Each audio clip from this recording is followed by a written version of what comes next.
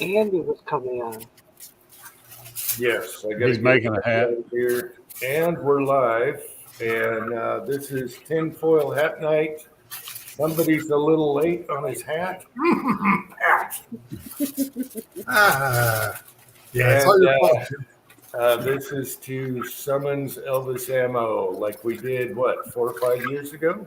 Yeah. Elvis ammo, like we did. Yeah, let me get Andy a link here. Looks like I'm picking your nose. Sorry, Andy.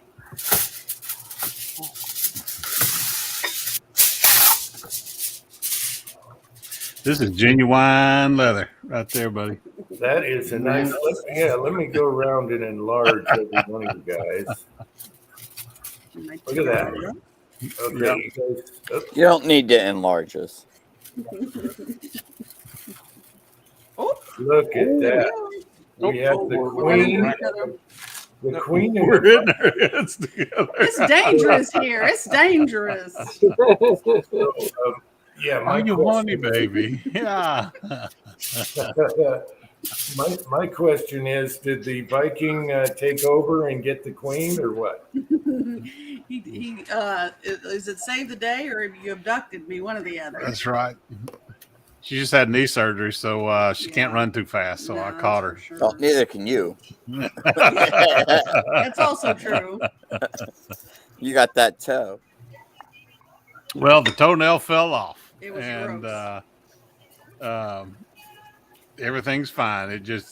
I was actually taking my flip flop off, and it came off with the flip flop. So he has a nailless toe. It's the weirdest looking thing ever. I texted him, and Frankie puked, and Jim puked, and he shared. We're back to the toe again. I know the side doesn't want to. Uncle John is going to be barfing in a minute. So. Let's see.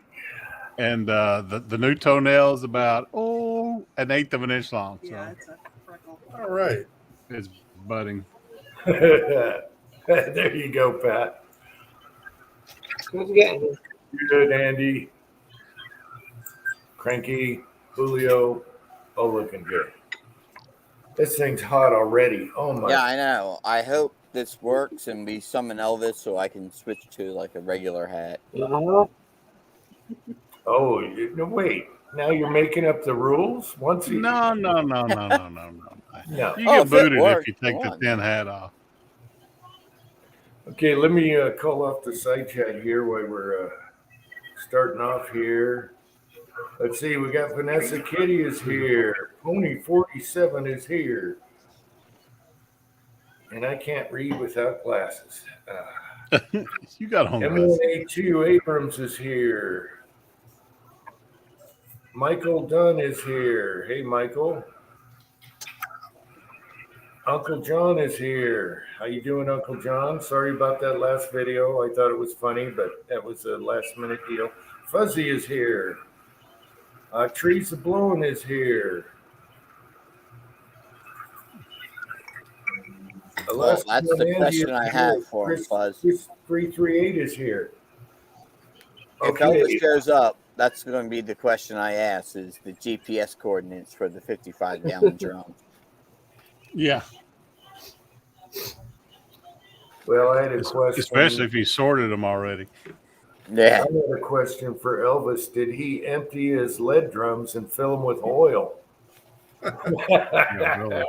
Because that's a little more priceless. Mad Sexy is here. That's your ginger mark. So, yeah, this was supposed to be a rooster, and that didn't work out. We're having trouble with our tinfoil skills. It's been a while. Twine went to the dollar store and got tinfoil, and it is like gold leaf thin. Yeah. There's a difference in quality. It ain't Reynolds Wrap, I can tell you that. No, it's not. And I bet when you open it up, you get this much, and it's like, what? Well, you could, hold it up to the light, and you can see through it. Pat looks like he was throwing a pizza in the air and caught it on his head.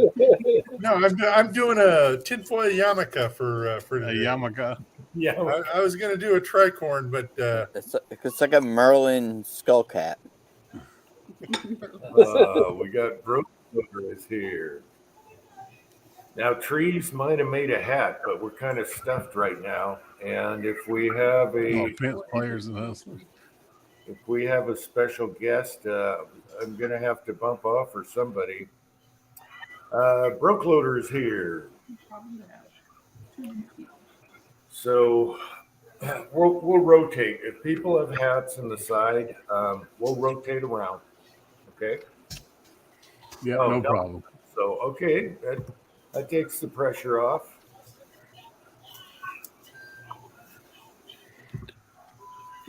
Pat's got his 4th of July shirt on still. It must have been a good party. Yeah. No, I got this thing like on the 5th from the thrift store for $5.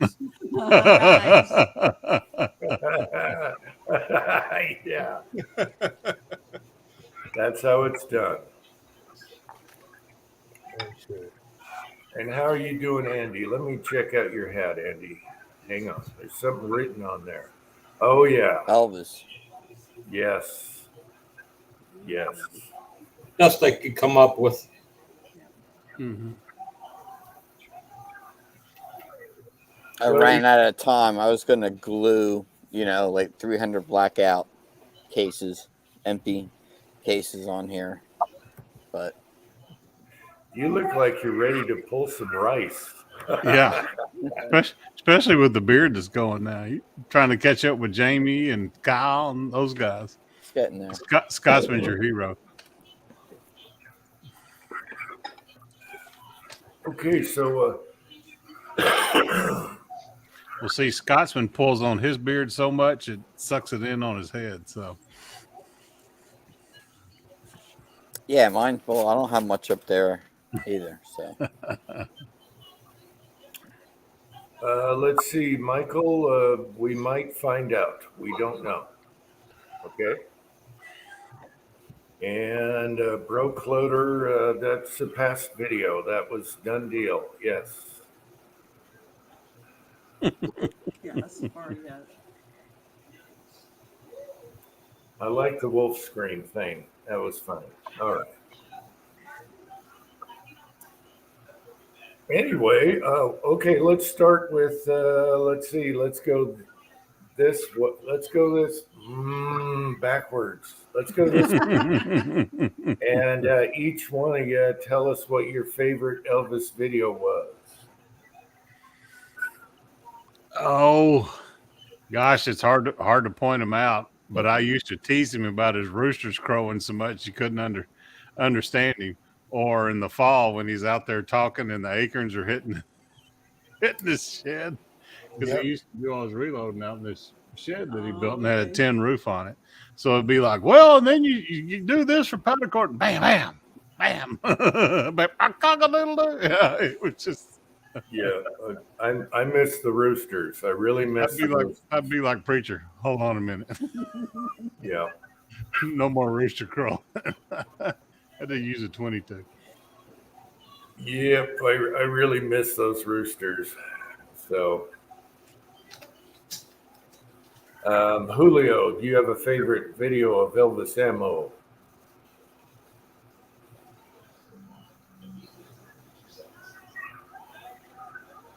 Whoa, You're muted, Julio. we can't hear you, Julio.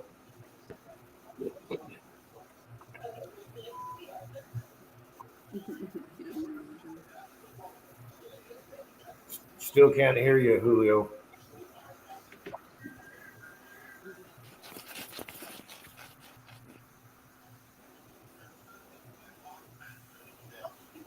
nope, Uh-oh, you might have to reboot. no audio. All right, I'll go then. All right.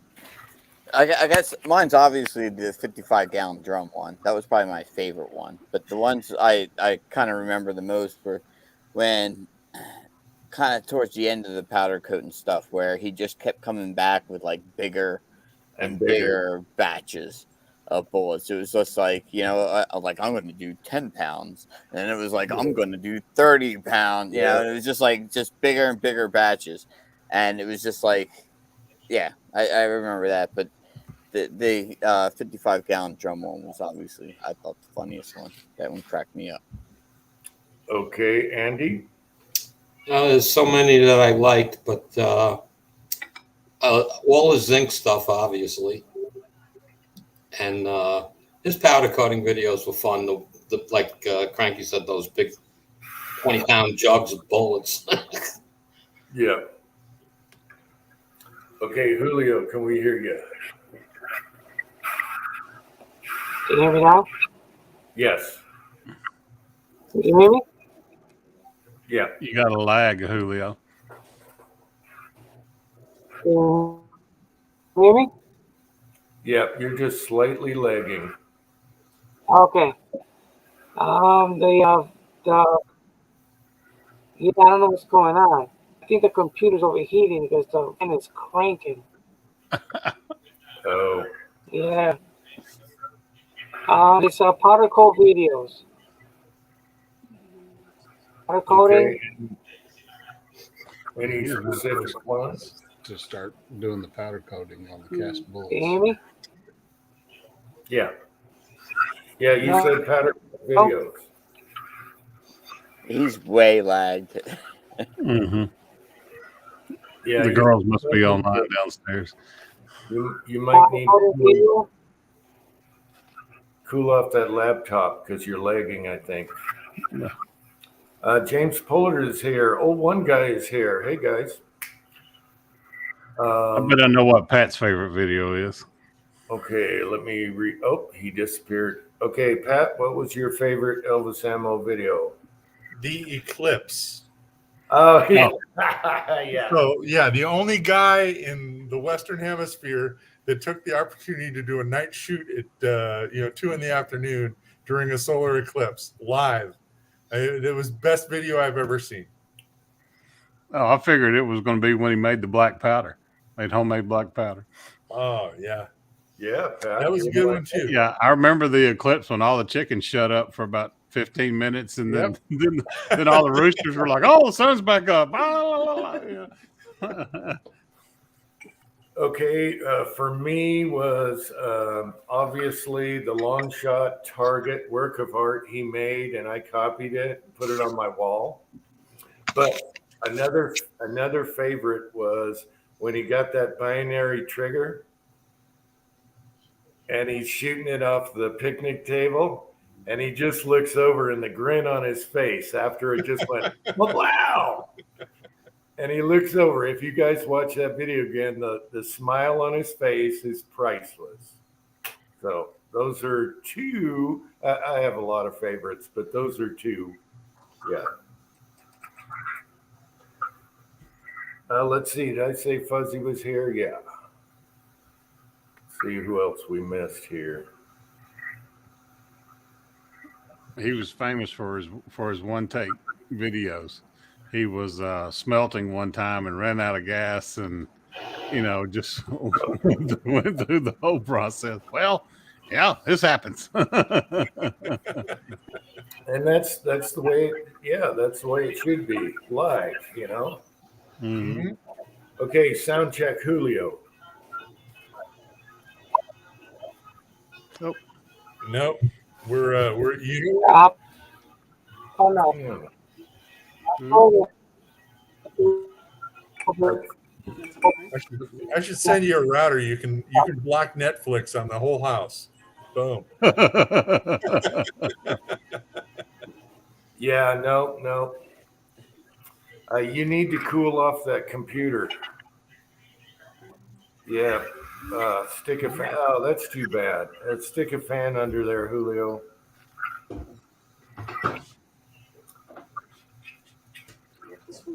Anyway, side chat. You have any favorites? Making his own powder primers. Okay. Oh yeah, no, that's good. Let's see what else we have. Many.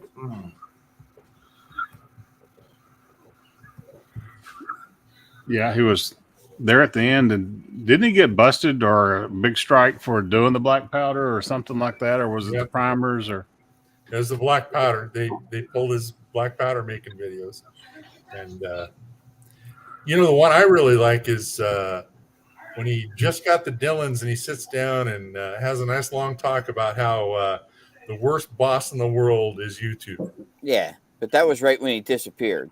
Yeah. First he went missing again, and then he shows up Yeah. with a Dylan and a broom. Right. Yeah. And that was actually like right before, because he was actually the very first person I had sent bullets to. And right after I sent him, he stopped making videos. So I never, like, he never did a video on them. I have no idea what he thought of them or if he just melted them down for all I know. But they were like both like Arsenal mold bullets that he wanted to try. But then all of a sudden he just disappeared.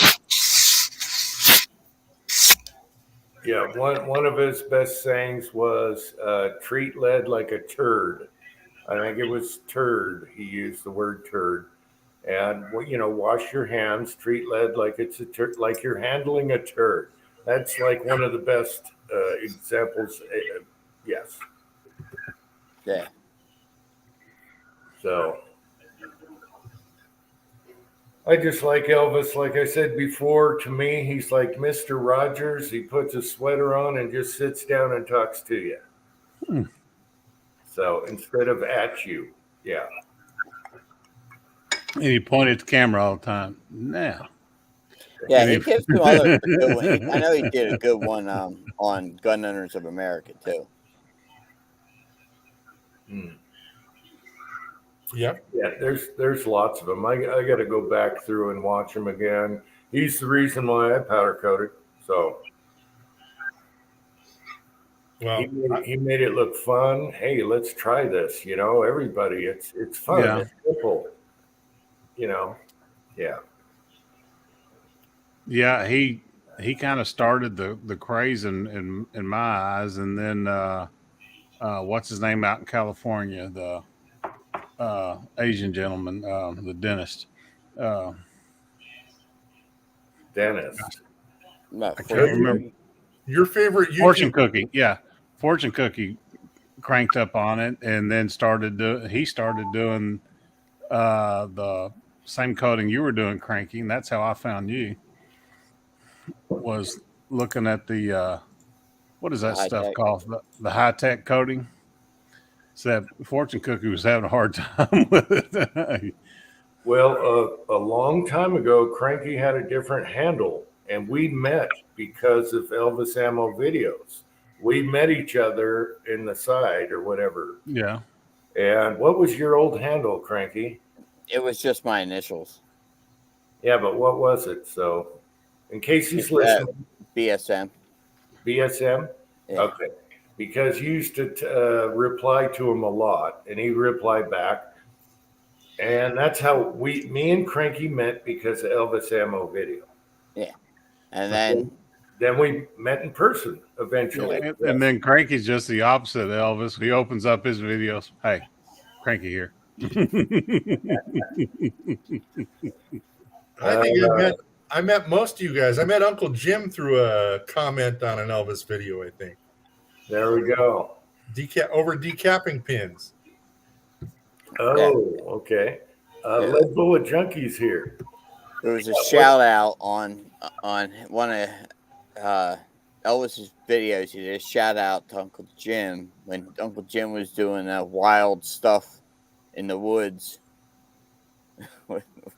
And he's doing some crazy stuff over there. You got to go check him out. That's probably where I found you, Jim. That's right. I got to find that video where. And I started looking at his videos, and I saw like the snow plowing videos and all that stuff, and I just started watching. Yeah, I forgot about that. I got to go find what video that is. He gave me a shout out. I only had there's like people out in the woods or something. There was he talked about the white weasel. The white weasel. And I only had a couple subs, and I was just doing weird stuff. And he's like, this guy should have a lot more subs. And I probably had 22 people or something. And I forgot. I gotta go watch that. I think he was talking about the white weasel, and he said Uncle Jim just has fun. He's fun. You got to check out Uncle Jim. And then boom, I went up to that's the first video I remember watching with you was that weasel getting after the rabbit in the snow. yeah. But after that, like I got like 200 something subs after that. I'm like, what? Damn. I just showed that to my sister-in-law the other day. Like last time she was down, I showed her that video. I'm like, here, watch. Because it all starts off all innocent. Oh, look, there's a rabbit. Then you can hear your son in the background. The weasel's following it. I love the guy. He has done more for society. Let's put our hands on our hearts like Randolph Scott. Yeah. He's done more for society. If people didn't learn from him, they learned from people that learned from him. You know what I mean? So he just created this huge amount of people powder coating and casting and loading and trying different stuff. So yeah, and he was 100% Lee for the longest. He had a few Hornady dyes, but everything he had was Lee. He had a special corner on his bench just for that cheapest Lee press. That single stage that he sized it with. Yeah. I miss his old shop actually. When he changed, it's like a studio, and it's different now. And I miss his old shop where he had his little press over here and his jars. Yeah, and the I lead think it was stacked up on the 1,700 pounds of lead that he had, stacked up on his bench and collapsed on him. I got all diagonal. Yeah, all perfect. And they're all on 1x2s, holding the bench up. It's like, damn. Let's see. J1 is here. Lead Bullet Junkie is here. Tim S is here. Yeah, and he did all those 5-pound cubes too. So, those weren't little 1-pound Lyman ingots he had stacked up. Yeah. Yeah, they come out to about 4 pounds. There's William Simona muffin pan. I got such a ration for such a long time because I hate to say it, Sylvia doesn't watch your videos, Jim, much or Ozark or Cranky, but she would, like clockwork, she'd watch Elvis videos. And I'd always get it.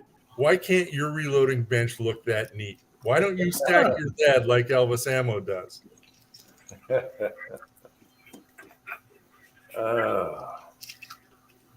Well, I want you to go spank Sylvia right now for not watching Uncle Jim. Well, she had to last night when your Uncle John video was on. Yeah. Okay. What happened there? You said the sound went bad?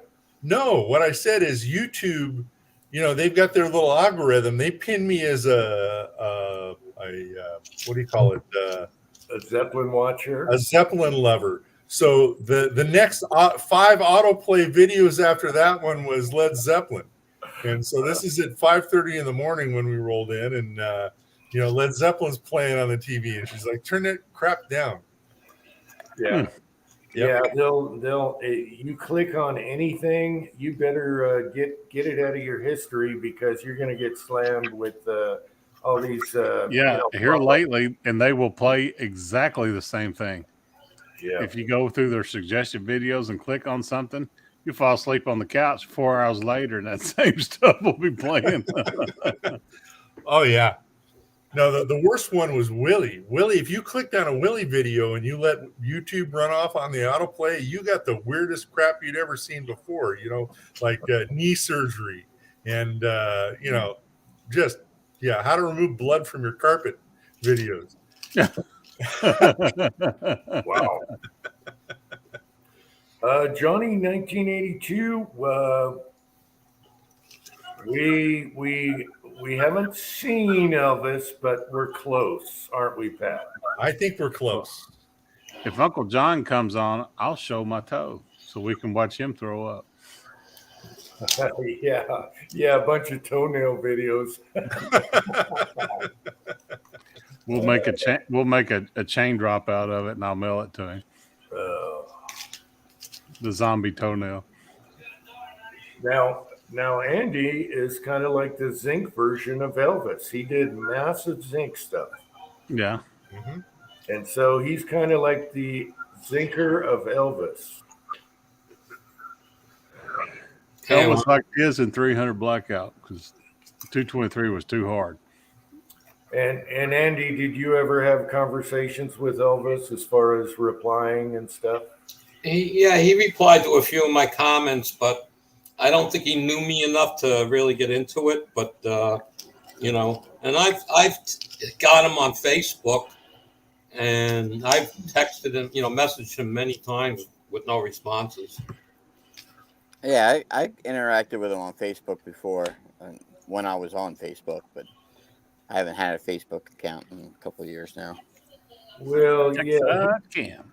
he's probably got what 20,000 subs or whatever. He probably gets hammered with people all the time. That's when it starts getting crazy. Texican is here. Hey, Texican. But he also goes on hiatus. So this is why it seems like every year I do a missing Elvis video, just to kind of give him a little, come on now, get back in there, type deal. But where's he go? Is Uncle Sam sending him somewhere? He could be busy. I mean, right now he could be in the woods surviving with solar power and 55-gallon drums of oil that he took the lead out of. As hot as hell as it's been, I would not want to be out in the woods right now. I can tell you that. Hey, D-Dub, how you doing? Yeah, it's hot outside right now, and it's the first day we had smoke. So someone's got a forest fire in some state, but we got smoke right now.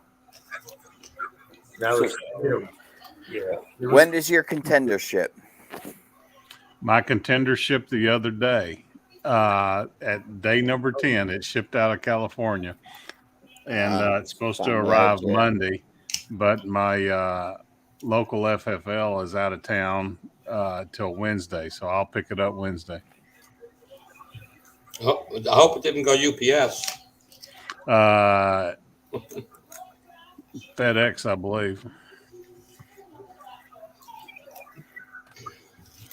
UPS is unbelievable. FedEx made an announcement too.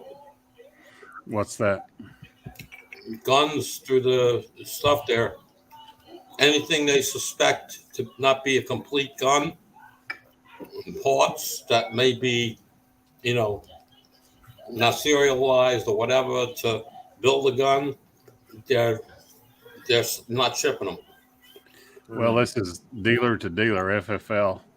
And actually, the people I bought it from is a big auction house out there in California. So they're shipping all the time. Michael Dunn, I think, I'm not sure, but I think he lives in South Carolina, but he moved. So I don't know. All right, Jim. If Elvis ends up, in the back room, don't leave him there for like 30 minutes, like you would with Tom. Yeah, like you do Tin Man. Yeah, that's the last time I ever get on a live chat with Uncle Jim. I'd be surprised anyway. I'm his crazy Uncle Jim. That's what he calls me, crazy Uncle Jim.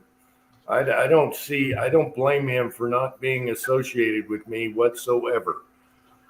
But I know I make him laugh from time to time. Tactical Fudd is here. How you doing, Fudd? Time for a garage break. Go out in a 100-degree garage. Okay, let's adjust the hat because I think he's coming soon. I can feel it. Uh-oh. Let's roll the dice. You're in Vegas. I have 3 pounds of powder coming Tuesday, shipped by UPS. Let's see what happens. Wow. Yeah, I have to get new powder for the 300 Blackout AR. What powder? What did I buy? 1680, CFP Black. No, 4227 H100, H110. 110. Yeah, there you go. That's good for the mid and small bullets. You know what's the powder I was using, Shooter's World tactical rifle. It's too slow. Yeah, H110 is going to be screaming with the zinc bullet. Yeah. Screaming. Well, I'm using that Winchester WSH powder in my bolt action, and I'm almost on the accurate charge. I just got to tweak it. It's going to be between 6.8 and 7.4 grains with Winchester WSH with the 115 grain zinc bullet, which is a 180 grain Lyman bullet. Oh, wow. The 311, 332, I think it is. Yeah, AR Guns is here. Echo is here. Yeah, it's Tinfoil Hat Night. It's a tradition from trying to summon Elvis whenever he goes disappearing. And we try and summon him back on YouTube. And I hang him on the tree every year. Huh? You guys notice that? Elvis ammo. My wife's like, really? Really? You're putting Elvis ammo on the tree? I'm like, yep. Until he comes back. We're not having a good Christmas, people.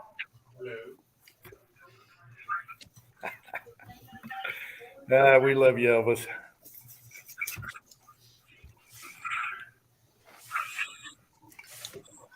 Yeah, I was watching, got into that primer stuff, powder stuff he was making, and he got to a point and then never went further. It was like, damn it, Ellis. Yeah. Because he was approaching it differently than seems like everyone else was doing. Well, he was different. That's why I like him. Mm-hmm. He's Mr. Rogers of powder coating. Okay. He probably got a cease and desist. Okay, you guys ready? Can we do the announcement, buddy? I can see in the background. Are you guys ready? Wait, you just covered your hand over the phone. Okay, you ready? I want to hear a hey, you two. Give me a second to blow you up too. Okay, ready? It's Elvis Ammo here. Hey. Yeah. Elvis in the house. Hey, Elvis. What's going on, brothers? Hey, It's good to see you. You did, man. We're tweaking the hats. After all these years. Real problems hearing you guys. Oh man, I'm driving down the road, and I just got my phone in the stand, and I'll probably be going in and out of service here in a minute. You got your 55 I just gallon stopped drums and got in a the back. jug of milk and seen my picture on the front of it, and I was told to call it. And you got your 55 gallon drums in the back of that truck right now. Tell me about it. Come on. We were joking that you dumped out the lead from Oh the man, I'm gonna have to put I think I might have a speaker. Oh yeah, I got one of those. Yeah, I'm gonna have to hit you on the Bluetooth thing. You're rocking the Okay, flag. maybe this will work. Is that a flag seat cover? Is that an American flag seat cover you got there? Oh, he's getting the speaker hooked up. All right, we'll wait for you. Can you hear us now? Hang on a second. Let me see if I can. Let's see if I can get this thing to connect.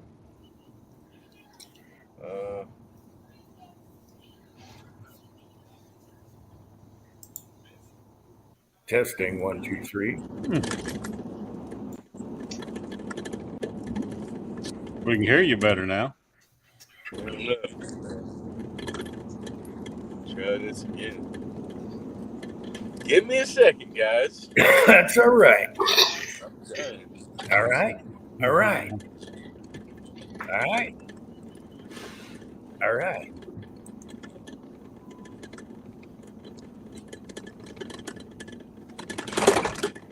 They don't make these things phone friendly, I guess.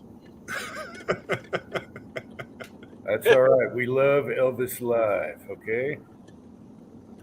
I can't make out nothing y'all are saying. Oh man. I might have to plug this thing in. That's probably what's wrong with it.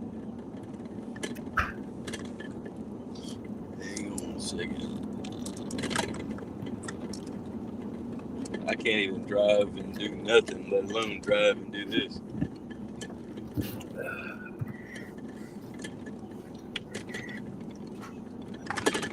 Yeah, I'm gonna have to. Hey, I'll take Elvis fumbling with the Pull over here for microphone. a second. I'll take him fumbling with the microphone anyway. This is golden, Elvis. Underneath. Hey man, I can hear you a little bit now that I stopped driving. Uncut Elvis, yes. What's going on, brothers? Can you hear Where's it? Crazy Jim at? Look at Right here. Look I like got got a a rooster. Hershey kiss on your head. Hershey's good. It's a rooster, okay? It's a rooster. It These are looks these are our good. Summon Elvis tin hats. Can you I hear us love it, good man. now? It worked.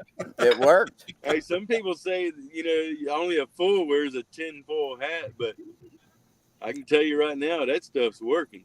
We got That's a right. house. It worked. It did work, yes.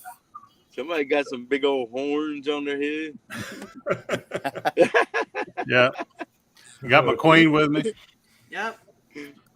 Viking, yeah, the Viking took over the queen. Let me blow him up for you. Right there. Oh yeah. We've been sitting here talking about your Nice. old Whoa. videos and Real nice. how you inspired us into powder coating, especially. And then Andy, who's next to you on the screen, is a huge zinc guy. So Yeah, you're gonna have to watch the rerun, the beginning. When you get home. But I was asking, do you got 55-gallon drums in the back of that rig right now? Oh, well, I can't tell you that. Yeah, no GPS that's coordinates. a trade secret, brother. Well, I was joking that you dumped the lead and filled it with oil because that's precious right now. Yeah. diesel fuel. Yeah, it's got oil in it right now. Yeah, I had to do a video on how to get oil. Yeah, make oil.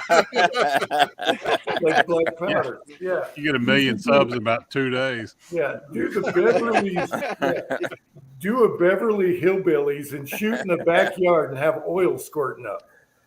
All right? That's right. Well, That's right. Well, that would be. Well, I just that's one of the things that recently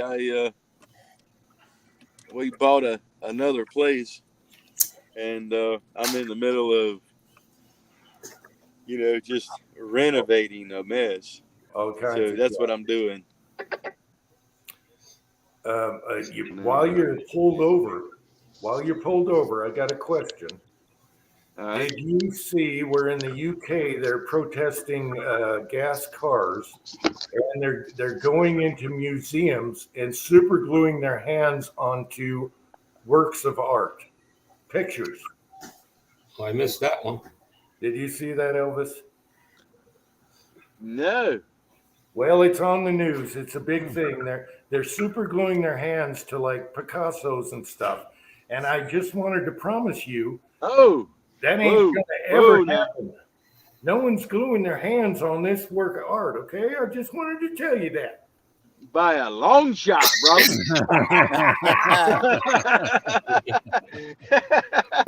Nailed it. Yeah. Good comeback. That's right.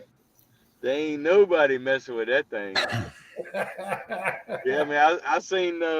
I was like watching this series of Summons and Elvis Ammo, and I'm like, man, it got the whole spiel going in there. All right. Yeah. In case you cut out, how did you come up with the name Elvis for YouTube? Well, my mama said that boy's gonna be named Elvis. There you I was go. like, I'm gonna make that my YouTube channel name. Nice. My mama, yeah, my mama loved Elvis too. She was an Elvis girl. Yeah, that's funny. Oh, So, Uncle Jim, man, the questions for you got to be endless. not really. No, everyone just goes, "Oh, geez, So, whatever." what was that? What was that video that you put up with who? I'm not into the whole. Who was it you were impersonating with the wig on just the other day? Oh, Led Zeppelin. Led Zeppelin. Led Zeppelin. Yeah. Yeah.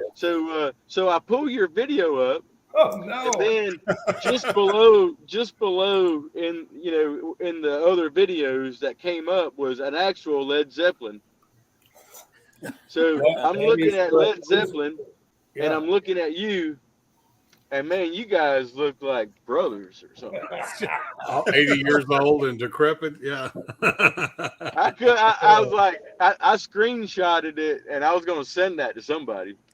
I was like, look at this. This is Uncle Jim and Led Zeppelin. Yeah, I have another one where I have Robert Plant right next to me while we're both singing. That's when I shot the bow, and what was that? I had the mullet. Oh, that's when I got the first mullet for the first time that Blue Healer sent me, and that video is one of my favorites. And we're both doing Stairway to Heaven next to each other. I got them over here. I'm surprised YouTube didn't delete it. But yeah, we kind of looked alike. We both shook our head at the same time, and I'm surprised you saw that video because I put it on hold. I made it private because I did it for Uncle John. I did it last night because and then Yeah, I well, thought, I knew it was for maybe- Uncle John. Yeah. I was like, maybe I shouldn't put this out, and it's too late. Yeah. Yeah. It's man. Once that thing hits the interwebs, that's it. It's over. Yeah, you can't ever get rid of that thing. I don't think I've seen this video yet. It's the first time I ever embarrassed myself, Elvis. No.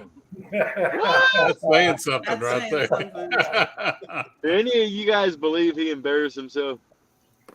Well, Oh he's- no, not after the sumo wrestler and the No. dragon, No. yeah, the Arasaka video. No, Oh, And, you gotta. No, the you Rock gotta- and the Patch video. Okay, the Ozark, the Viking up here, he sent me an inflatable sumo wrestler suit.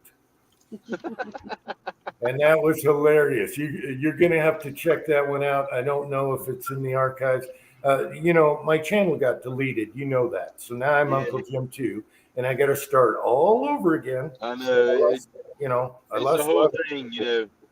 I'm glad you just rolling with it though, because Yeah, yeah, it's I mean, bad. yeah. I mean, Yeah, how Yeah, close you have just you gotta gotten, roll with it. Elvis, to getting? huh? How close have you gotten to getting deleted? Oh, real close. Yeah, I've had to just cool it for a while, just so they leave me alone. Well, what they did to me is they went back to really old videos. They didn't care about the new ones. Oh So yeah, they did me anything too. casting, they just tear you apart. They start going after your old Well, for ones. the longest time, man, I had some making black powder and stuff like that, and they would hit me for casting a bullet, and I Yeah. was like, and people would tell me, why don't you just go through and delete the ones that are bad? And I'm like, none of them are bad. I never would censor myself because it would never make sense because it didn't matter. America. It's Well, America. it didn't matter what video. I mean, I could delete all the ones that I thought that they didn't like, and they would still find one to cancel my channel with. Hey, So Sylvia, I just never got into it. Elvis is on. If you want to say hi. You got a big fan. You got a big fan coming, Sylvia, Yeah. running up the stairs. He told me that Sylvia didn't care about Uncle Jim. She just wants to watch Elvis videos. Ah!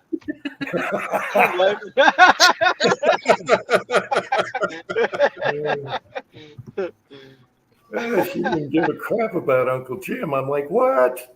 Yeah. No, she's the only one of the whole bunch that she likes. The rest of the guys, it's But Elvis videos, she'd watch an Elvis video front to back, the whole thing. Hell yeah. Yeah. That's funny. America. America, brother. Elvis is America. We were talking earlier. You're like Randolph Scott. Right. Okay. Thank God Yeah, for the Supreme I Court. really did disappear, man. I apologize for that, but No, you always go on hiatus, and I do, and I don't know what the deal is, man. Man, nobody can tell me nothing. When I'm ready to go, I just go, and I can't even stop myself. yeah, it's got to feel good. If you don't feel like it, don't do it. Right. Well, that's true. And that's not so much the problem. Is the problem is, man, I've just been like really busy with. Yeah. We had an accident in the family, and everything turned out great. That was what started it all. And so anyway, and then just one thing after another, and we're moving out to this new place, and I've got fencing to put up, and animals to put up, and Just a let us. house that's like ripped to shreds. So it's a lot of work, man. Okay. Are you But getting? I'm gonna have to do. I think I'm gonna have to do some videos on, maybe some of what I'm doing, maybe. Show us moving those 55-gallon drums of lead. Okay. Yeah. Yeah, I can. Well, Hey, I can move those drums. folks just want to know you're doing okay. Yeah. Man. I'm glad that somebody out there is persistent. And Uncle Jim, man, he's on it all the time. Uncle Jim the stalker, as we call him. Now, okay, if you're moving around animals, tell me you're getting roosters. We missed the roosters. Yeah. Yeah, well, we got another one. And the acorns hitting the shop. That was one of my favorites. I'm what's that? And the acorns hitting the roof of your shop. That Yeah, was another yeah, favorite. those were those are walnuts. Oh wow! Oh gosh! An acorn. Woo. Yeah, them are the big nuts. Yeah. Okay, Jag wants you to do a fencing video. I really want you to do an Uncle Jeb going out and shooting the ground and oil comes up out of the ground type video. Okay. All right, I can see that. I can see that. Yeah. Well, this Man, time of year, I can see Uncle Jim having that video. doing fencing this time of year is how to avoid chiggers and ticks. Yeah. Hell, I do it in a sumo I don't suit. even try to avoid them. It is so nice to see you on here. It's good to see you back. Everyone's been wondering where you are. Where is he? Yeah. Now everyone knows you're busy. You're remodeling and you gotta do what you gotta do. Well, and now everybody also knows that the tinfoil hat, that's some serious business right there. It works. Right. But now I'll have nothing to bitch about. Okay, I got nothing to complain about now. You do. Oh, you'll find something. That's right. Yeah. Oh, Yeah, man. Yeah. Old Pat got a hold of me, and I'm like, man, I'm gonna have to do him a solid. And you did. Pat said, everybody. I was talking to Pat. I'm like, we're going to do a last live chat. I said, we're going to do a tinfoil hat night again. And Pat told me he's got moves. Okay.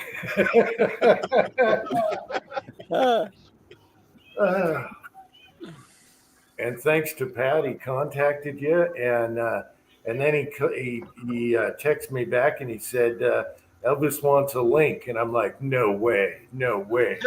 Yeah. Yes, Wade. West Wade. I'm telling you, man, the milk cartons are everywhere. I mean, I got my cousins contacting me, and they're like, man, you better call this number.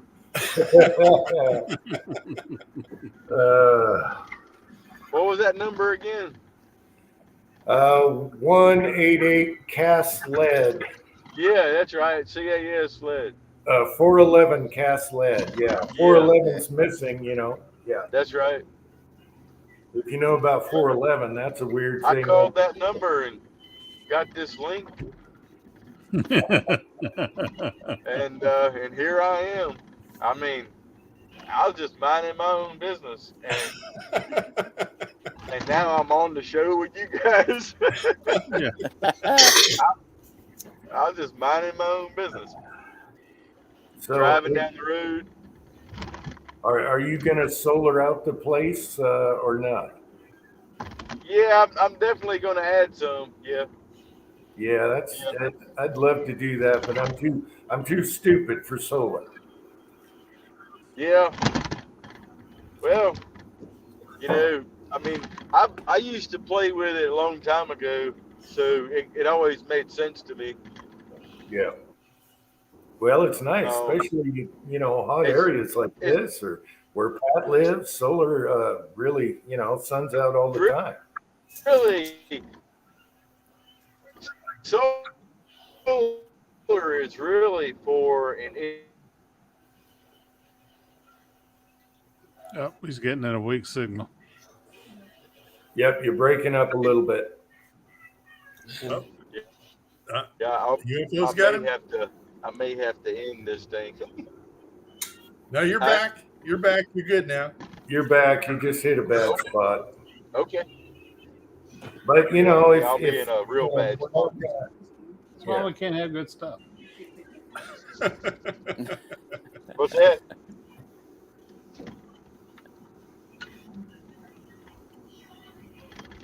Well, how many miles you got to drive?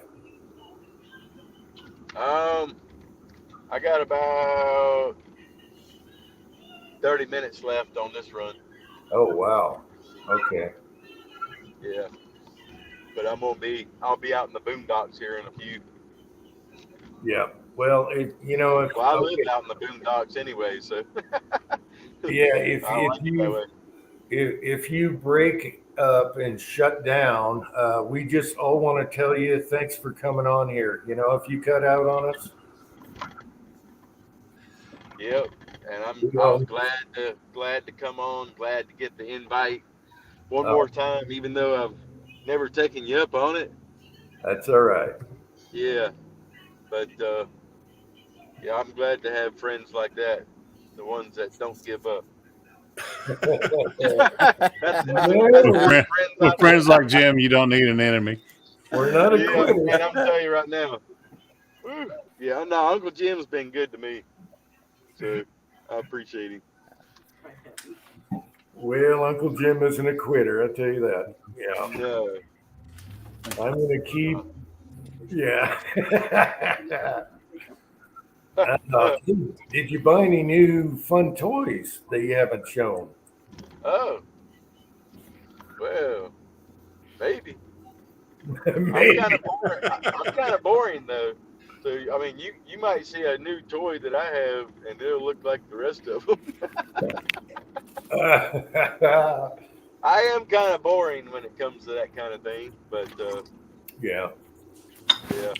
Have you tried any of those cheap PSA blocks? I got friends that, man, they'll pull out the latest, greatest, and and me, I'm just kind of. That 300 blackout still hit the target, won't it? Man, they do, yeah. Well, you know what you're shooting, and you shoot them good. I saw you last time with the Glock, and you were shooting that really good. Just a piece of blue tape out there. Yeah, my biggest issue right now is just that my eyes are getting a little shoddy. Yeah. Welcome. That comes with the gray beard. Yeah. Yeah. Yeah, that Club. screws me up pretty good right there.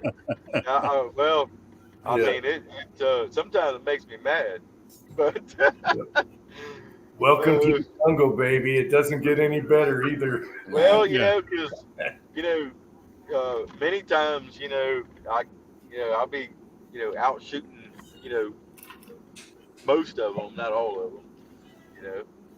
But man, these days, I'm like, even the,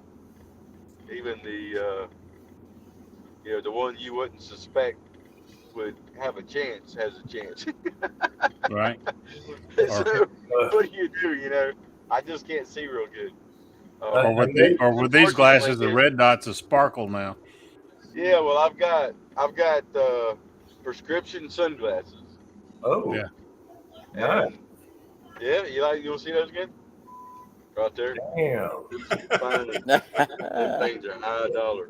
I need to get me a pair of those. I don't have prescription Yeah, glasses. well, Yeah. that's a Maui Jim or something like that. Yeah. See, if I have to look cool, I can't see. I can't. Yeah, that's what you get when you have insurance. Okay. You like the Glock 19? Did you try some of those PSA cheap Glocks they're making right now for like $250? Man, I sure want one. Yeah, I can't believe. I'm gonna buy one as soon as I see one pop up for sale. Yeah, they've had sales on They them. go fast. I can't believe the price they have on them. Yeah. I know. Yeah. So, what do you guys think? What do you guys think on the mixed reviews on that one, on the Dagger?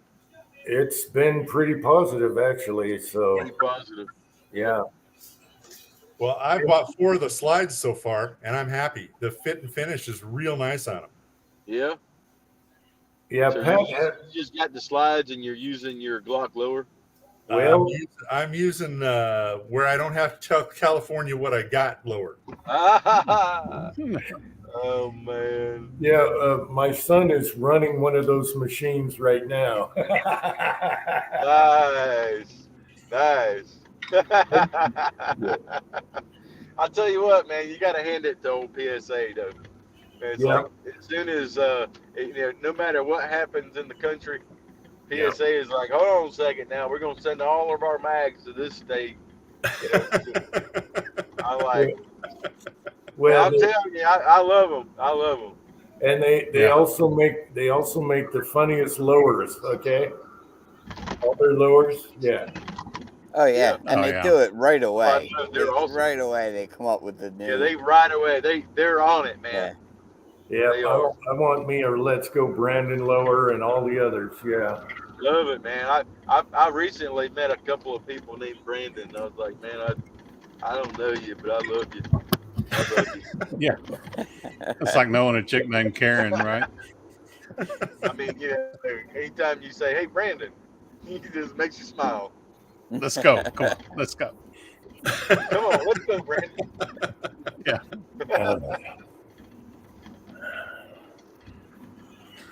God bless our Supreme Court over the last 2 weeks, too, gentlemen. Huh? I say, God bless our Supreme Court over the last 2 weeks, too, gentlemen. Yeah, man. Yeah. Oh, yeah. That was I just heard that one of the another cases in our state for our magazine ban, that case that was on its way to its Supreme Court just got sent back down to the lower court. Just basically said, try again. New Jersey. Yeah. Okay. Oh, yeah. Oh, man. Yeah. Well, because right now we got the 10-round limit on mag, so if that, they're getting told to, redo it. So. Yeah, well, good old New York turned around and said, "Good old New York turned around and said, screw you." Love it. Yep. Hey, man. I mean, I don't know how they get away with it. It's like we have a constitution, but the states seem to override the people's rights. And I don't care what anybody says, man. As long as the the government don't fear the people, that's a real problem. The Yep. people just need to run the place, and that's just all there is to it. Yeah, I know that's very That's just important. all there is to it. Simple as that. Yeah, Constitutional. Yeah. yeah, I know. I We're on know our that. way. Here comes the Well, I cavalry. need to get as me we- one of them tinfoil hats. What we got? All right, maybe we can summon Clarence Thomas onto the chat, right? Get a Yeah, Clarence there we Thomas, go. yeah. There we go. Next time it's Clarence, we Clarence love you, Thomas. brother.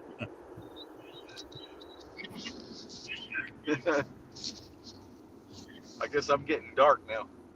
We got the darkness setting in over here on the East Coast. Oh, I just got a flash. Supreme Court decision marks an end to the California ammo ban. Yes, baby. Yeah, good job, Hey, California. man. More shortage for Yeah, everybody that's else. what I There mean. you It's go. going to have an effect on a lot of things because, you know, Yeah. so if the lower court's getting told, It you is. know, Well, there's like been to 200 rework some this cases have been mag kicked thing. back down over that decision. Yep. Almost like 200 something cases. So So now we you got to know, wait to see what they come up with, though. I'm gonna Because send Clarence Thomas a cake. Oh, because I'll tell you what, Murphy man. is just pushing laws anyway. They just passed, I think, 7 new gun laws he just signed the other day. Well, isn't Well, Clarence Thomas a racist? he is now, No, I wasn't. according to I wasn't supposed to say that. Sorry, Jim. I ruined your according to the show. left, he is now. Yeah. I just ruined your whole show. Yeah, according to AOC. no, you should know by now we talk about anything. So, yeah, I think it's all going to backfire. November can't come too quick. Okay, November, baby. Yep. The Well, only the rule we thing have is you can't hold up a it- gun because we had a gentleman from Scandinavia hold up his 44 and we got zapped. Oh yeah, Oh, they took out that live chat real quick. Yeah. yeah. Well, the other one was I said election and they deleted that live chat Yeah. over You know, election pro. Yeah, it's funny, you know. It's like we were talking about this the other day, not too long ago. You know, it's the black judge that everybody, all of us so-called racists love the most.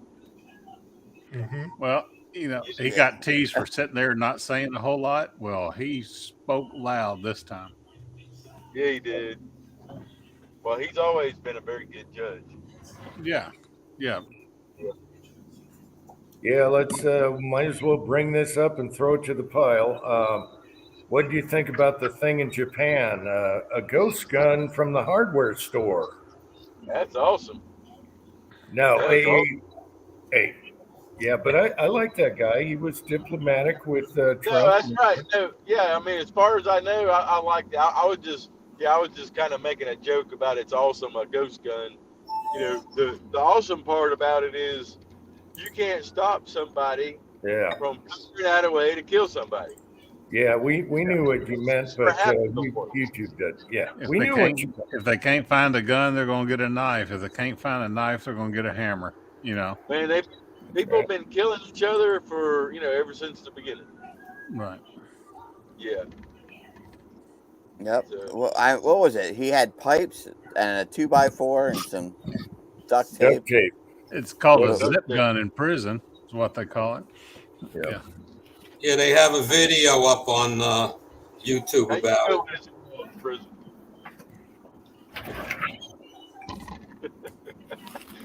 Yeah, it's real bad. And then there's another thing going on in Europe where people are going by and poking people with needles with who knows what. They're just going by and stabbing people with needles. So you don't know what's on that needle. Yeah, it's probably Hear about monkeypox. that? Probably giving everybody a vaccine. It could be a turd. They should wash their hands.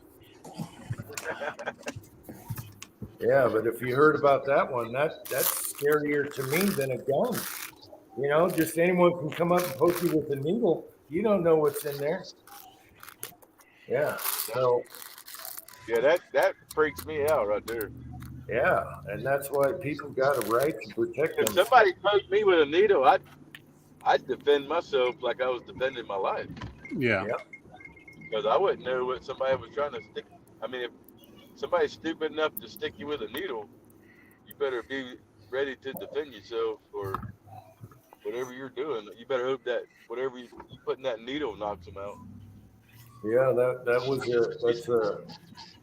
a big trend going on also. So, you like you say, people are always going to be out there. Yep. Yeah. So now So with how's that, everything up on the mountain? How's everything up on the mountain, Uncle Jim? It's doing good. It's doing good, buddy. Anytime you want to come up to 7,000 feet, just give me a call. That's pretty awesome right there. Do it in the I'm middle of not. winter. We loved it. Yeah, winter Yeah. is fun. The Rocky Mountains in wintertime are gorgeous. That How Central about Valley in Utah. yeah? How about an Elvis a bobsled run? Yeah. Jamaican Yeah. bobsled run. Well, you'll get full Ed Taco come down for that one. I promise you. Okay. Yeah. Yeah, that'd be fun with Taco. Let's see. Broke Loader asks, since Elvis is on, are you wearing your dress underwear? Yes, I am. Yes, I am. They're purple. Nice. They're purple button up. Yep. Just so you know. Hey, somebody asked. I had to answer. But still no pants. I can show it to you, but you guys might not like that. You got a patch on them, right? Maybe the backside. Hey, we don't know Uncle Jim to lie, so we'll just take his word for it.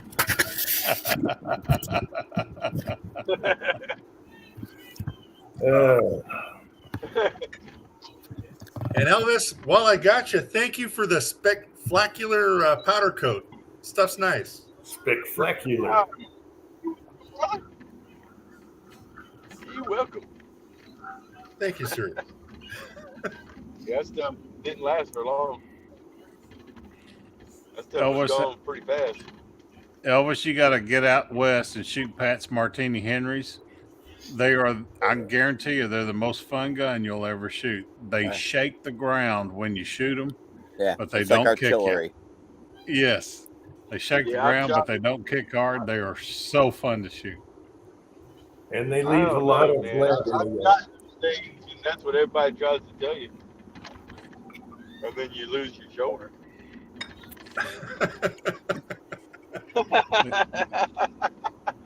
Nah, they're not bad, but those are probably that's the kind of thing that I like to shoot the most, stuff like that. To be honest. Oh yeah, it's a push. It's not a kick.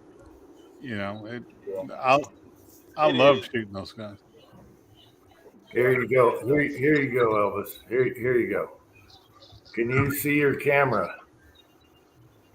Huh? Yeah. Yeah, those are his Martini Henrys I dug out of the backyard. Nice. Yes, sir. Yeah. I didn't have the heart. Nice. I didn't have the heart to melt them down, but that makes a lot of 9mm. Yeah, I was thinking that thing will look good in my barrel. Yeah. We were shooting the target tree with them. That's a hoot. Okay, Johnny wants to know if you like little gun powder. I don't really care for it, but it's up to you, Elvis. Your question. You know what? I love little gun. Oh, I don't know what everybody's.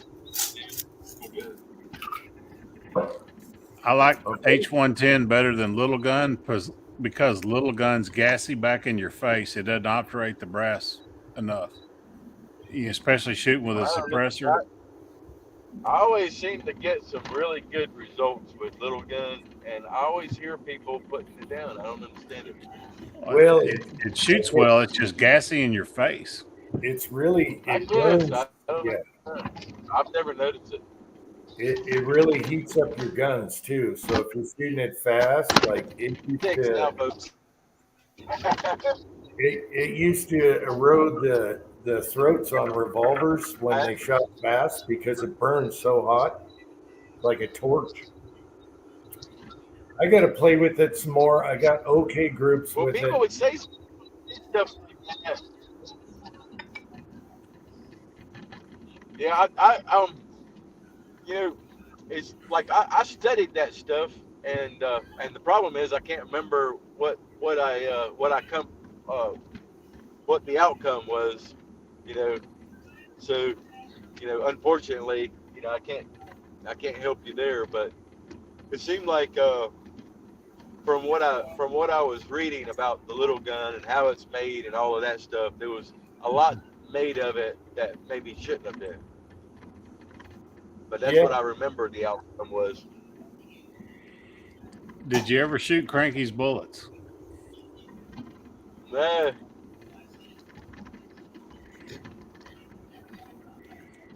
Cranky makes some good bullets.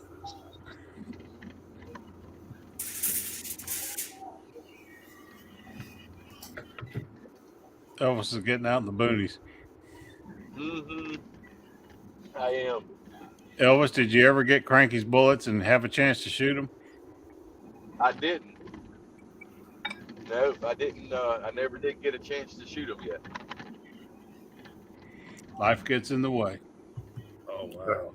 Okay, people are asking, did you ever perfect the primer compound? Yeah, my phone's about to drop you. Oh, okay. I'm gonna sign it's out. going to remain a secret. Yeah. I'm gonna sign out while I can still talk. Thank you very much, Elvis. We thank you for coming on. Good to know you're doing well. God bless you guys. I'm doing thanks well. for coming God on. bless you guys. A pleasure talking to you. Yep. Thanks for coming on, buddy. Yes, sir. We love you. See ya. All right. Love Take you care. guys. All right. Have a good one. Proof the hats worked. The hats work. That deserves a pour. America. Oh, get that hot thing off. Like tinnitus is going away too. All right, people. Whenever you need something done, just get yourself a tinfoil hat and keep at it. All right? All right. That was fun. That was fun having Elvis on here. And they had good questions, good answers. So that was really fun.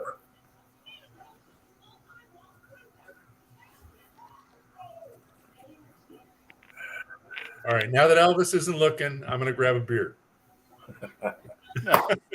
I've been drinking bourbon all night, so That's all right. With the big balls. Got the big balls going tonight.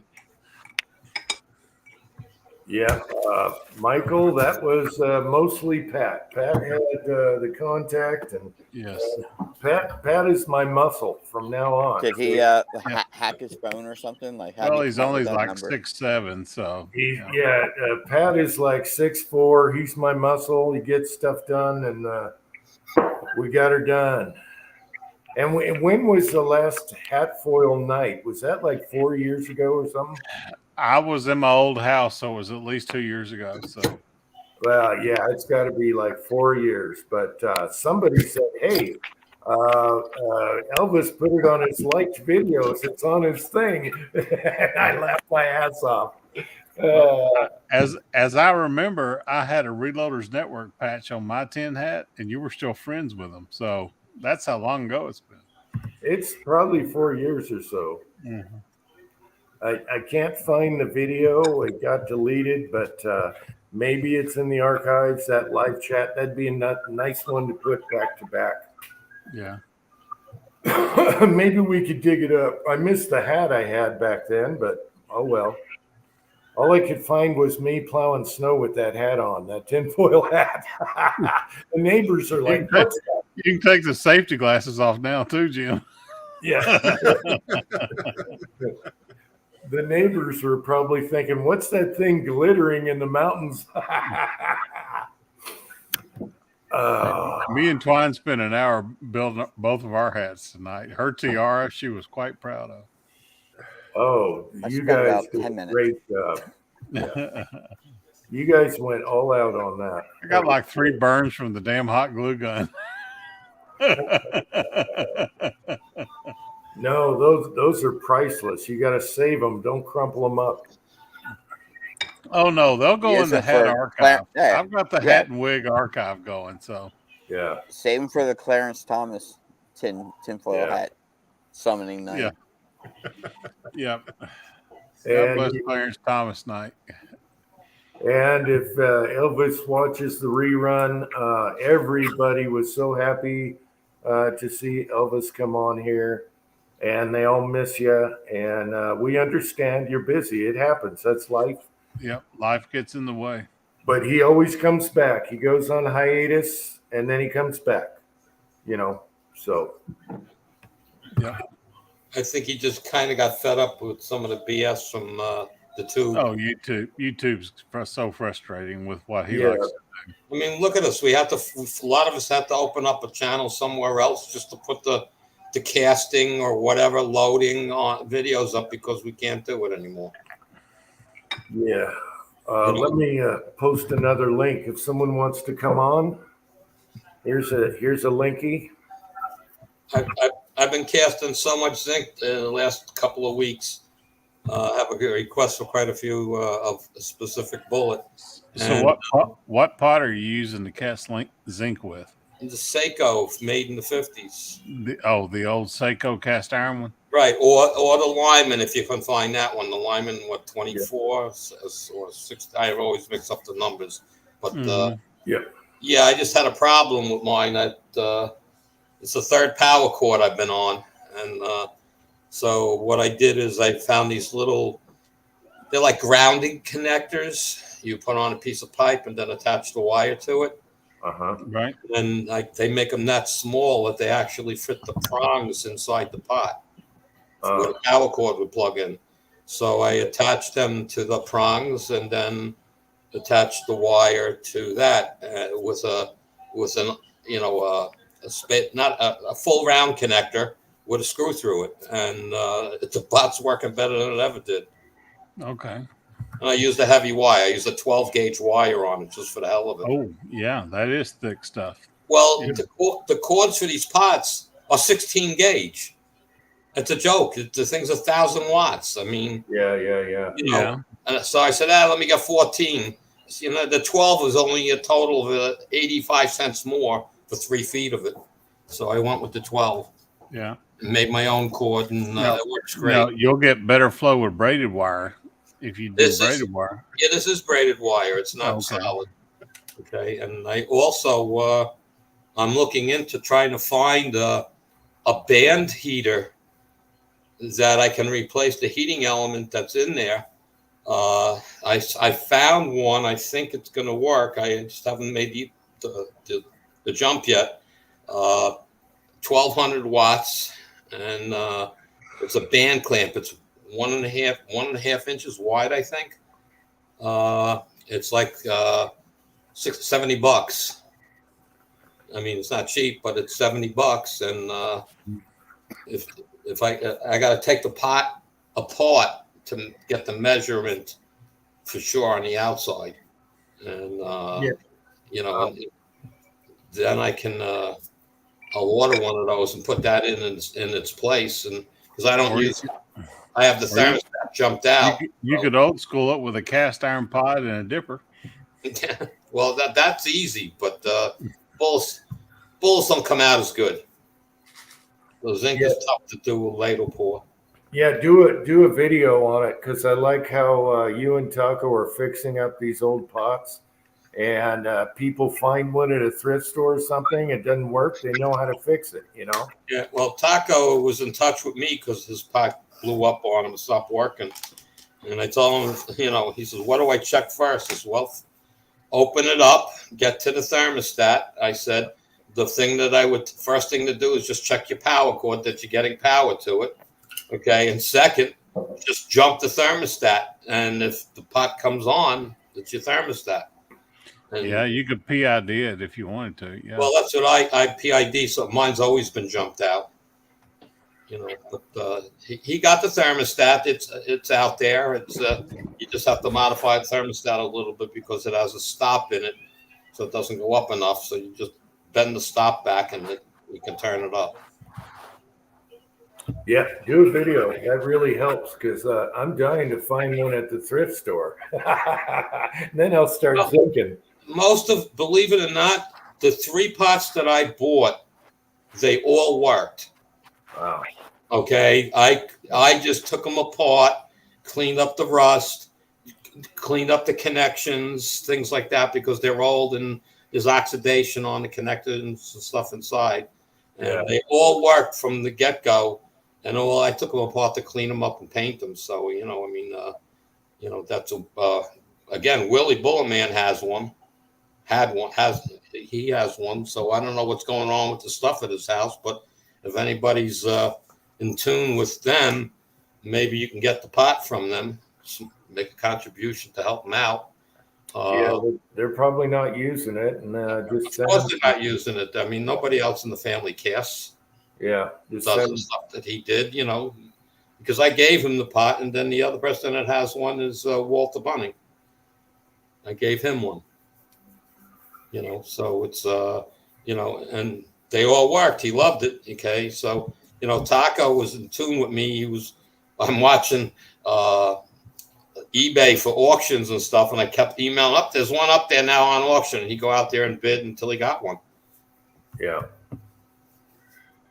Yeah, if I trip across one locally, I'll pick it up. What the heck? We can make it work if it doesn't, but they're usually built like tanks, like you say. So. Yeah, I mean it's it's like James Pollan said. He has an old Seiko pot too. His is working great. As a matter of fact, James, your stuff is like I said in an email. Your bullets have been cast and sized. But I had all that upgrades to my house, the heat pumps and pumping and insulation and stuff that ended today. Now I just got to clean up the basement, and so I'll get back to getting your bullets out to you. Yeah, I might try a few ladle pours, but I'm not ready for zinc yet. I'm just going to collect it and see what happens. Yeah, well, collect it for now. But like I said to you, Jim, if you have a favorite caliber that you like to tinker with loads, I'd be glad to send you out 50, 100 zinc bullets for that caliber if I have the mold, and you can play before you do anything. Yeah. Okay. Thanks, Andy. I'm just not ready for zinc right now. Too many. You just don't want people sending you stuff. I know. No, I just too much projects right now. I can't even load simple stuff. You don't want zinc in your berm. No, in with your good lead. I'll just shoot the zinc in one area. That's okay. Yeah. Or just keep the casting pot. Like over the hill. Make a zinc zone. But whenever I do ingots, I always keep it low anyway, just in case I miss one, because I always miss something. I'll be right back, guys. Keep it up, and I'm going to bail. I got to get up early tomorrow. Cleaning lady gets here early, so. Oh, okay. All right. Good night, Andy. Good night, everyone. Good to see you, Andy. Yeah. I'm glad we summoned Elvis. That way to go. Yeah, that was fun, man. That was fun. All right, Andy. Take care. Yeah, Pat, you really did it. You're the go-to. What do you call him in the mafia? You're my number one guy. He sleeps with the fishes. Oh, that was great. That was great. So people that are recently here, Pat said, hey, we're going to try and get Elvis on instead of, just doing the tinfoil hats all the time. And Then I did those 2 videos, and he goes, Elvis wants a link. He reposted to one of the videos I did. He replied, and he goes, check Pat's email. And I was like, oh, here we go. Yeah. So that was good. All right. That was good. You need a nap. This kept you up all day. Yeah, I never got a nap. After that, it's like, nap, can't sleep through that one. Right. All right, I'll be right back, guys, and I'll post a link here if someone wants to come on. And when I come back, I'll zap you on here. Yeah, where is Tin Man? I think he's working.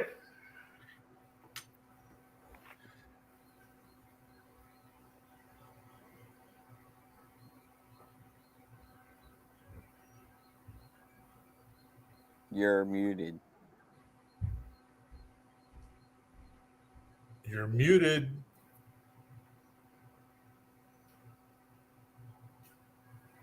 Nope. That fancy schmancy microphone of yours isn't working. No worky It's not worky. working.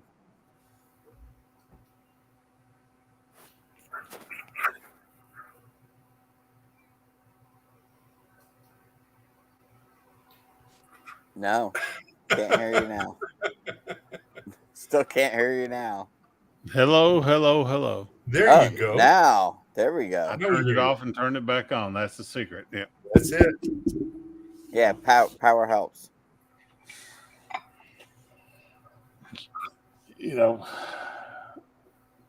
Uncle Jim stalked him long enough that Elvis finally responded. So what are you going to do for a bench in your room? I'll probably rebuild my old reloading bench. In the shop, we got the garage door up and running, installed and up and running. Twine and I tried to install the 6-foot outswing door today, but we figured out the concrete had a little lip up in it, and it was too far out of square for us to fix. We got to put a 1x12 on one side to be able to do that. Concrete wall just does not make things easy. So I got to go pick up a 1x12, and then we'll get that door installed. And getting the level out and doing all the other things, I've got a little lip on my reloading room door, so I've got to get a grinder and take the lip out. So it's only about a 1/4 inch rise, but when you're talking about a door, 1/4 inch, right? That's too much. So got to get that done this week. I've got a crew of 5 guys coming next weekend. We're going to get all the siding done and get the doors installed. So she even with the doors not installed, she took she had knee surgery, so she's been home she had her meniscus repaired, and she put a thermometer out there. Even at 97 degrees, it was 7 degrees cooler out in the shop with those concrete walls than it was just outside. That's with the doors open. So it's going to be nice in there in the summer. In the winter with those heated floors, we're going to be right on time. All right.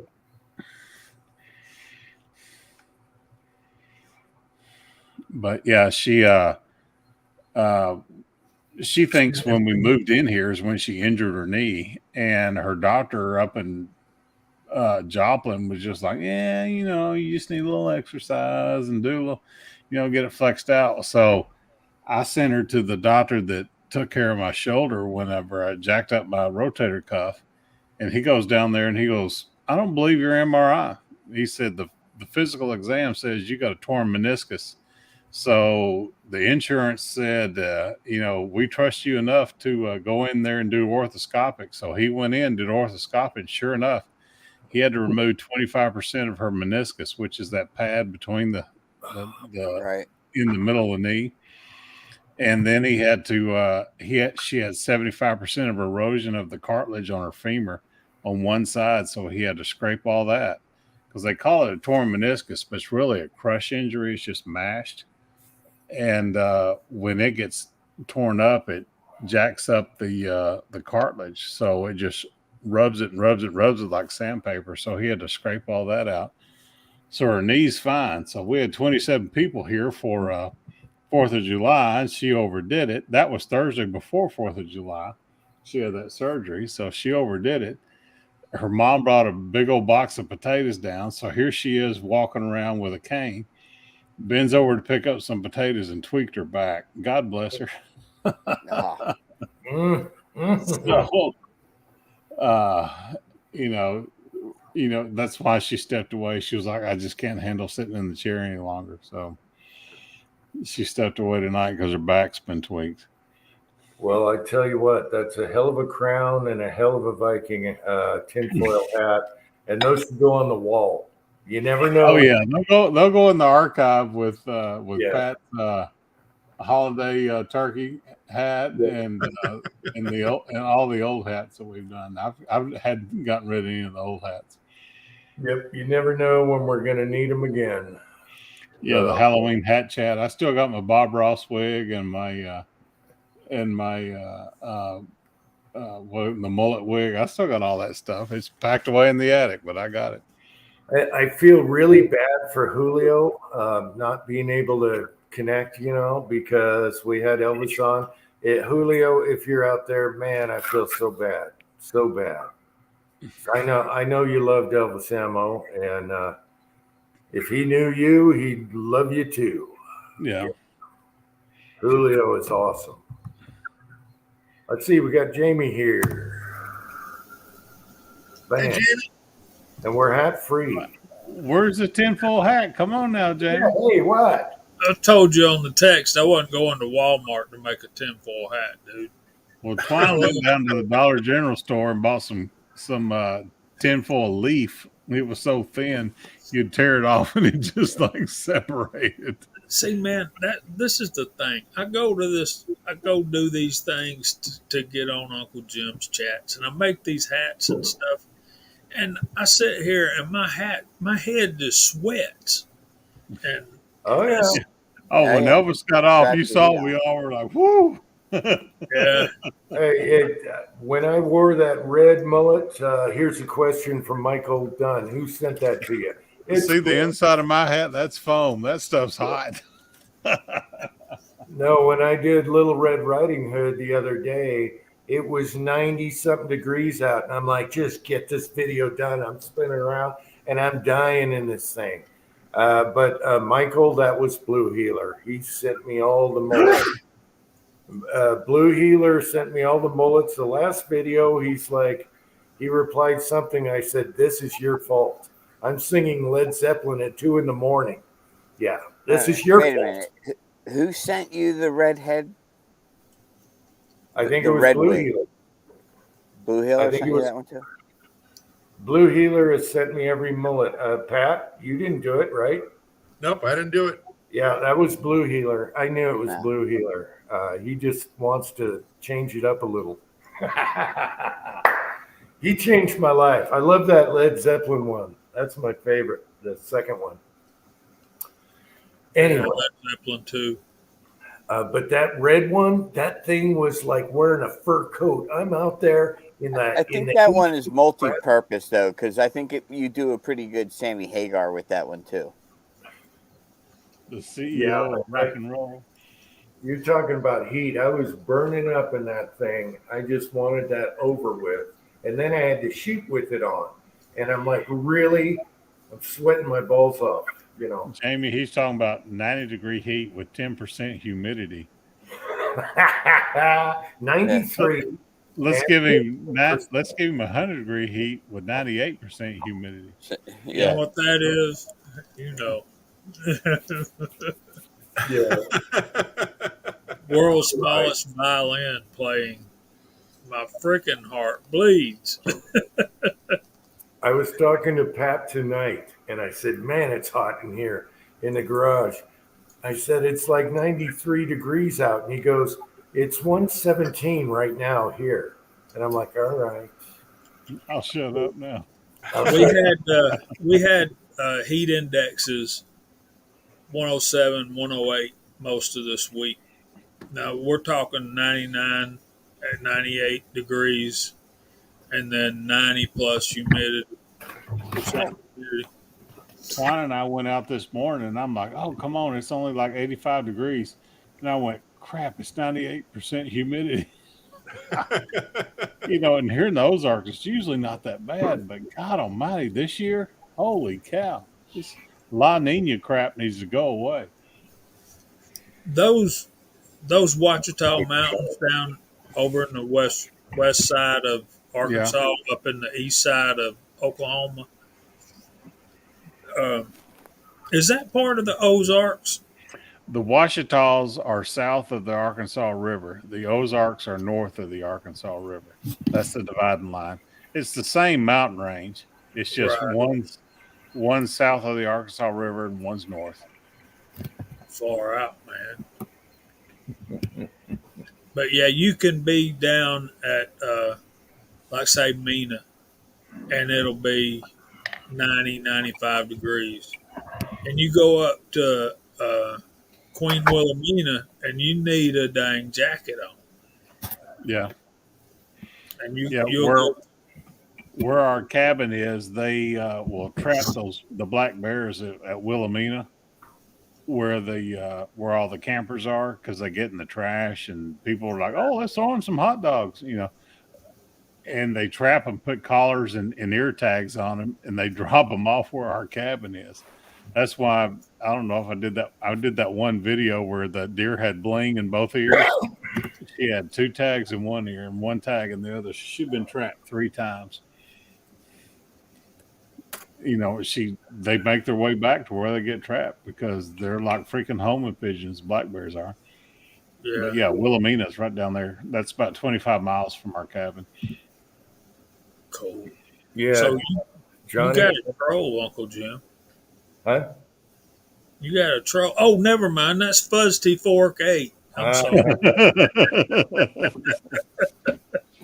Johnny, if anyone can invent such a device, they would make a mint. You can get the rollers. You roll around and it collects all the brass, but that's about as good as it gets.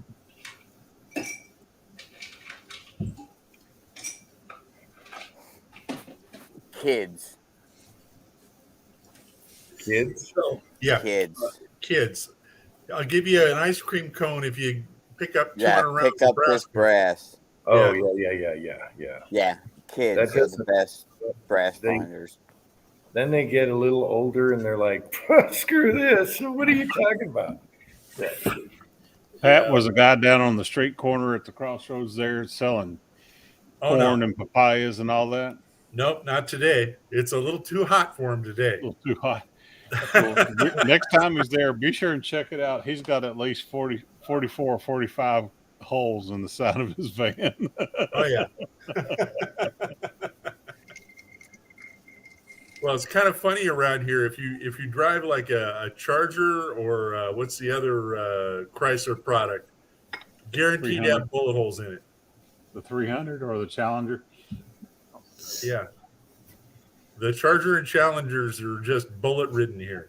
You go into a parking lot and it's like, it's like a mark of honor for a Dodge product. Pat, I have a question for you. Do you have a device that could save this live chat tonight, just in case? If it's on YouTube, yes. Okay. For as long as it stays, I can do it tonight just to make sure. Yeah, that's what I'm thinking, don't you? Because we've had some deleted. Yeah. So tonight, as soon as it cuts, boom, bang, pow. Let's get it. That's why we're all on our best behavior and we're not talking about anything controversial right now. Don't mention Eric Cheramilla. I could try and zip. Yeah, I could try and zip drive it tonight, but I'll probably screw it up. Don't talk about any elections. Our next 10 hat night needs to be or for Tim. Viruses and vaccines. We need to do an Emperor 10 hat night because I missed him. I miss his humor. I miss his fun. Life's gotten in the way with him, and I miss him. Yeah, and you live close. Ozark. Ozark. I sent him an invite. I sent him a text like a day ahead, or at least 8 hours, and he just must be busy. So I think I he's in tried. second shift now, works 3 to 11. I So- tried to get Tim in here so bad. I tried to get him in here, but he's too busy, and he's going to watch this and go, "Son of a bitch!" Right. Yeah. I'm going to text him right now. Because Yeah. I know Tim loves Elvis ammo. So sorry, Tim, man. I tried. You got the text, you got the email, you got the invites. I was thinking about him last night. I went to the South Point Casino, and it's got the biggest boob lamps in the universe. I looked up at that, and I said, I miss old Tim. Yeah. HIPAA's here. Hey, HIPAA. Or did I say that earlier? I thought I saw you earlier on here. We already did HIPAA. So, yeah. That's why I want to save this just in case. We've had enough deleted. Can't get them back once they're gone. And the one, the two that got deleted, they were really fun chats. And, you got dictators out there. Hey, Kevin, what's up? I've got William Canley, a VCR.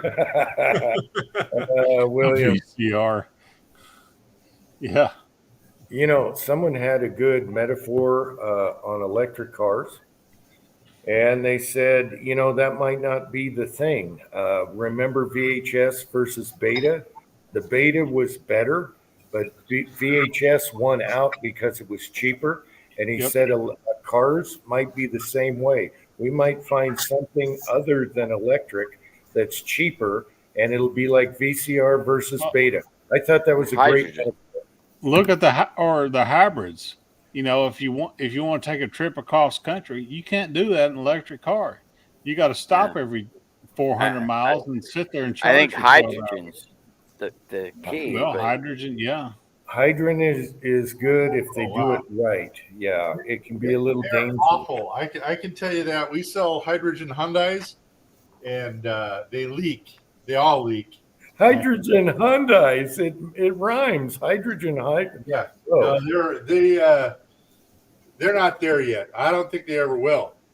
So you pull up to the Walmart, and all of a sudden you hear this, and you're like, "Son of a bitch! I'll never get home." I got a tire going low. No, damn it, I'm losing gas. Now, what they need to do is figure a way to separate hydrogen from water, and you run your car off water, and your exhaust is oxygen, pure oxygen.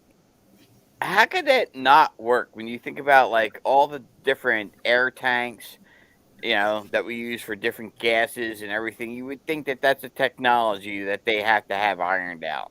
Well, they can do it, but it takes more energy to convert water to hydrogen than you get.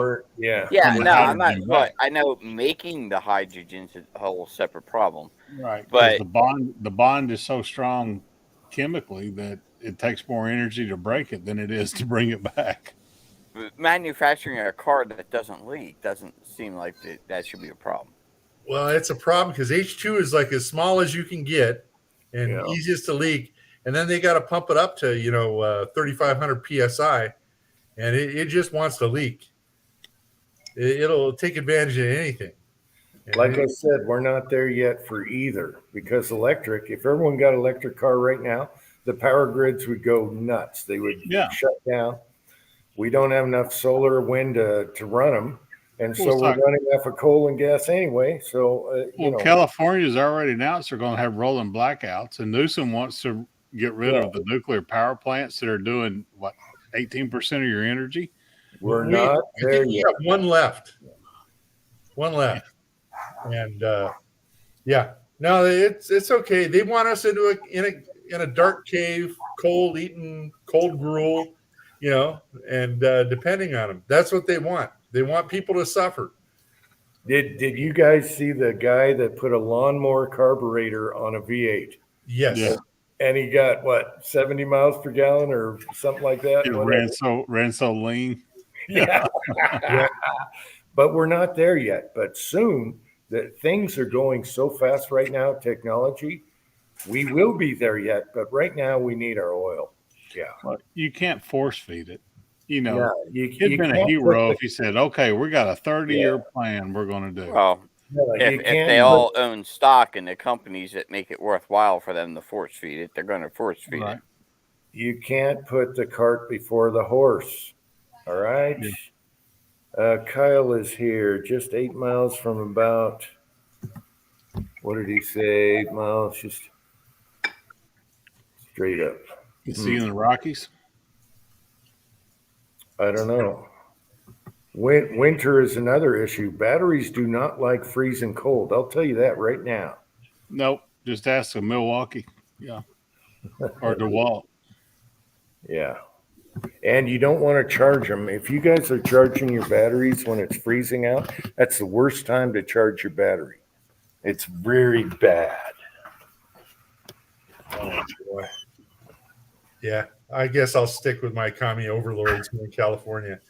You know, that's not a California problem. You know, I mean, yeah. Well, you guys are supposed to lead the way for everyone else on. Yeah, going you're gonna have to get rid of your gas cars. Then what? What's Well- like Jay Leno gonna do? What, that I mean, he has V8 to get rid of Pontiac, all I don't his know, buddy. gas cars. He runs off of steam. What are you talking about? He's got steam vehicles. Yeah. Yeah, doesn't he have that There goes the huge water. collection? Yeah. If you use steam, though, there goes the water, and everyone doesn't have all the water, you know.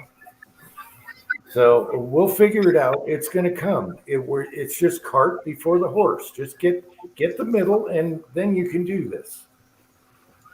Yep. Well, Steam will just increase the humidity big time Yep. because that's what your exhaust, your waste is going to be pure steam water. Yeah. They'll be like, it's too humid. You know, the anti-humid. We got mildew. Can't have mold. Michael, I saw that. You had a Tesla, and it's dragging solar panels on the street behind it. I don't understand why they don't put solar panels on the hoods or the roof panel of an It's electric not- car and It's trickle not charge. enough. It's not enough. We're not there yet. Well, they could trickle charge it. There's new panels coming out that are much better, but they're 5 years out. Okay, and they'll wrap around anything. But we're not ready yet for that. And they're almost like you 3D print them. They print out. We're not there. 5 years, we might be there. But you don't have enough solar panel to run cars and charge them. Minnie says there's a squirrel in this chair somewhere. Oh yeah, she's still sleeping off the brains. She's a little hungover. Stanley Steamer. That's right, Fuzz. And it only takes 30 minutes to get it ready to run. Yeah, I could see Canada going all electric in the wintertime. They would shut down. Alaska. Yeah, try Alaska sometimes. Just getting your car started up there was a pain. Yep. The speed limit in Canada in the wintertime is 8 miles an hour. Yeah, when you All need a electric, heater for your buddy. battery, it's not a good sign for electric vehicles. I was surprised when I saw that Tesla battery pack. It's nothing but D-cell batteries with that cooling element in between the layers. So there's like 1,100 D-cell batteries in a Tesla. And then they got those cooling packs in between them. So China's making a mint off these electric cars. So Biden, China's getting their money's worth. Yep. Not just that, they own stock in the company that's making those batteries and the charging They system. own the companies that's making those batteries. That's why they shut down oil production and oil drilling, fracking, all that. It ain't because it's for the good of the country. It's for the good of their wallet. All you got to do is Just look at follow his them. campaign. He flat out said, I'm Yeah. shutting down the oil industry. No new drilling. No, like he just flat out said he was going to do it. And he has. He's kept that promise, by God. Pedal cars. Carry on, Michael. Good one. And then we go and send all that oil to other countries. Oh, what the heck? It's evil. It's pure evil. How loyal has India been? India is buying Russian oil at $80 a barrel right now. That's why the price of international crude's come down, because India and China aren't buying anything but Russian oil. So, hey, Thor's Axe, what's up, buddy? Dave, good to see you. You're gonna have to roll her back. We had Elvis on tonight. Yeah. I'll have to retitle this when it's over. So it's over. Elvis has arrived in the building. Back to if I may be so bold, back to the muscle for the mafia. Mark Thomas said the word was consigliere. The consigliere, if I remember right, Mark, was the guy like Tom Hagen, the adopted son and the Godfather. He was the consigliere, and he was the lawyer advisor. and the advisor. He was the counsel. Yeah, the counsel. Yeah. That's what it means. So, yeah, the attorney, basically. Yeah. So, but I think the consul, I think the word we're looking for are soldiers or muscle, or Fuzzy. that's how you get in. Hunter Biden says buy his batteries. I think that's called Parmesan cheese, isn't it?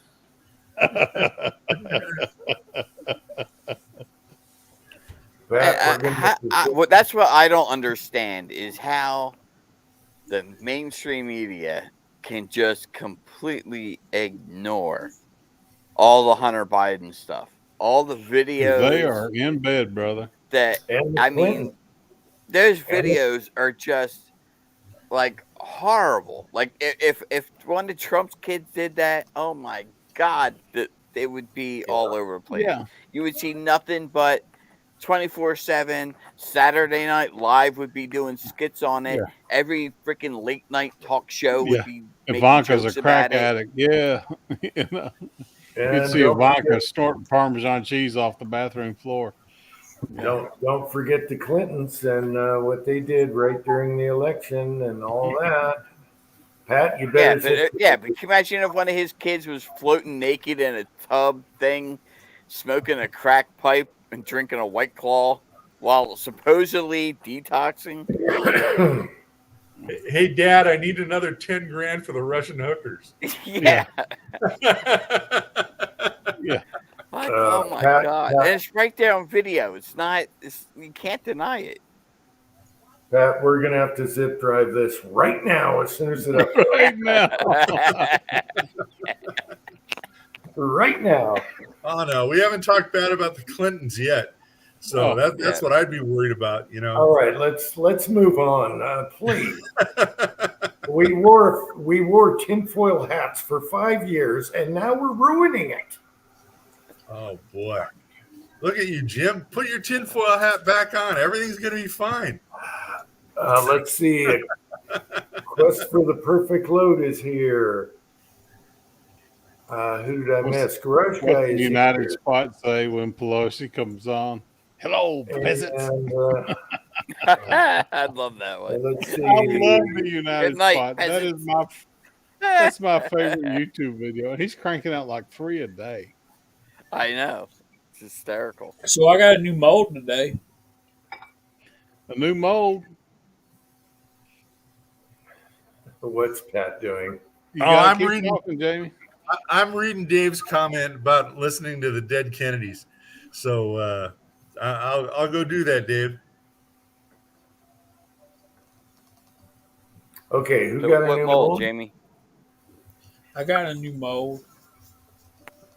I'll show you the box. I'm afraid to show you the actual mold. We'll get the Elvis ammo took down. I don't want that, but there you go. Here, let me blow you. No, 358, that's 200 large. grain. 358. Oh, for the 35 Remington? Yeah, that'd be good for maximum also. Yeah. Yeah, I think it's going to be good in 350 Legend and 35 Remington, and maybe even out of the Rossi 357 Magnum. This is the same mold I've used in all of those videos for 35 Remington, only that one was a 2 cavity. So when Broke Loader 2 put up that they were having a sale at Midway, I went and ordered this one, and came in Is it a today. 4 cavity? It's a 6 cavity. It's a Lee 6 mold. cavity. Oh, there you go.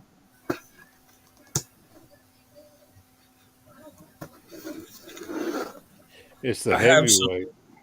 I have some NOE 4 cavity molds, uh, and I have some. MP mold. One MP mold, hollow point mold. The 359 uh, hollow point mold. You sent It's those to really, me. Yeah. You sent me several of those. those are nice. I really like that mold. Mm-hmm. Let's see. Johnny says he's got the RCBS version. It works great in 300, 350 Legend. All right. Yeah, the RCBS, the Lyman, and the uh, Lee version of that bullet are so minuscule that they're almost copies of each other. And NOE has one as well now. But What are the chamber pressures on that 350 Legend? Would you want a gas check version? Yeah, Okay. yeah, it's typical AR. I mean, it's an AR receiver. So 55K? 55, 59. Uh, I wouldn't go over 60. But let me see if I can find it. I have it right here. This is my favorite bullet for a 350 Legend, and it's not a Lee mold. And let me get something to hold it with so you can see it. I did a video on this one and I got this one from a couple of friends sent me that bullet. See how the round nose it is, and it's rated at 196 grains, right. and it's got a crimp groove and 2 very small grease grooves, and it's a plain base, no gas check. So has But Kenny's barrel with the new chamber been a lot less finicky than the one you had originally? we'll talk off the air. Okay. I know he ran the taco bullet awesome. The 183 grain tacos I had. That thing Here, expanded like a, and that was that's good alloy. And in the milk That's a jugs, teeth right there. that's the 359 hammer. That's that MP mold, and look at that. Wow. Oh, wow. That's a big old, yeah. That's Yeah, the that's nice. large hollow point, and it comes with 5 pins. It Is comes that a with brass mold? yes, Yeah. and you know very well, Cranky, they're not cheap. Oh yeah. It's hard No, for me no, to spend that kind of money for them. no. They're nice. They're That'd worth be it. nice to They're the nice. Rossi right That there. when I want hollow point, that's who I go to first. And if I want anything other than hollow point, I look at the accurate and I look for their steel. I love the accurate steel molds. They're phenomenal. I do not have an Arsenal mold, and I do not have a accurate mold. great. Those are two. That's an M&P. I have that's an MP mold, Mm-hmm. and of course I have Ideals and Lymans and Lees, and that one MP mold and NOEs. Uh, absolutely, Michael. Absolutely, I powder coat.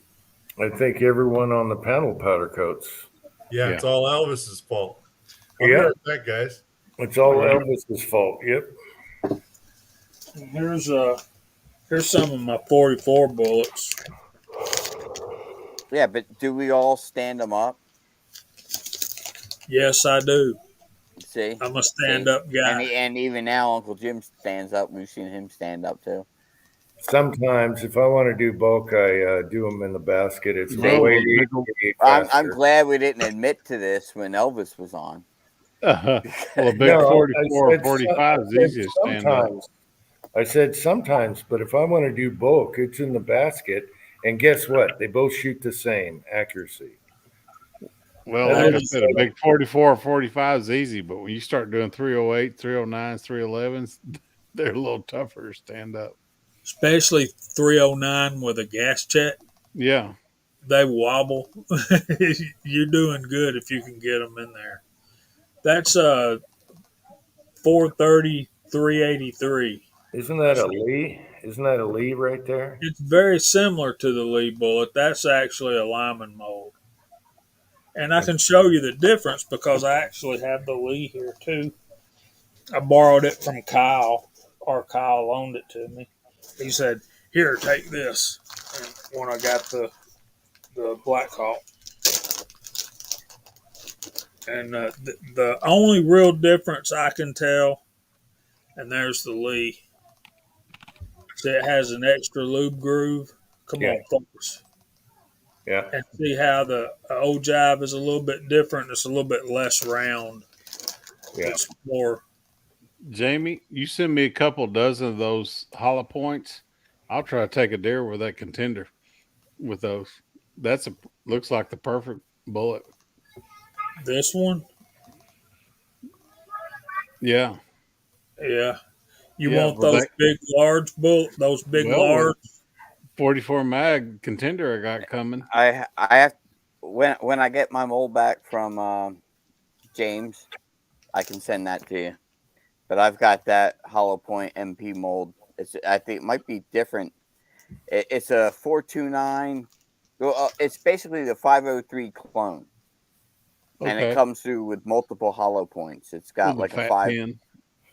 Yeah, it's got a 5-point like a I guess hollow point, and then it's got like a 3. I'd like to cast that soft and use it for a deer load.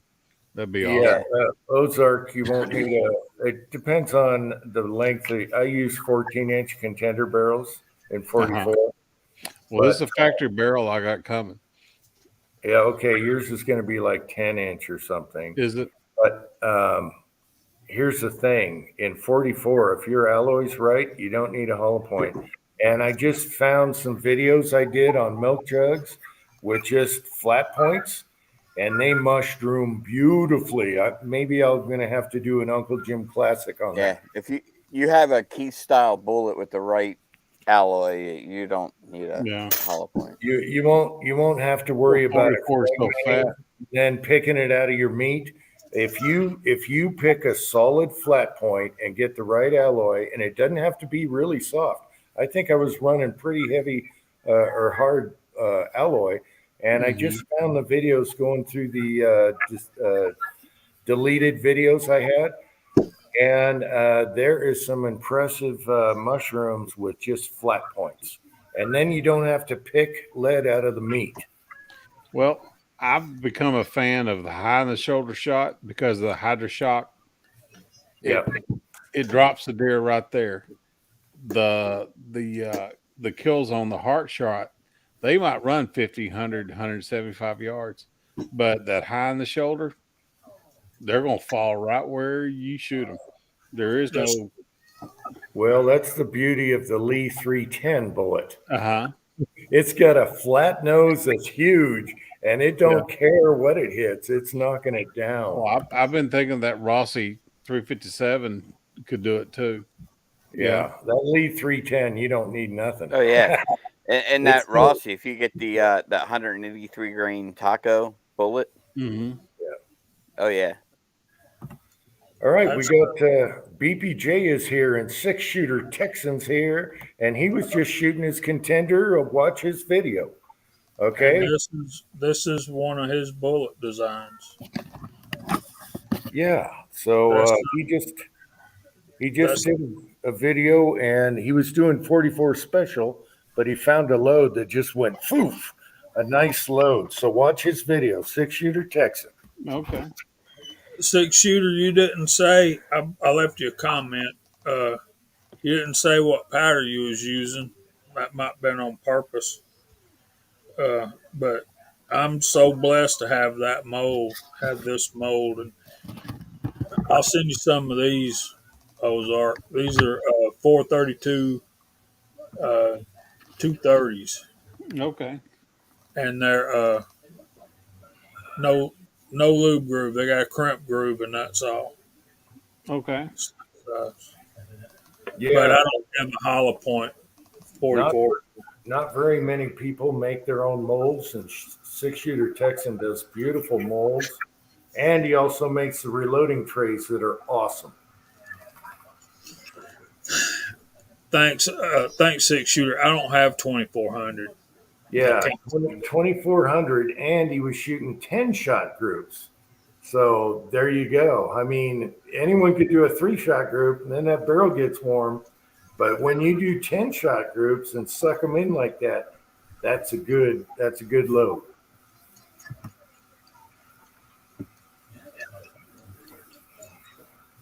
For hunting, 3-shot groups are fine because you're only shooting 1 or 2 anyway. 2 at the worst. 1-shot group. Yeah, 1-shot group. Yeah. As long Josh as the nailed it. board, yeah. As long That as was awesome. Yeah. As long as you keep up with the cold board, that's good. Yeah.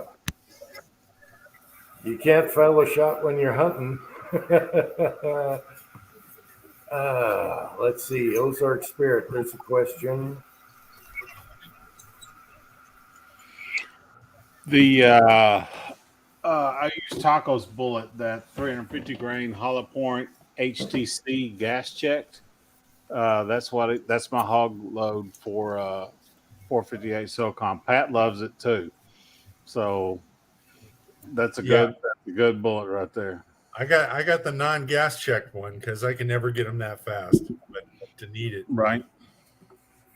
But yeah, all of those, the whole that whole 458 HTC or 459 HTC line, I've got them from 300 all the way up to 600. So yes, I don't have the 600, but I've got the 500. Yeah, Pat doesn't have to worry. He's got a Martini Henry. Okay, that's what are you going to do? Yeah. Well, the deer here are about the size of a German Shepherd, and they're tick ridden, so that's a little overkill for it. Well, that I shot a hog with that bullet 225 yards on the run, and it cartwheeled him. So yes, that's a good bullet. Yeah.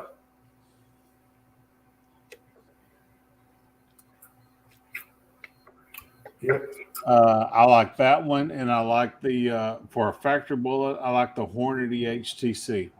So with that rubberized, it's for the 4570, but it's got that soft rubber tip in it. It's a hollow point. That's another good one.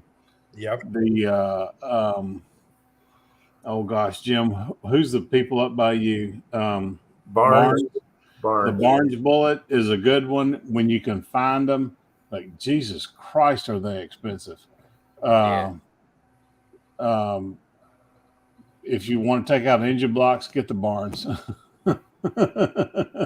Yeah, I tried going into the factory. It was kind of like on a holiday, and the doors were locked. People were in there, and I'm like, and they're like, no.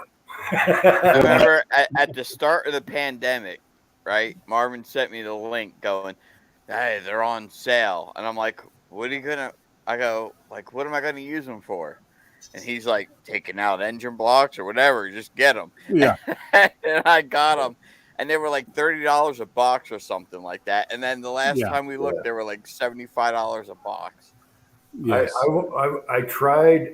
I stopped at the factory and I tried to get in the door, and I was going to say, "Can I just sweep the floors and get like rejects and seconds?" Yeah. No. Well, that Barnes bullet, that 350 grain blue tip from Barnes, is what the 458 SOCOM was developed around for SOCOM. And it was developed to take out radiators and put holes in engine blocks. So it won't go through them, but it'll sure make a mess.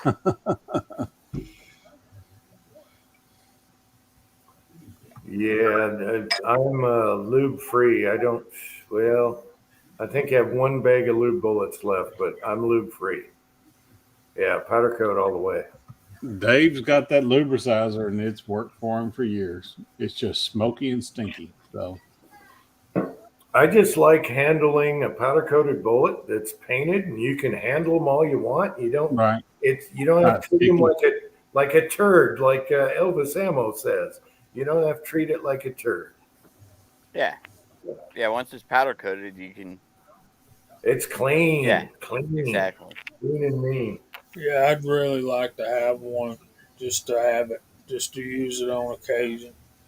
I've shot some. Leadsmith sent me some bullets for the 44. So, Uncle Jim, you talking earlier about not needing a hollow point for 44. What BHN you run to get them to mushroom like that? I have to go back on the 11, videos, 12. but I had surprisingly harder BHN than you would think, and they were beautiful.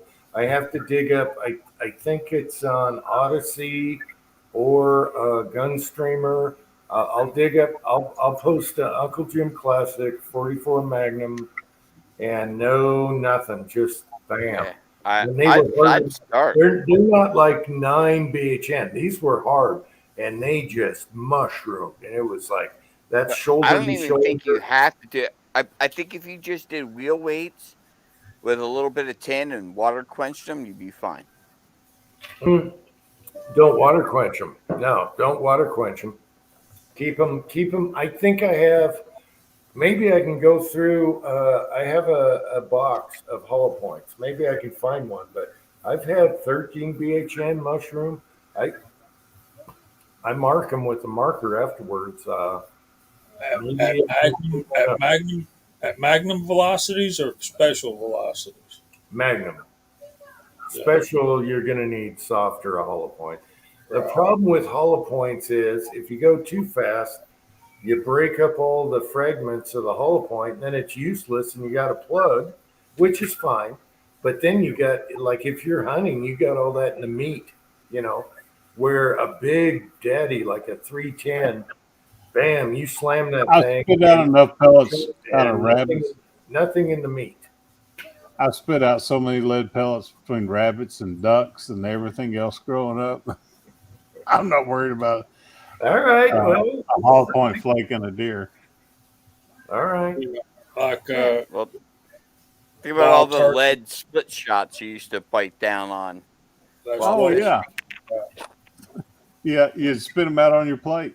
And they bring fillings with them. Yeah, when ducks switched over to still shot, that's when people started cracking teeth. But yeah, man, I've had smoked turkey before that had lots of lead shot in there. Think about the nature of the beast. To kill a turkey, you got to be 15, 20 yards away from it most of the time, and then your shotgun's not going to pattern to only hit head at that range. You're just going to have. You kill them with a wad at 15 yards. Yeah, about as far as I'm going to shoot at one, those going to be 35 yards, I think. Yep. Well, we can go down to Uncle Jim's house and you can get him with a handful of feed and a hammer. Yeah. Right. Yeah. Or just walk up to him with the 22 pistol. Hey, the turtle popper is now officially known as the squirrel popper. So that's all I got to say about that. Okay, hey, we got a groundhog back. Well, I hadn't hit my bird feeder yet. Look at We this finally had tan. a new groundhog show up this year. Look at that tan Jim sporting now. Come on. I'm Asian. What are you talking about? I'm Asian. Okay, here these were on my desk. Okay, and they might be in the videos. Okay, that's a 44 Magnum, no hollow point, and I should get the calipers out because it doesn't look as big as it is on camera. Okay, this one I have marked. I have this one marked 14 BHN. That went through a rifle or a contender. Look at that. That is not a hollow point. Okay, and these are like 50 cal or bigger diameter. That's marked 14 BHN, which I couldn't believe. Yeah, so there you go. Yeah, but we can't run them at that pressure or 44 special, so we'll have to run them about And 9. then look at that Ford Light Blue. It just somebody said somewhere that the reason tight group is eating your powder coat is you don't heat them enough. Hey, I run these 20 minutes or more, and that's coming out of a milk jug. Water is the worst on powder coat because it goes from hot to cold real quick. That's what I found. Dirt is easier. Look at the powder coat on this thing. All right, that went through a milk jug. That should have tore that powder coat right off. That's a 44, and now it's a 50 something cal. All right. I would guess With this 6. one, you can see the you can see the grooves, but look at that powder coat. All right. So there's that myth busted. I think my 357 I've been shooting with through the Rossi with a little slower powder, so it's a better rifle round. I think I could take a deer with it with 100 yards easy. Well, I can shoot a butterfly at 100 yards with it, so I should be able to shoot a deer. Up now we got Tin Man. He's at the gas station. Who's Tin Man? I don't know who Tin Man is. You know, Usually Tinfoil hat night would someone named Tin Man would come on, wouldn't they? Let's see. We also have Jerry Don Coyote is here. Coyote. I always get Tin that. Man say he's buying beer. Huh? Yeah. Find some natty light. I didn't think Tin Man drank beer. I'm sorry I screwed up your name, Don. All right. Yeah, Tin Man didn't drink beer. Having 2 kids in diapers will drive you to drink, buddy. Tin Man drinks Bush Light, remember? My kid took a liquid shit in the bathtub. Or across, So, across the carpet. Why get beer? Go for the Woodford. Yeah. My son is watching his 3D printer. Is it almost done? What's he printing? It's so quiet. You don't. 76%. It's right by me, but it's so quiet. You don't hear it on the microphone. That's awesome. Is he doing lowers yet? No, we're not going to talk that. No, we're not talking about that right now. I'm Jerry. My dog is Don Quixote. Yeah, I messed up your name, but yes. It's a dyslexic type deal. Yeah, anyway, that's what I love about 44 mag. You can run those things hot, subsonic with a can. I just love 44 mag. It'll take care of I want to get a barrel I can thread so I can throw my 50 cal can on there and have fun. Yeah, the contender barrels you can send out, have done, just have Kenny do it. Yeah. So that it's not a serialized part, so super easy. Mm-hmm. Make sure you get the distance right for your adapter, by whatever, 1/2, whatever, lengthwise. Because I did one that was a little short and my adapter gets dirty because it didn't go all the way down, So your threads get dirty and you got to clean it. My 50 cal is a direct thread. Yeah, but when you thread your barrel, make sure they're the same length. Otherwise, if it's a little short, it'll leave dirt on those last couple threads. Yeah. So I just take a tap and clean them off. A soft tap that's softer than the metal, which are super cheap. And that's how I clean out my threads when they get dirty. Let's see. Okay, Sergeant Bulldog is here. Just dropped in during a commercial. Elvis has left the building. Yeah, you missed Elvis. He was here. You must be watching TV because Elvis was here. You and your commercials. Or Elvis likes to say, "I have entered the booties." Booties. Yeah, The booties. yeah. We're not a commercial time killer, okay? All right. Let's see. Yeah, he was heading to his new bunker. James got it right. Yeah. Yep, we're not a time killer. Move aside. Let's see. Saw a chat with Hoffman. Spooky.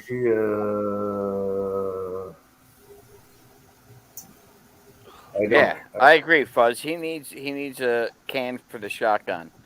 I want. What was the old men movie? What was it? No Country for Old Men. Whatever the hell that movie is. No Country for Old Men. I was going to do a spoof video because we have the air container, and I was going to pop out a key. Cool.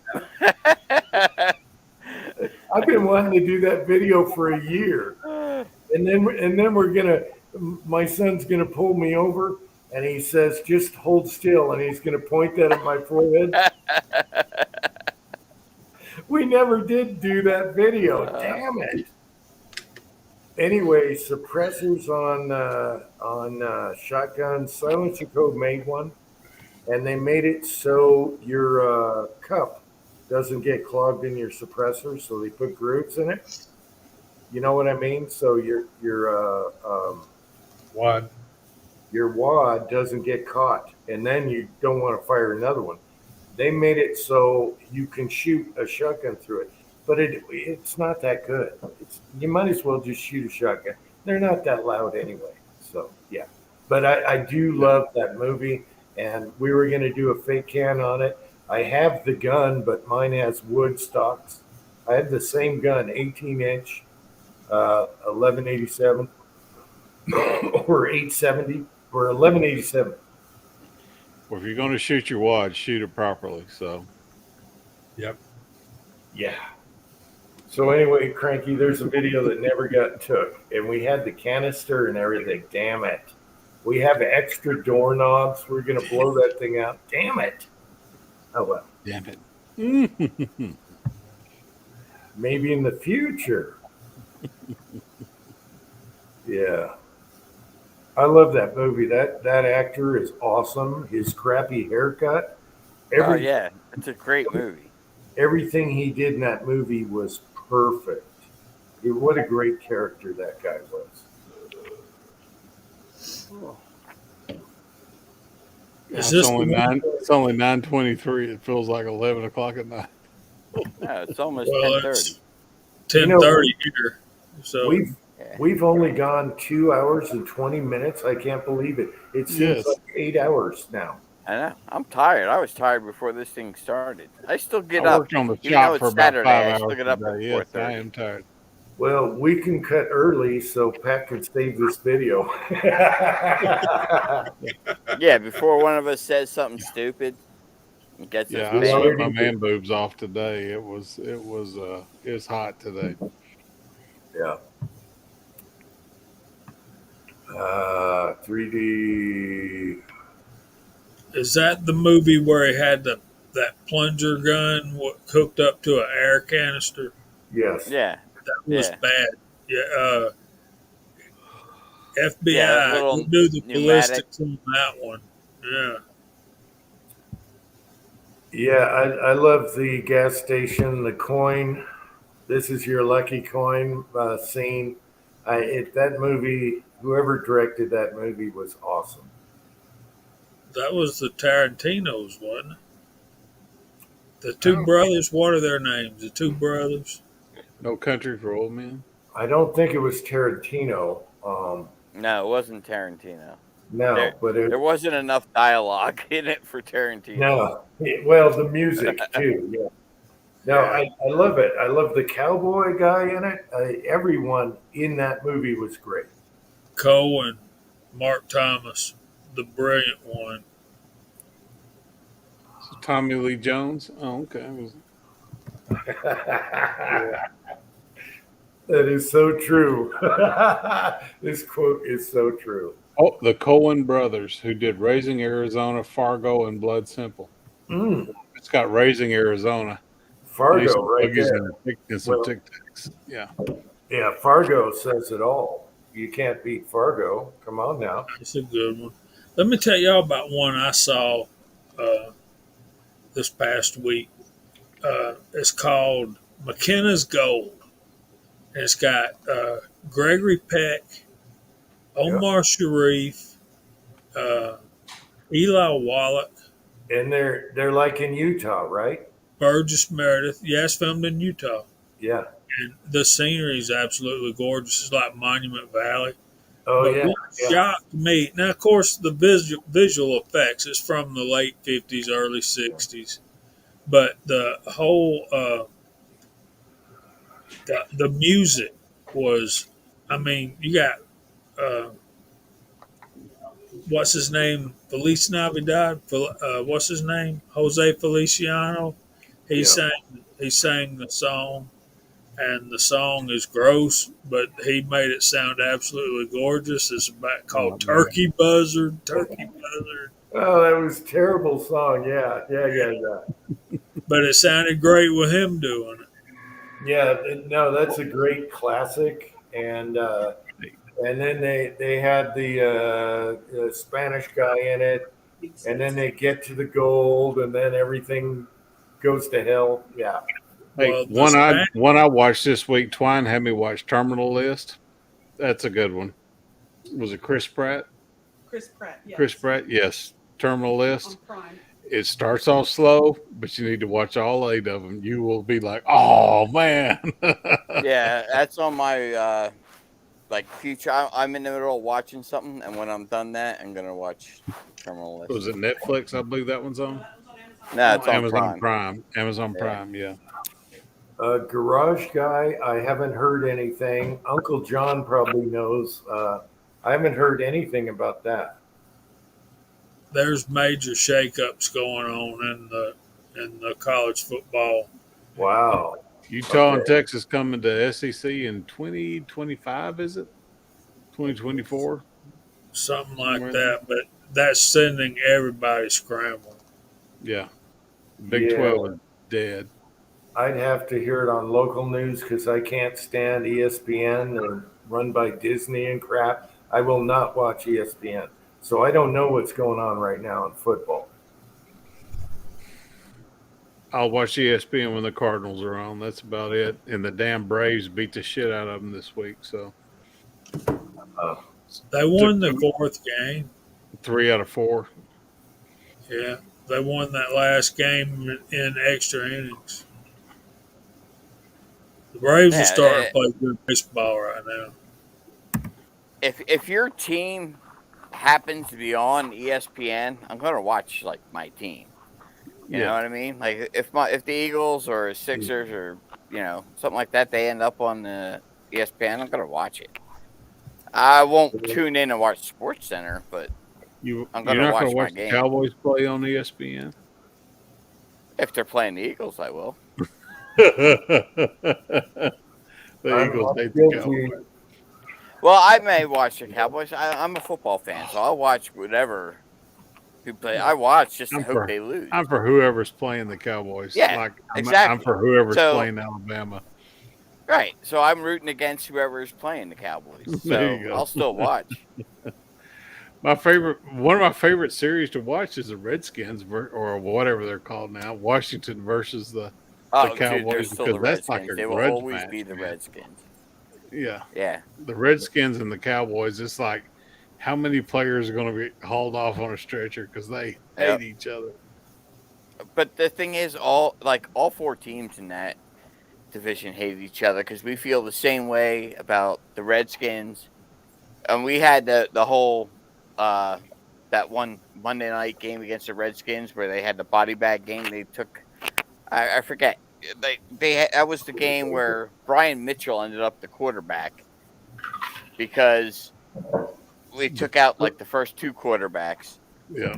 in that game, and he was the punt returner. But because he played quarterback in college, he was like became the quarterback. And Right. they went at, that was when we had Buddy Ryan as the coach, and then they accused Buddy Ryan of putting bounties on people and all that. Which I'm sure he did, knowing Buddy. But Right. I love watching old videos of your boys throwing batteries at Santa Claus. Oh yeah, oh yeah. Class act right there, baby. Class A. Yeah, That's like a Alabama Auburn game. the Philly fans were the worst. It's so funny. Yeah. Well, the Philly fans are like so drunk, they're throwing popcorn and beer and everything else. oh yeah, well they had the court. It was so bad they had to put a court underneath the stadium, right? So when the fights broke out, between the drunks, they would just haul them right down to the basement Yeah. of the vet stadium. Yeah. Had the And just- jail in the stadium. Yeah. Had a jail, had a judge, had Yeah, everything. they It was go to like jail. We're going to do this right here, no, right they now. built a court. It wasn't just a jail. They had the whole court there. The judge is like, I got to get back up to my box. We're going to get this over with. Yep. That's bad though when you got to build a jail for the fans. But you know what? It's like the other. I didn't feel like I don't feel bad for opposing fans because in my mind they should have known better. Like if you're dumb enough to go to like an Eagles game decked out in Giants gear or Redskins gear, and trust me, I've been there sitting next to my cousin who was decked out in Redskins gear, and I thought he was going to get us both killed. Twine's daughters went to Chicago wearing Cardinals jerseys. At Wrigley Field, that's like sacrilege right there. But they were ladies, and they were like, "Oh, we're glad you came to the game." Yeah, my cousin was. Do you remember back? This is like I guess the late '80s. You remember those like zebra style pants that they had? All the teams had. It was like a zebra pattern. Like every That the team had Bengals one. started. Yeah. Yeah, and so he was decked out in his Redskins gear, and this was first of all the game was cold as hell. It was like it was under 20 degrees. It was probably like 18 degrees. It was cold as hell, and the Redskins scored first, and we were down right by the end zone, and he stands there and starts singing "Hail to the Redskins." And I'm just sitting there like, dude, you're going to get us freaking killed. Like, shut up. Like, you just turn around and, like, there's just, like, a sea of people, just giving you the evil eye. I didn't think we were going to get out of there alive. Nothing like getting a bunch of beer dumped on you at 18 degrees. Yeah. Exactly. Well, all I got to say is Dodgers fans know what to do with Giants fans when they come Oh, down. they beat the hell out of them. Mm-hmm. They send them to the hospital. Well, we were lucky we had good seats. See, we were in the first level down by the end zone. If we were up in like the 700 level, you would have ended up in the 300 level. You don't want to be up there. There's the Dodgers fan right there. Hey, Mario. Cranky, Hey. don't even talk about the Redskins. I lived in Maryland for a couple years when I was a kid in school. And the Seahawks just started a team, and I had to listen to the Redskins just ripping me right and left about the Seahawks and what a joke they were and everything. Oh my gosh. Yeah, so don't even talk about Seahawks in the 80s were not much of a powerhouse. I can't stand the Redskins. They had Zorn. Zorn and was he Larkin. the first? Was he the first left-handed quarterback? Zorn and Largent, baby. Largent was the best receiver ever. He was slow, he was short, he didn't belong there, and he caught everything you threw at him. Yeah, he was a slow white Art Monk. And I thought years later when the Seahawks won the Super Bowl, I'm like, there you go, you bastards in school. Yeah. Oh well. Mario was here. Hey Mario, I got to water the garden. How you doing, Mario? I got a link there if you want.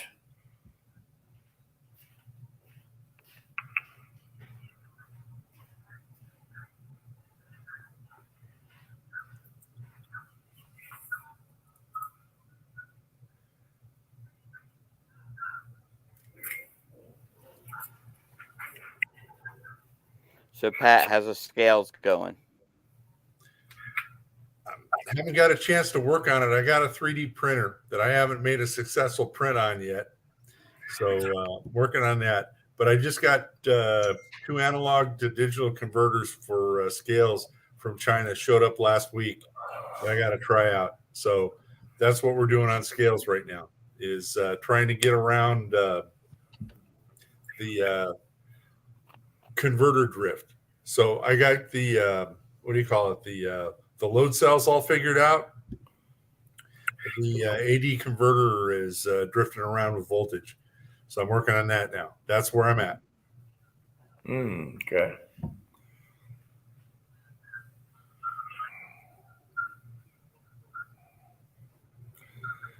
I know the UFC wants to go, the fighters want to go to a digital scale because they use a beam for their final weigh-in, and there was controversy.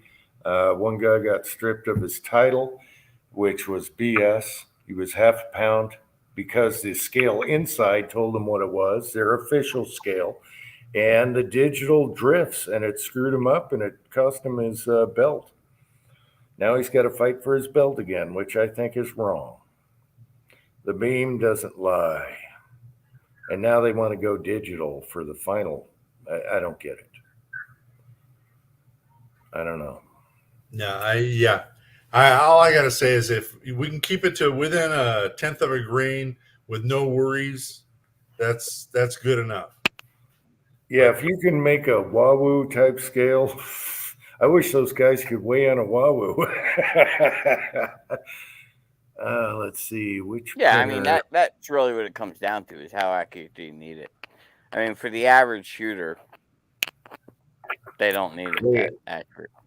I tell you what, the original Wahoo I have, I'll put it on the beam, and it's exactly. Yeah, but seriously, if you're making a bunch of pistol ammo that you're just doing trigger time on, it doesn't matter. No, it don't matter. No, you're not gonna shoot any better than you're not shooting a match. No, I got old man eyes anyway, so what does it matter? No, it doesn't. It doesn't. 1/10 of a grain doesn't matter. But I like to be right on, if I can. It matters what's unique. Well, if you're loading 5.7, 1/10 of a grain matters. Oh yeah, oh baby, it does. Yes, or 380. Yeah, even when you get to 380, it gets a lot pickier. But I forgot about 5.7. Yeah, tenths count in 5.7. They do. Yeah, but if you're loading like 357 or 44 or 45 or something, or 45 Colt. Yeah. I mean, if you're doing 45 Colt, all you need is a scooper. Yeah, a lot of my best groups came from the Dillon, just chucking and throwing, chucking, mixed brass, didn't matter. Great groups. So pistol, doesn't matter. Really doesn't.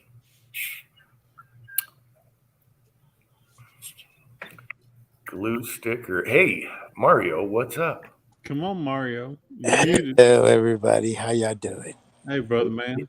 You missed out on wearing a tinfoil hat and talking to Elvis ammo. Oh, my God. Mm-hmm. I missed that? Oh, my God. Yeah. Oh, you have to go back and watch now. Yeah, I'm going to have to do the rerun. Yeah, man. I've just been a little sick. That's why I'm not showing my stuff. Yeah. Oh, okay. Yeah. Well, not too bad. Yeah, so I'm just listening to you guys and watching the Dodger game. Dodgers come back up again. Yeah, Dodgers, bro. Yeah, man. Yeah. Yeah. By the way, other guy, the most the guys that are the worst are the left field pavilion guys. Those like the most ghetto as fucking people in Dodger Stadium. These are the people that bring like fucking food to sneak food into the fucking stadium and liquor and all kinds of shit. That's like the ghetto ass version of Dodger Stadium right there. Like, don't go in there going with a Giants jersey or any other jersey. You can get your ass kicked. I wanted to ask you, what did you think about the Raiders going to Vegas? Or Oh, I yeah, loved it. I love it because for the longest, Oakland didn't want to budge yeah, as far as getting a stadium for them. But it's funny how they were able to come up with a plan to get the Oakland A's and keep them there. So, um, and LA, they got shafted out of that deal because it was going to be them and the Chargers that were going to share a stadium in Inglewood. hmm And of course, the Chargers and the Rams took over, and that kind of messed yeah, everything up. But yeah. The Rams messed everything up. Yeah, yeah, and Yeah, but the Rams really belong in L.A. yeah, more but than the yeah, Raiders the do. Rams originated. Well, yeah, What I don't understand, like you could have had the Rams and the Raiders in L.A. What the like it frick was is back the in the day. Chargers doing in L.A.? The Chargers don't belong there. Well, the Chargers did originate in LA, though. That's what I'm saying. The They Chargers did? did. Yeah, they originated from LA. I had no idea. I thought they were always San They're Diego. they're actually an original LA team. Um, so yeah, no, I love it. I mean, every time I go to Vegas and I see that big ass fucking stadium they got over there, Legion Stadium, that thing is fucking beautiful, man. yeah. And yeah, no, so I'm glad that they went to a city that really appreciates them. If you really think about it, Oh yeah, yeah. uh, You move to somewhere where they're starving for football. Yeah, well, I What's mean the that old taxpayer, rap song? I'm moving yeah, out of Cali. yeah, Cali. the taxpayers actually paid for close to half of the fucking stadium itself. So I mean, it's a good thing, I just my thing is if I ever go to a Raider game, I want to be like I'm proud of going to this fucking stadium, not some raggedy ass shit like that we had in the Coliseum. That thing was horrible, bro. That was ghetto. yes. I went a couple of times to the Coliseum and those bathrooms are just so nasty. I'm like, I don't even want to take a piss in there. They're horrible, bro. Oh Yeah. yeah. A horrible That fucking stadium. it was Oh like JFK Stadium that we had here in Philly Oh before they yeah, tore it exactly. down. Yeah, JFK was pretty bad though, I, man. I was at the very last concert that they had at that stadium. It was a Grateful Dead concert. Okay. And the morning after, we were still up. It was like 5 o'clock in the morning. We were at a diner and open up the newspaper, and it's like JFK condemned. We're like, condemned? We're You're like, just we there. were just there. But yeah, you had like 3 or 4 inches of water in like all the bathrooms. It was It was nasty. disgusting. Yeah, exactly, bro. That's exactly how it was in the Coliseum. It's fucking horrible, man.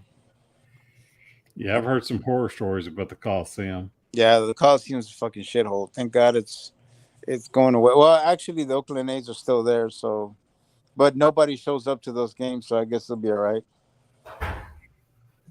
Yeah, but no, for me, it was good. I just wanted us to have a fucking state of the art stadium, man, like everybody else does, Where they're Well, you going to got play the Rose SoFi. Bowl?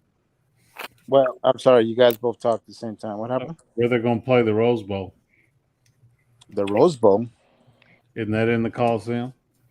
No, that's in the Rose Bowl. That's Oh, actually in the yeah, Rose Bowl. it's actually called the Rose Bowl. Yeah, no, Yeah, that's but that one actually UCLA is the main tenant there, and they take care of that stadium.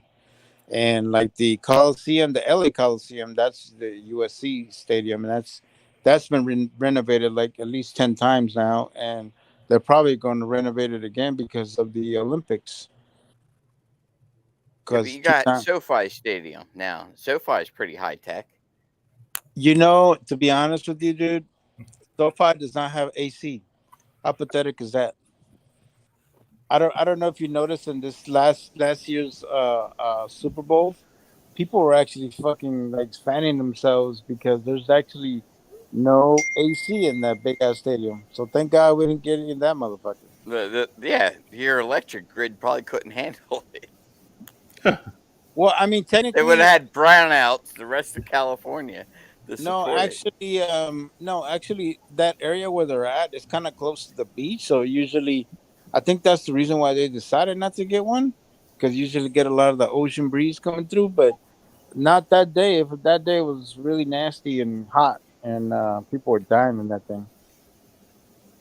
I miss the Raiders when they had Madden as a coach, and they all put casts on their arms so they get better knocking power on the Yeah, line. Oh yeah, and Lester Hayes with the stickum. yeah, They used, Lester Hayes, yeah. Lester Hayes, and then you had uh,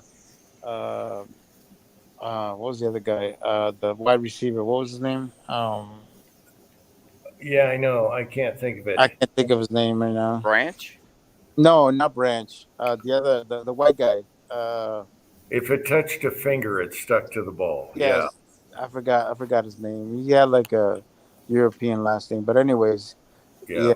yeah. Um, no, it's cool. Oh, Belichnikov. Belishnikov, there you go. Yeah, Belishnikov used Yeah. Stickum too. Yeah, he did. He sure did. What happened Yeah. to my camera here? Oh, there it is. Yeah, and now like Yeah. the best college receiver gets the Belichnikov trophy. Yeah, exactly. Um, but Hey, that's the Raiders' motto, man. If you're not cheating, you're not trying. that was their motto, dude. if you watch the old Madden teams, they all had hardened casts on their arms. You know, they were hardened. What do you call that stuff that you mix? It's basically Plaster.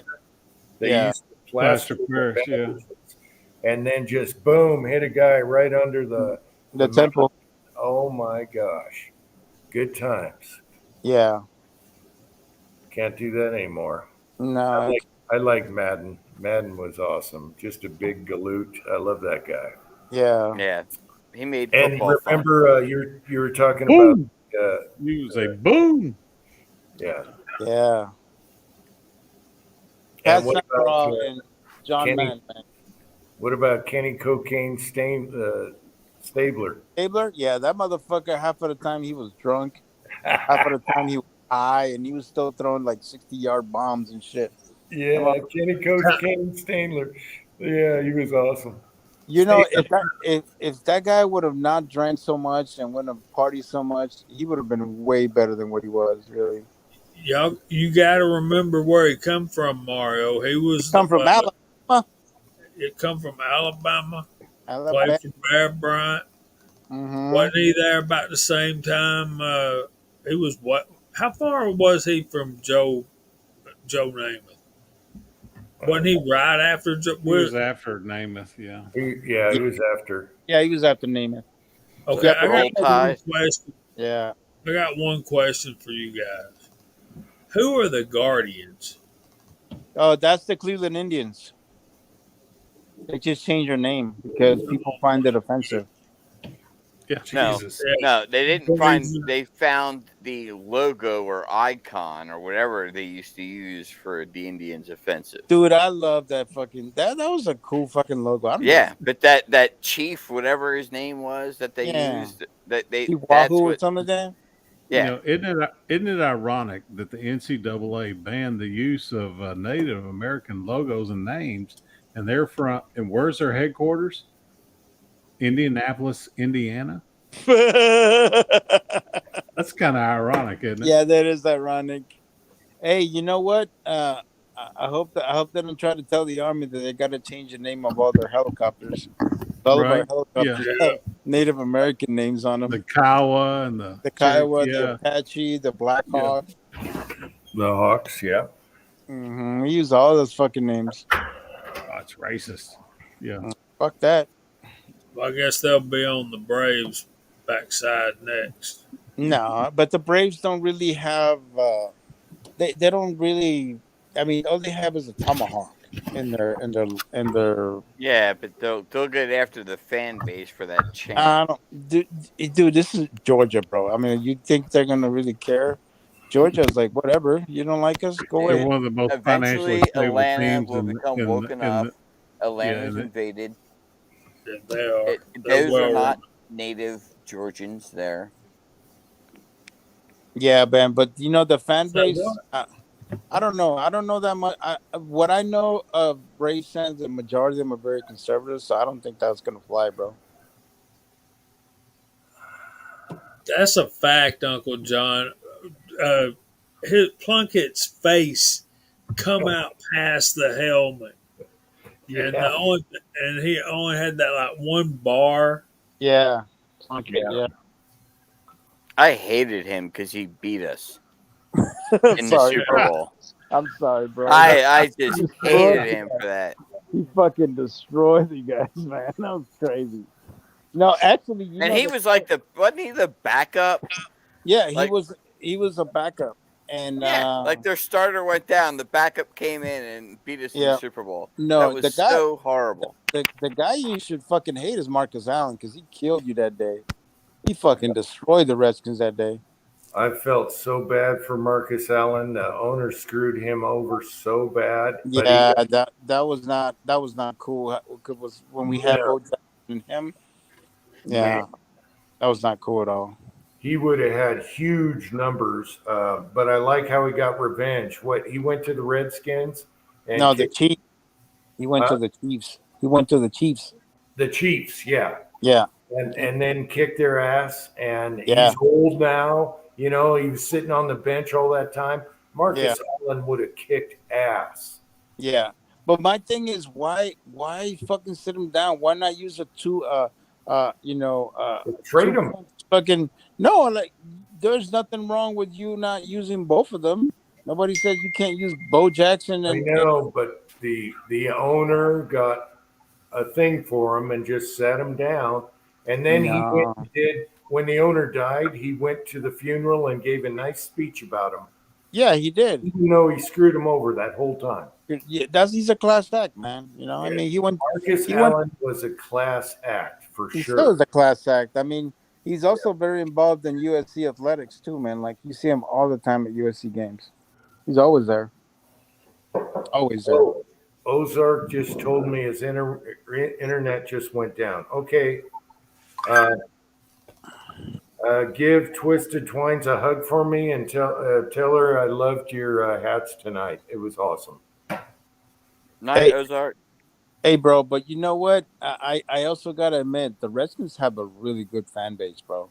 Like I didn't know how big the Redskins fan base was. Oh, I got Until annihilated in school just mentioning the Seahawks starting up as a team. Yeah. oh yeah. Oh, I almost had to get in fights.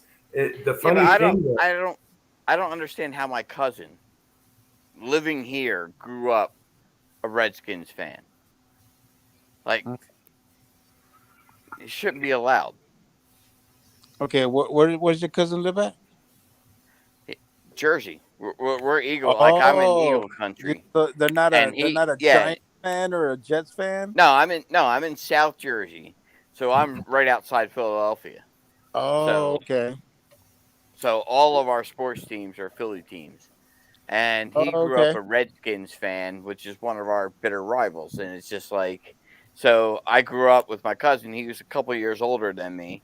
And so, you know, it was always taking his shit. But when we went to that Eagles game, he went decked out in Redskins gear. Then you go get your ass kicked in And Philly, man, wearing that shit. I know.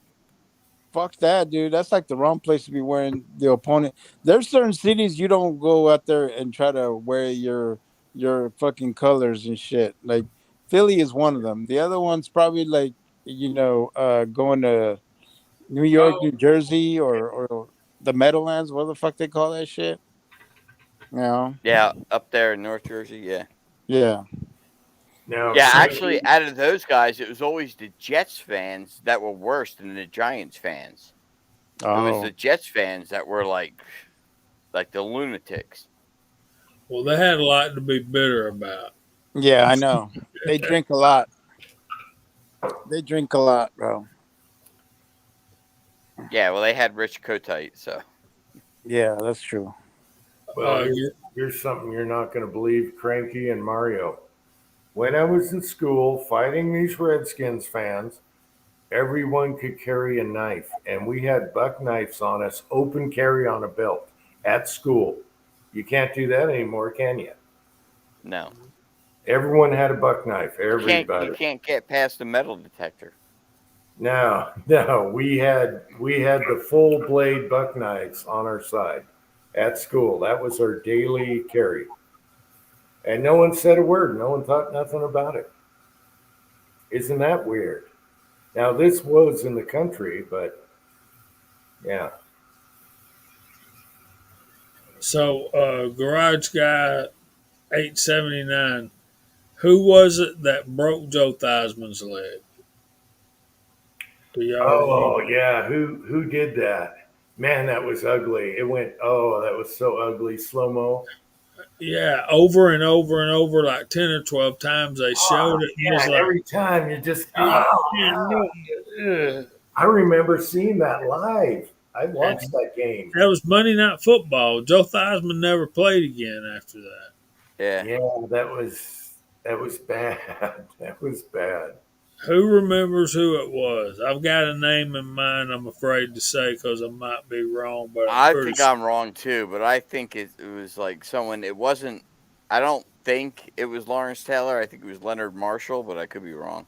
I can't remember the team, let I alone the think It was. person. It was the Giants. It I was the know it was the Giants. Giants Okay. that did it, but I don't think it was Lawrence Taylor. I think it was Leonard Marshall. But So, Uncle John, the question is who was it that broke Joe Theismann's leg on Monday Night Football? Broke it Yeah, sideways. I So, couldn't even remember the team, but Uncle John will remember. I think it was Lawrence Taylor. I think the two of them got to him about the same time. One hit him high, one hit him low. I think it was yeah, Taylor. I think that was the obvious choice. But I just think that for some reason I thought Leonard Marshall was sticking in my head.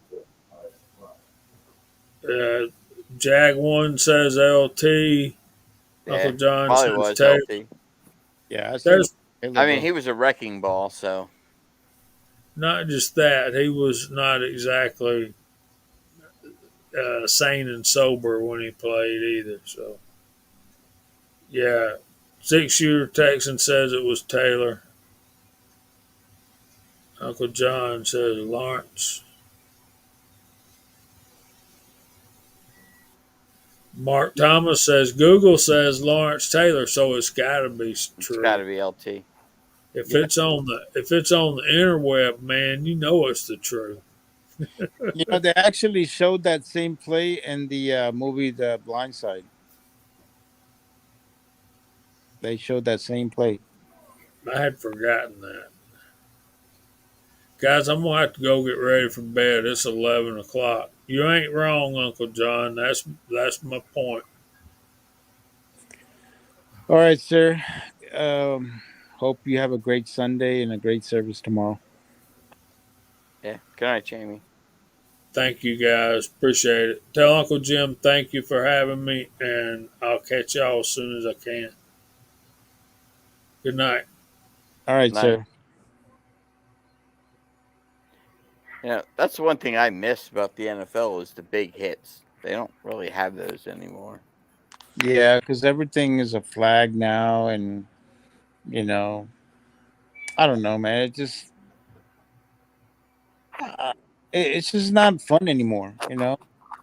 It's the no fun league anymore. It sucks. It's not what it used to be, and it's gotten so political now. It's just so bullshit. Pisses me off. No, but I remember like that block that Keith Byers put on Peppers. I don't know if you ever remember that. It was like it was on a Cunningham scramble. It was on a Monday night game, Eagles against the Giants, and Cunningham Oh, scrambling down the sideline. is that the And he jumped over the dude? no, but Pepper's right after him, and they had Keith Byers was out in the flat, and Keith Mm-hmm. Byers just stood still and just dropped his shoulder, and and just let Peppers run right into him, square in the chest.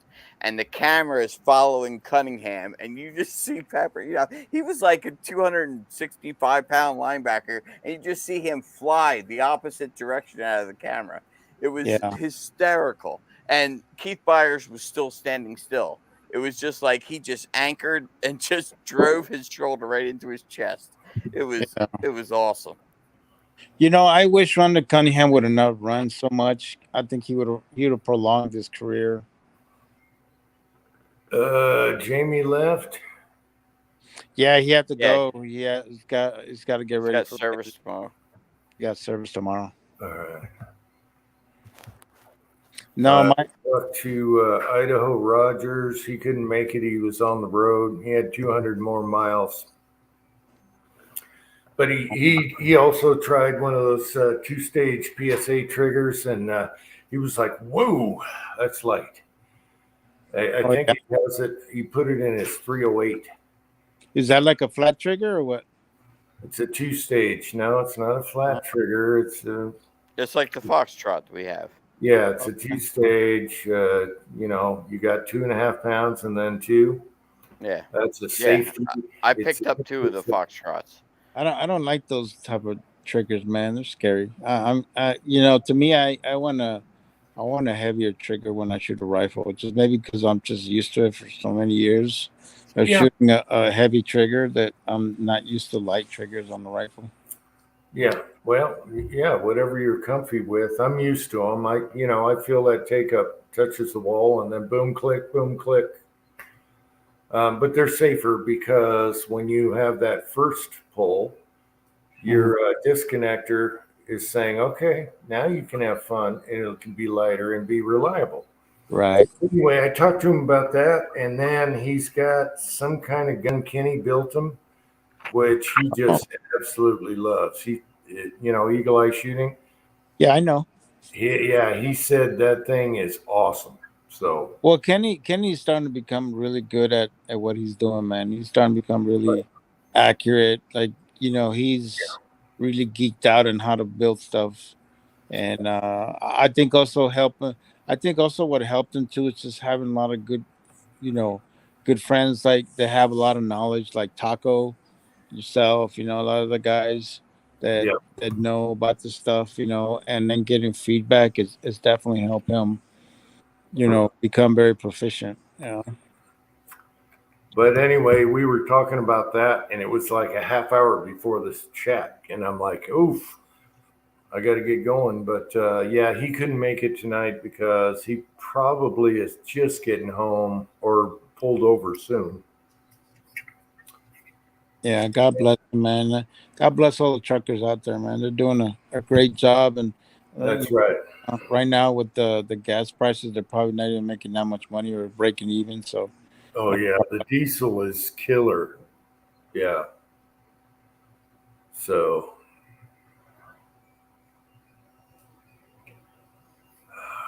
Pony, what trigger are you talking about? Two stage? That little stage is kind of like a flap thing, it's just a little extra because ARs, this is they never, when they designed it, it was never a perfect trigger. If you look at it and the way it's sitting, even a stock trigger, so I really like two-stage triggers. That's what I run. If you know that, yeah. Jim, did you get new glass? Pat put a foxtrot in one of his. You like that one?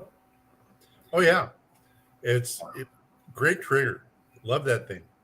Yeah. And then I've got that drop-in trigger in Sylvia's that's on the 458 SOCOM. That's so light it's scary. It's a surprise. You just touch it, and it goes.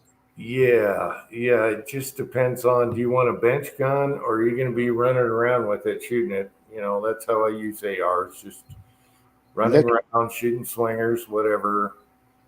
I don't want it too light. I don't like my pistols too light unless they're bench guns. Otherwise, no, I'm not carrying that thing every day. You want something there. You're Yeah, gonna well, you're gonna be stressed out. So I agree Depends with on the Mario. depends on the pistol. The P210 has a light trigger, but it's not a carry gun, so Well, it's the okay. P210's a target gun, though. Yeah. Yeah. And your Dan So Weston's probably got a good trigger too. it's got a real short reset. It's nice. Yeah, your 1911. Yeah, Oh Dan yeah, Weston. that Dan yeah, I like it. Weston, man. If you're buying a I 1911, tell you what, the Apex trigger I put in the 320 is nice. I like that yeah, too. yeah, I've heard good things about Apexes, but most of my pistols are stock-ish triggers. I might change a connector, but they're not going to be scary. No way. You don't need it. I mean, it's your no. carry gun. So, Every time I think Well, about triggers and not doing like a GI, I go shoot the Martini Henry off the bench, and that's like 12 pounds, like dragging a brick over concrete. And it's just awful as can be, with a surprise at the end that's going to beat your ass. So, flinch trainer, it's great. And if you move to like an ARGI trigger, it's like, boy, this trigger is nice. yeah, I've worked with some guys. They were competition shooters.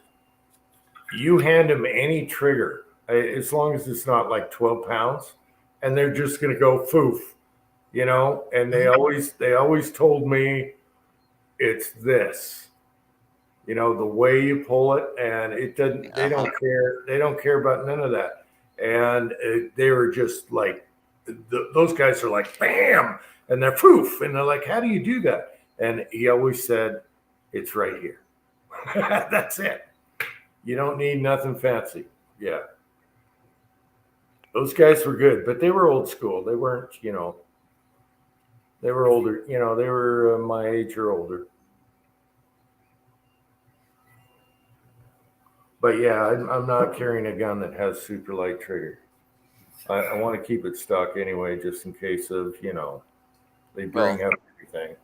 yeah, I know, but see, for so long, carry was not an option here. So Yeah. no, I never really cared because everything was a range gun or home defense gun. That was it. Yeah. So now it's like, okay, now I got to start looking at holsters. I'm gonna have to, look at stuff I never had to worry about before. You poor thing. Yeah. First, I would move and then worry about all that later. Yeah, So, I know. so But you carry even if somebody. I don't move, I can still go through the process of getting, a permit now because they won't deny it, based off of, Mhm. some stupid made up need that you have to have. Yeah. It's all personal preference, but just don't go crazy. You want, hey, there's Idaho Rogers. You want reliable. That's number one. You want it to go bang. You don't want breakage. You don't want double taps. You don't want none of that stuff. Well, the 320 goes bang. I like it. So Yeah, 320 is the classic. Yeah. Or no, the 320 is the modern classic. yeah, but I mean, that's probably what I would use, unless I get something now. Well, I still have the one active permit, and I'm still waiting on my 10 millimeter, but I have no idea when that's going to come in. And my permit's only good till September 11th. So I'm probably going to have to just use up that permit on something else and then, apply for more permits while I wait for the 10 mil to come in. Yeah, I was thinking your 210 is the classic. You threw me off there. 6-shooter Texan. Some of his air rifles have 1-pound triggers. Well, I hope you're not carrying that. But that sounds really nice. A poof. Just don't bam. Yeah. Yeah, stiff breeze comes by, it's gonna go off. Yeah. Yeah. Yeah, that would screw me up because it would be like, oops, sorry about that. I think I did a video about sorry about that. What was that? Oh, I accidentally shot Minnie. Remember that one? You guys don't remember that video where I shot Minnie? Okay, she came back from the vet and she had a big hole in her side. And so I took advantage. Oh, I remember the video. Yeah, I took advantage and made I a video. remember the horror that all happened before the video. Oh, don't even go there. Don't go there. Don't go there. That's why I'm not laughing. Okay. All right. Here's the story for people that don't know. As far as the video goes, Minnie had a hole in her side, so I took advantage. So it shows me out shooting, and I'm like, oh. And then it shows Minnie with a hole in her on the couch, And then what Cranky's talking about was I thought Minnie was dying, and I was going to go out in the backyard and put her out of her misery. And Tin Man and Cranky are like, no, take her to the vet. Take her to the vet. I'm like, no, she's too far gone. She's almost dead. And luckily those guys talked me down because I was going to put her out of her misery, and look at her now. It's like 2 years later. And Tin Man and Cranky saved her life because I was going to put one to the noggin there. I'm sorry, Minnie. I'm sorry you even thought about that, Minnie. I thought you were dying, okay? They're going to do the same thing to me. Anyway, that's the story. Cranky. Yeah, so then he goes and makes a damn video about faking shooting her after he had told us that he was about to go shoot her. Yeah. Yeah, she was in bad shape, and it turned out to be, what was it, some infection or something, but she was all messed up, and I'm like, hey, she's suffering. I'm just taking her out in the backyard. I put a can on my gun, and I was right here, and my wife and my son are like, you really want to do this? I mean, maybe there's a chance. And there was. So here she is, eating squirrel brains now. Yeah. But I came that close. I didn't enjoy it. I wasn't, I loved Minnie. Do you have to put up a link, Uncle Jim? People want a link. To what? Accidentally, my bad. Okay, I'll find it. It's probably on Gunstream. No, a link for the chat. Oh, I'm sorry. We're down to 3 now, and I got to go bake a pizza. Yeah, we should just end it short anyway. No, Tin Man's coming. Dave's coming. We should end it short anyway. A pizza sounds great. I could use a pizza. We should end it short anyway. Stop it, Jim. Now we're into 9 hours. I didn't get my nap. No, I need a pizza. With pineapple. No, I'm doing Sicilian. A Sicilian. It's like a loaf of bread. No, it's a thin crust Sicilian, California Pizza Kitchen. So it probably has nothing to do with. It has nothing to do with Sicily. Wait, how do you have a thin crust Sicilian? What the hell is that? I don't know. Can California not keep anything original? No. No. But it doesn't. There's no tofu on it. Okay. Yeah, but Sicilian is a big, thick, bready, square-ass pizza. You can't have a thin Sicilian pizza. It's not Sicilian pizza if it's thin crust. Okay. Well, it was on sale at Walmart. It looked good. So I'm not going to fault him for that. It's got pepperoni and salami and sausage, good enough for me.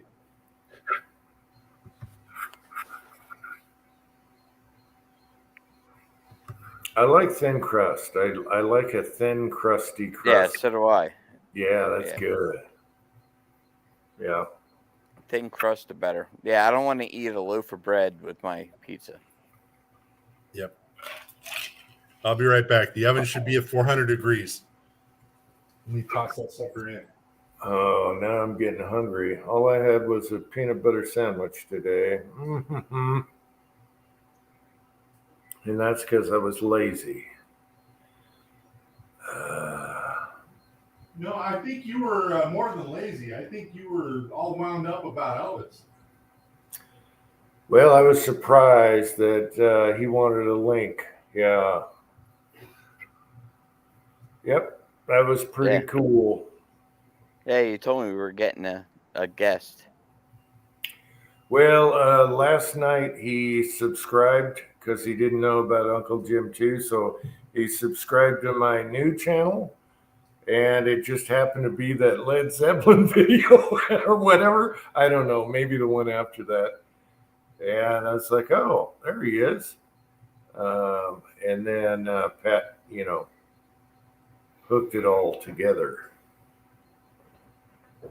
And then he said, check Pat's email. And I thought, okay, check Pat's email. He's going to say, I'm sorry, I'm too busy. I can't do this. And that's what I told Pat. And then Pat replied back and said, he wants a link. He wants to get on. I'm like, no way. And so much That was awesome. After that, yeah. That was awesome. Yeah. Yep. It was like that time for me. It's like the time where they had Country Boy Prepper on the Georgia Shooting Connection, because I watched like Country Boy Prepper, like all his videos around the same time I was watching Elvis and Johnny Reloading Bench. Speaking of Johnny, he won't let it go about Little Gun. Little Gun sucks. You know what? I don't think it sucks. I had good luck with it. It's one of those things where H110 performed the others a hair better. Yeah, exactly. It was like it was accurate, but I got 100 feet per second more out of H110. Yeah, I'm saving my Little Gun for 357 maximum, not blackout, because I get way better with BLK 1680, H110 296. What else I got over there? And so I just saving it till I start loading shotgun. I have better powders for those reasons, and I'll save it for maximum maybe. Yeah. But once that to me, it's like a Varget. To me, it's like Varget. Yeah. Once that jug is gone, it's gone. I did the 3 Amigos in 300 blackout, and I used the Little Gun because that was Kyle's load. Yeah. And then I put 1680 in it, and you saw the group immediately, the difference, because I'm shooting them all in a row, right? And I put 1680 in it. It's like, yeah. Yeah. See, I don't think it sucks. I think it's like Varget. It's never the best option. It's okay and it works, but it's not the best option. Yeah, but you don't like Varget. No, because it's never been the best option for me. I've always found something that works better. It wouldn't be a live chat unless Cranky was bagging on Varget. Yeah. My life is complete now. Yeah. Varget is a very, very good powder. But everyone has their little differences. With Little Gun, you're going to find love and hate, or like it's okay and hate. But there's a lot of hate, and I can see why. I don't like Little Gun. I'm sorry. I have one back. He says he's here. I have one jug, and I got to figure out a round it will work with. It's kind of like the Taurus TX. I had 22 ammo I did not like in my other guns, and it shot it great. So, hey, you might find a reason for something. Okay, Check backstage. Idaho, how you Backstage. doing? Oh, I'm just living a dream. Did you get home or? No, I'm just left home. I was home for like 3 weeks, so I'm back on the road. I'm somewhere in Kansas. Oh, Kansas. Can you see corn? Yes, and I can see corn, but it's pretty damn sad looking. Looks like this country could use some rain. at least it's flat. You don't have passes to go over, right? No, this is quite possibly the flattest place on the face of the earth. It's flatter than my first girlfriend, I'll tell you what.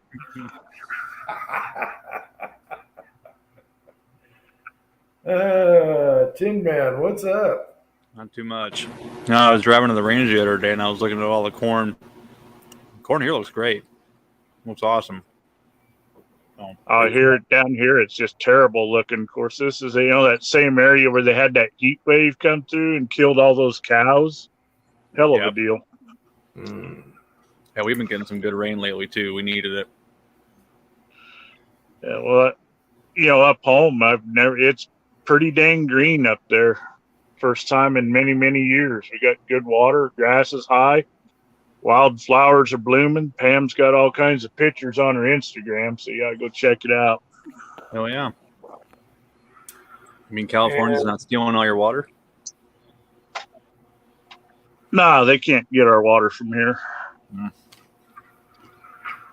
Where's your foil hat, Tin Man? Up in the bathtub, my kid shit on it. Yeah, right. That's no excuse not to Dude, wear it. that was awful. Yeah, can you come up with something better than that? Yeah. No. That's what I was just doing though, was cleaning liquid crap out of our bathtub. Well, it's better than the kitchen floor. That's disgusting.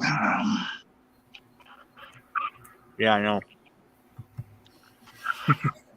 I think that one's for you. No? Made it almost 2 years without doing it though. 2 years. How's it going, Uncle John? Well, in case you missed it, we had Elvis Ammo on here, and that was fun. That was really fun. I don't believe you. It's good to see He him was again. here. You're going to have to watch the rerun. Dude, he was here. Probably after the half-hour mark or something like that, he showed up. He was in his truck. And it was good to see him. Yeah, we had. What did it take? 4.5 years to get him on one of these? yeah. It was, but it was fun doing it. See, I like to bitch and complain and, make drama. And so we do tin foil hat nights. Now we got nothing. We can't do tin foil hat nights anymore. No, we still can. It's Clarence Thomas. It's Clarence Thomas. We're going to get Clarence Thomas on the chat. We're going to do tinfoil hat until we get Clarence Thomas. We just got to set our goals higher. I mean, we had the king, so you got to get higher than the king. The whole thing is it's all about fun, and that's the whole shebang right there, having fun. Elvis has probably been melting down wheel weights into ingots for about 3 years now. That's why he hasn't been on. James Pollard, yep. He's talking about crap in the tub as he's sitting there eating the pastry. This ain't a pastry. It's a chicken breast pita thing my wife got. Pretty good. Like a hot pocket thing. Kind of like a hot pocket. I'll do you one better. You talked about crapping in the club, and I'm in the tub, and I'm eating a chocolate peanut cluster. All right, that's just wrong. Go find a public swimming pool and just chuck one in there. Well, we still have the side chat going here, so yeah, it's fun. It's fun. Who put a private chat? Was that you? Yep. Oh, it says bitch. I'm on the side. Yeah. That was All right. absolutely me. It's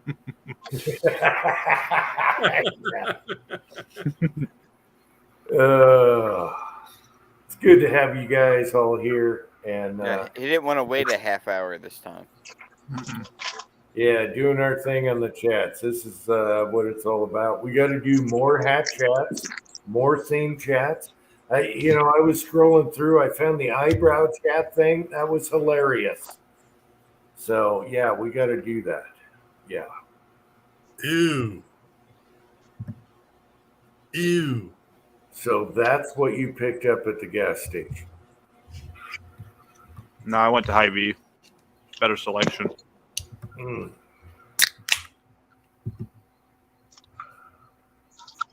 Cinnamon and Aren't you supposed coriander. to put an orange in that thing? Hey, Johnny, 1982. There's a Linky. Linky, Johnny. Come on now. Yeah, we need another victim up here. Anytime you want to come on, Johnny, you can come on.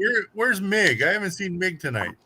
Mig? Yeah, what's he doing? Catching mice? Doing a thing. What is that? A Twinkie? Oh, it's an orange. Boy. For Cranky.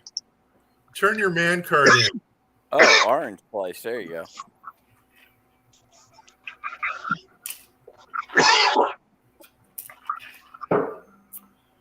Yeah, Mig. Okay, you guys have seen Mig trapping all those mice. Is that on the property or is that his garage? I think that's his garage. Oh man, he needs a bucket. He needs a cat. The property, he needs some beavers. Uncle John, I'm gonna hate you. Don't send me anything. I haven't even run that drone you sent me. All right, let me do the drone first, okay? No more stuff. If they're blow up outfits, send them anyway. Man, how can you say you? That's good stuff, man. Oh. I'll be back. I'm gonna get a real beer. A real beer. And Uncle John, that last video wasn't pointed at you. You know what I'm doing. I'm just having fun. And because I saw that, I never knew that line was in the song. And then I'm like, wait a minute. Mountain Men? Really? Led Zeppelin? You're dissing Mountain Men? No, not having it. All right. John, no, bad, no, don't. I got to get your drone going. We haven't even hooked that up yet. I charged the battery, but I never hooked the phone to it.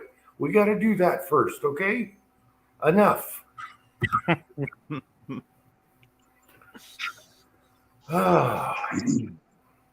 Johnny, I got to email you back. I want to see Tin Man after he guzzles that beer. Why? Because we've never seen you drink anything. I've never seen him Yes, you hammered. have. No. Oh, you won't see me hammered. He's the only one on the live chats that was never hammered and passed out over the years.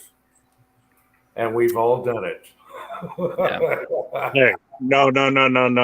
I haven't. You haven't? No, you haven't. No. But you haven't been on for 8 or 16 hours. We ran this twice a few times. Yeah. I've made it to the end of quite a few of them, but I've been pretty sober there. Never have. Well, I'm not a drinker anyway.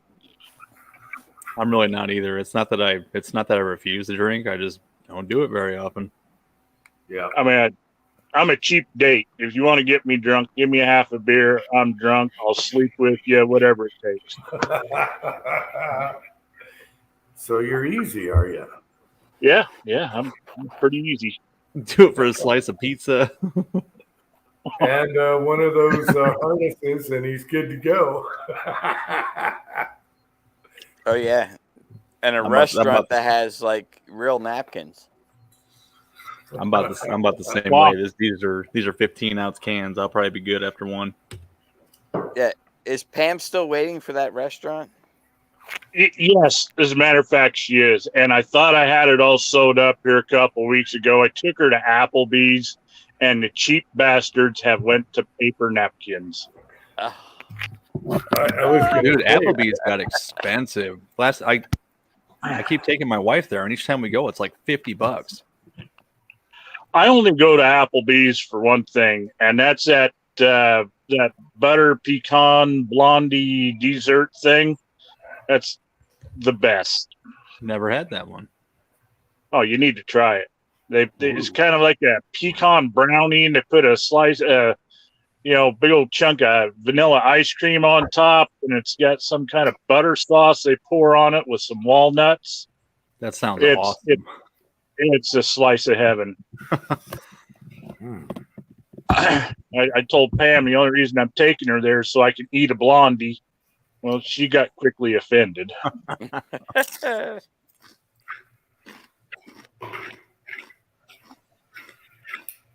Yeah, we quit going there once we get good shit. By the time we both get food or appetizer or whatnot, it's over $50. And last couple of times we've been there, the food has been awful. Yeah, they've really slipped. I mean, well, hell, they downgraded to paper napkins. You know, that's when restaurants went to hell. They're going to blame it on COVID. Everything's COVID's fault. It's Putin. Preacher, I have let myself go. I'm 2 months overdue for a haircut. You're right. oh my gosh, Preacher's here. Preacher, hop on yeah. here. He's popped Yeah. out, or his wife's popped out the next kid. Now he's drinking beer. He's letting Preacher, is himself your wife go. going to let you hop on? I think Preacher's out of town. That's why he couldn't make it on tonight. He's doing Sure. Yeah. The hotel has Wi-Fi. Well, he's busy, all right. Preacher, you missed Elvis Ammo tonight. He was on. So there. But I'll post a link anyway in case you want to come on late. Boom, bang, pow, right there. Bam. So, Tin Man, did you see the Uncle John video that I put on private the next morning? Huh. All right, I relisted it. Yeah, because I haven't seen it yet. I've been watching a few of your old videos that you've been posting lately. I didn't see the Uncle John one though. Well, I was trying to, Pat was helping out, talking to Elvis and getting him on here, and I post this video late at night for Uncle John. I'm like, this is only for Uncle John. The rest of you guys, scroll on by. Get the hell out of here. Elvis Ammo, watch the video. And it was goofball, of course. But he knows. He calls me Crazy Uncle Jim. All right. Preacher is here. Oh, my gosh. Well, I ain't scared. I ain't scared. Good to see you, man. Man, they let anybody on these live chats, don't they? Yeah, they're not picky. They're just looking for somebody to fill an empty slot. No kidding. What are you drinking there, Preacher? Watered down iced tea. That boy. Oh yeah. Iced tea is good. Yeah, you got to work in the morning. I left the house at 6:30 and I got home at 10 o'clock. 6:30 a.m. or p.m. Man, I left at 6. I didn't leave at 6:30. I started at 6:30. I got back home at 10 o'clock p.m. I didn't leave until about 7:30. But we had a conference at church that I host every year, so I had a bunch of stuff going on. Had an older gentleman in the hospital on hospice care. I don't think he'll make it through the night, so I preached one service, did a Q&A, prepared some lunch, went and visited him, then took another preacher and his wife out, then got back here about 10 o'clock. So what's your excuse? No, I'm joking. It's just, it's funny, you preachers only work 3 hours a week. I'm like, yeah, okay. And you got Sunday tomorrow. I don't know if you. Yeah, I got to teach Sunday school and preach in the morning and then preach in the evening. Wow. So I really got cranking last Tuesday with I barbecued 8 pork butts, 10 pounds of bologna, 8 pounds of sausage, and 5 pounds of ribs.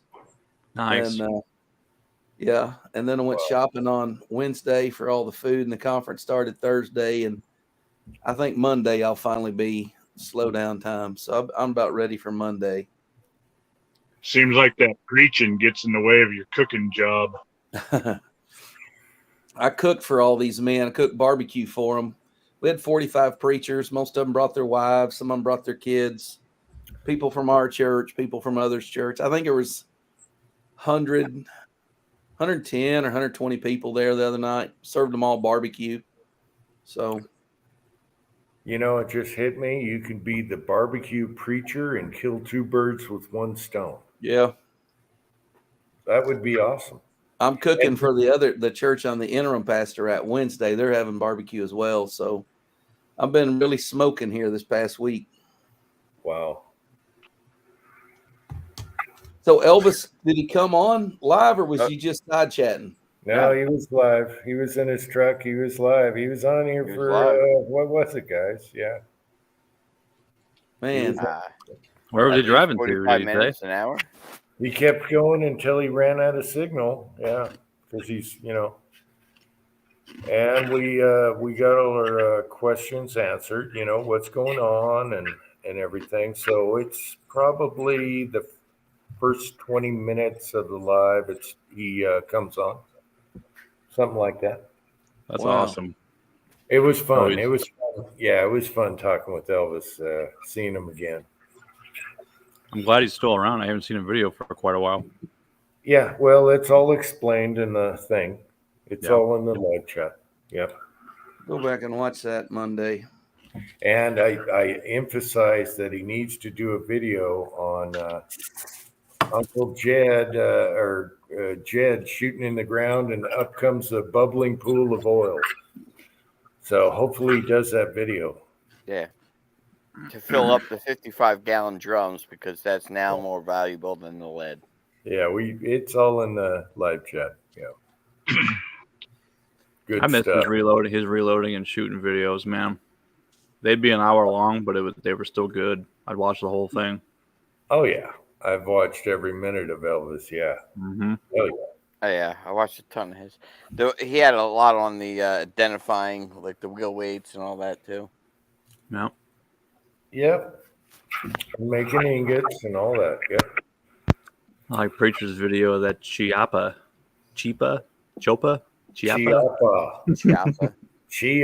preacher. Chop. That looks like it's better made than the other. Yeah. They are. They're a lot better made. Yeah. I mean, they're not a Smith and Wesson. They're not a Colt, but they're a lot better than a Heritage. But you can get 2 or 3 of them for the price. Like, you know for what I mean? $150, right? Yeah. Keep one in this tackle box. Keep one in the glove box. Keep one. I think they're normally just over 200, and they had them on sale. That was their hot sale of the week for $149. Yeah, it's hard to tell from the video, but it looked a little better made than the Heritage. Yeah. It is. It's a lot better made. I mean, you could just look at them. If you've seen them in the case, they had Heritages there, and you could see gap in the wood, and the cylinder looked a little crooked. And this one here was a lot smoother. And I've owned a Heritage or 2 in the past. I never kept them long, but this is a lot better pistol. And the Heritage, for the same money, you don't get both cylinders. You just get 22. So having the 2 cylinders for less money. Oh, you got both. Okay. Yeah, I can shoot Magnum or 22. Wow. Okay. Yeah, they've made a lot of. They put their name on a lot of shotguns and different things, and it looks like they kind of order specific. So it's different. They have them made kind of to their thing. Yeah. Do they make one with a 16-inch barrel? Isn't it a Chiapa that makes that 3-barreled shotgun? You may be right, Idaho. They made a side-by-side, and didn't they make the triple-barreled one where it's a tri-barrel? Yeah, that's what he was saying. Yeah, it's got 3 barrels, so one stacked on top. Right. Yeah. That's awesome. Yeah, they put their name. Charles Daly used to put their names on high powers and different things also. Right. So it's kind of like that, kind of like a niche thing under their brand. I could have bought a TX22 the other day, but I passed on it. Too much or why? 400. Oh yeah, too much. Well, it was a special silver coated slide, yada yada yada, like the American flag silver coated slide. And like, don't get me wrong, I love the American flag, but I'm not willing to pay an extra $100 for a gun just because of it. Yeah, yeah. Yeah, when my son picked ours up, there was like a couple to choose from. I said, just pick what you like.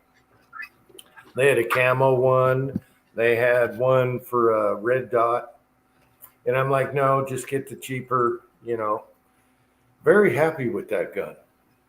I have yet to have a jam. That's amazing. I've shot bulk back through this.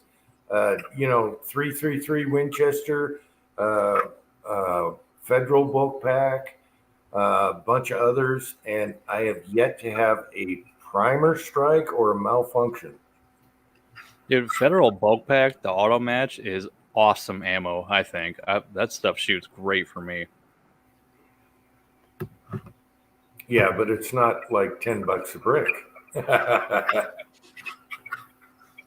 No, I think I paid $28 for my box of 325. Wow. When I was a kid, they had those M16 to 22 long rifle conversion kits the military trained with. Yeah. Mm-hmm. And we knew some guys that were in the National Guard, and they stole like a case of military 22 ammo. It's just a white box with black letter, said 22 long rifle on it. They were selling bricks for $5 a brick. And my dad bought 10 bricks. And that little Browning lever action 22, that's how I learned to shoot. I had 10 bricks of 22 shells, and I'd just get a box and dump them in my pocket, walk out behind the house, and they had tilled the fire break up, and all these little rocks were turned up on the berm, and I would just shoot all the big rocks till they were nothing. Yeah. And then I would shoot persimmons out of the trees. And then, man, I'm telling you, after shooting 10 bricks of 22 through one rifle, it was like an extension of your arm. I mean, you could literally just point and shoot anything. You know what you're doing. Yeah.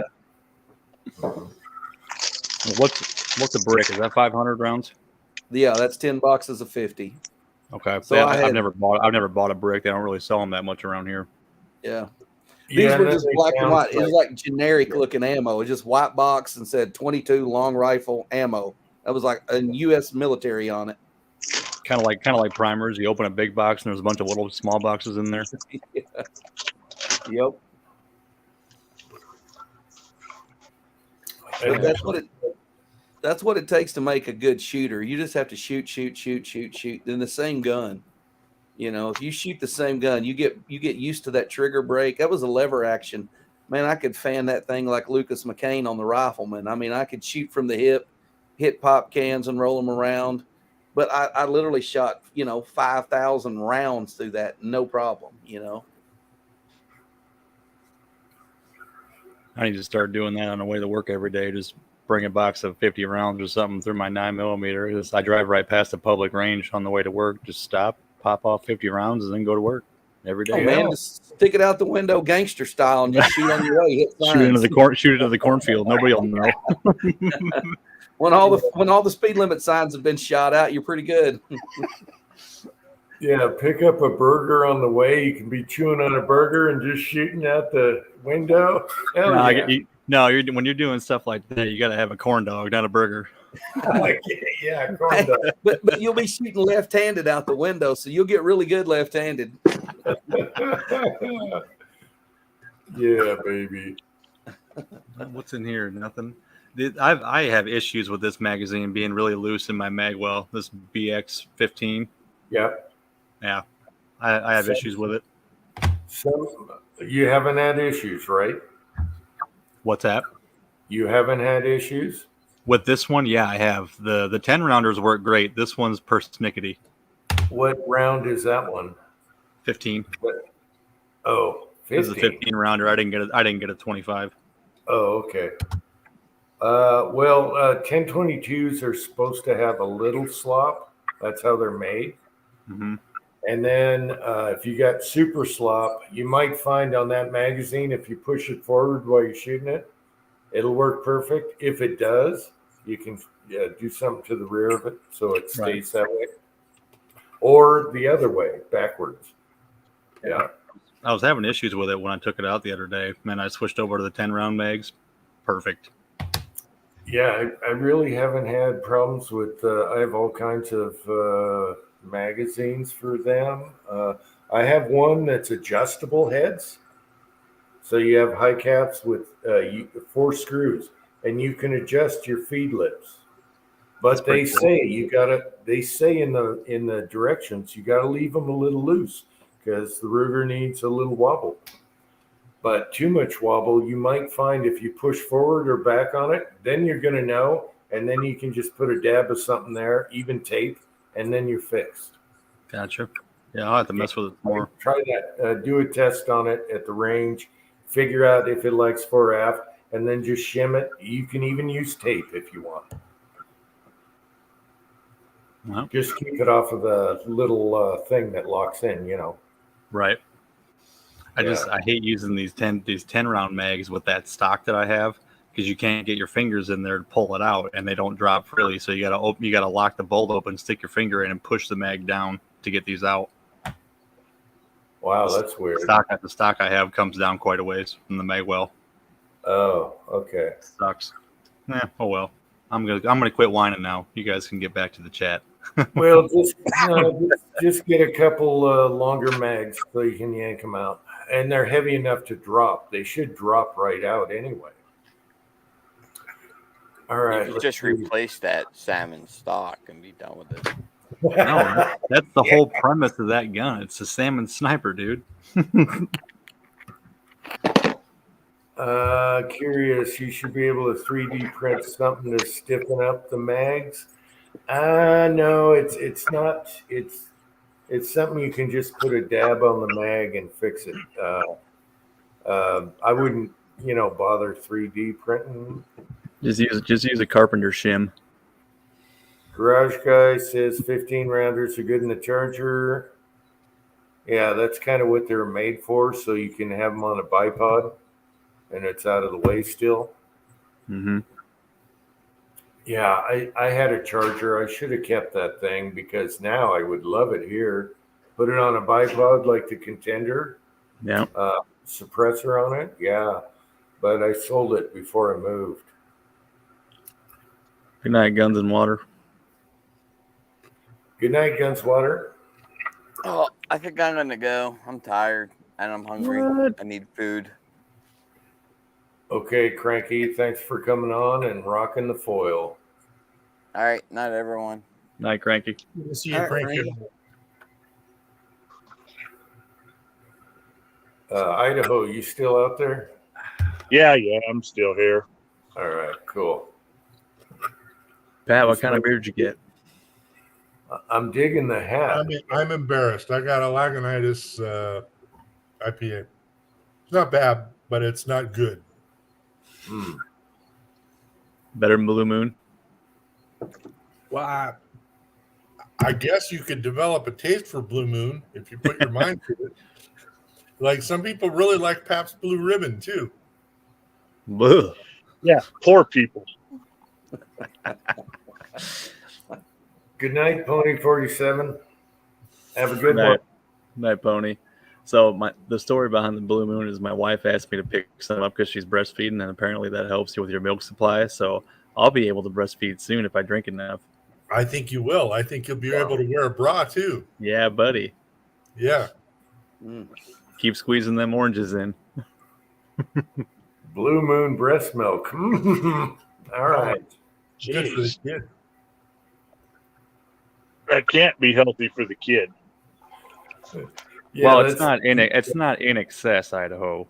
Yeah, that's new to me. My wife never drank, so yeah, never tried that. Yeah. My wife really doesn't either, but they say I don't know if it's the wheat or the hops or what, it's supposed to help. So that's what I got. Well, good. Whatever works. Is that because of the big baby formula shortage, or is that over with? I don't know. We haven't had to buy it, so I'm not really sure, but I'm sure there's still a shortage. No fruit in my beer, please. Yeah, I'm usually the same way. I agree with 6-shooter Texan. Fruit does not belong in beer. You got to have something to make Blue Moon taste good, though. Yeah. Yeah, it's like salt and Coronas.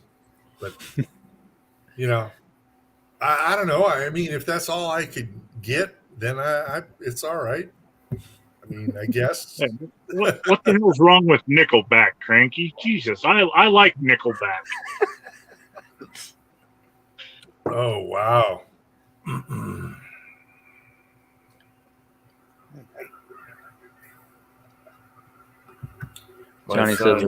Johnny says it's still going on, that formula shortage, and there's recalls too. Tin Man, my son's got his nose on the 3D printer. He's watching it like a baby. Is it almost done? It's 94.2. What is this, about 12 feet away? And you can't hear it. That's good. 15 feet? I do that a lot too. I'll get my face so close that when the bed moves, it almost touches my nose. I'll be watching it. Yeah, he's checking it with the flashlight. I think what are those battery adapters? One's a M18 tool holder, the other one's an M18 battery holder. Okay, a tool holder and a battery holder for Milwaukee? Yeah. All right. That's his project right now. Pretty sure you look tired. I'm fixing to crash and go to bed, guys. It's good to talk to you.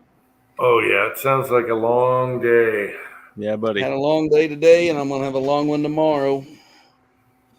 And then Monday, you're just going to jump in the garden and tire yourself out. Monday, I might jump in the Mulberry River and go fishing.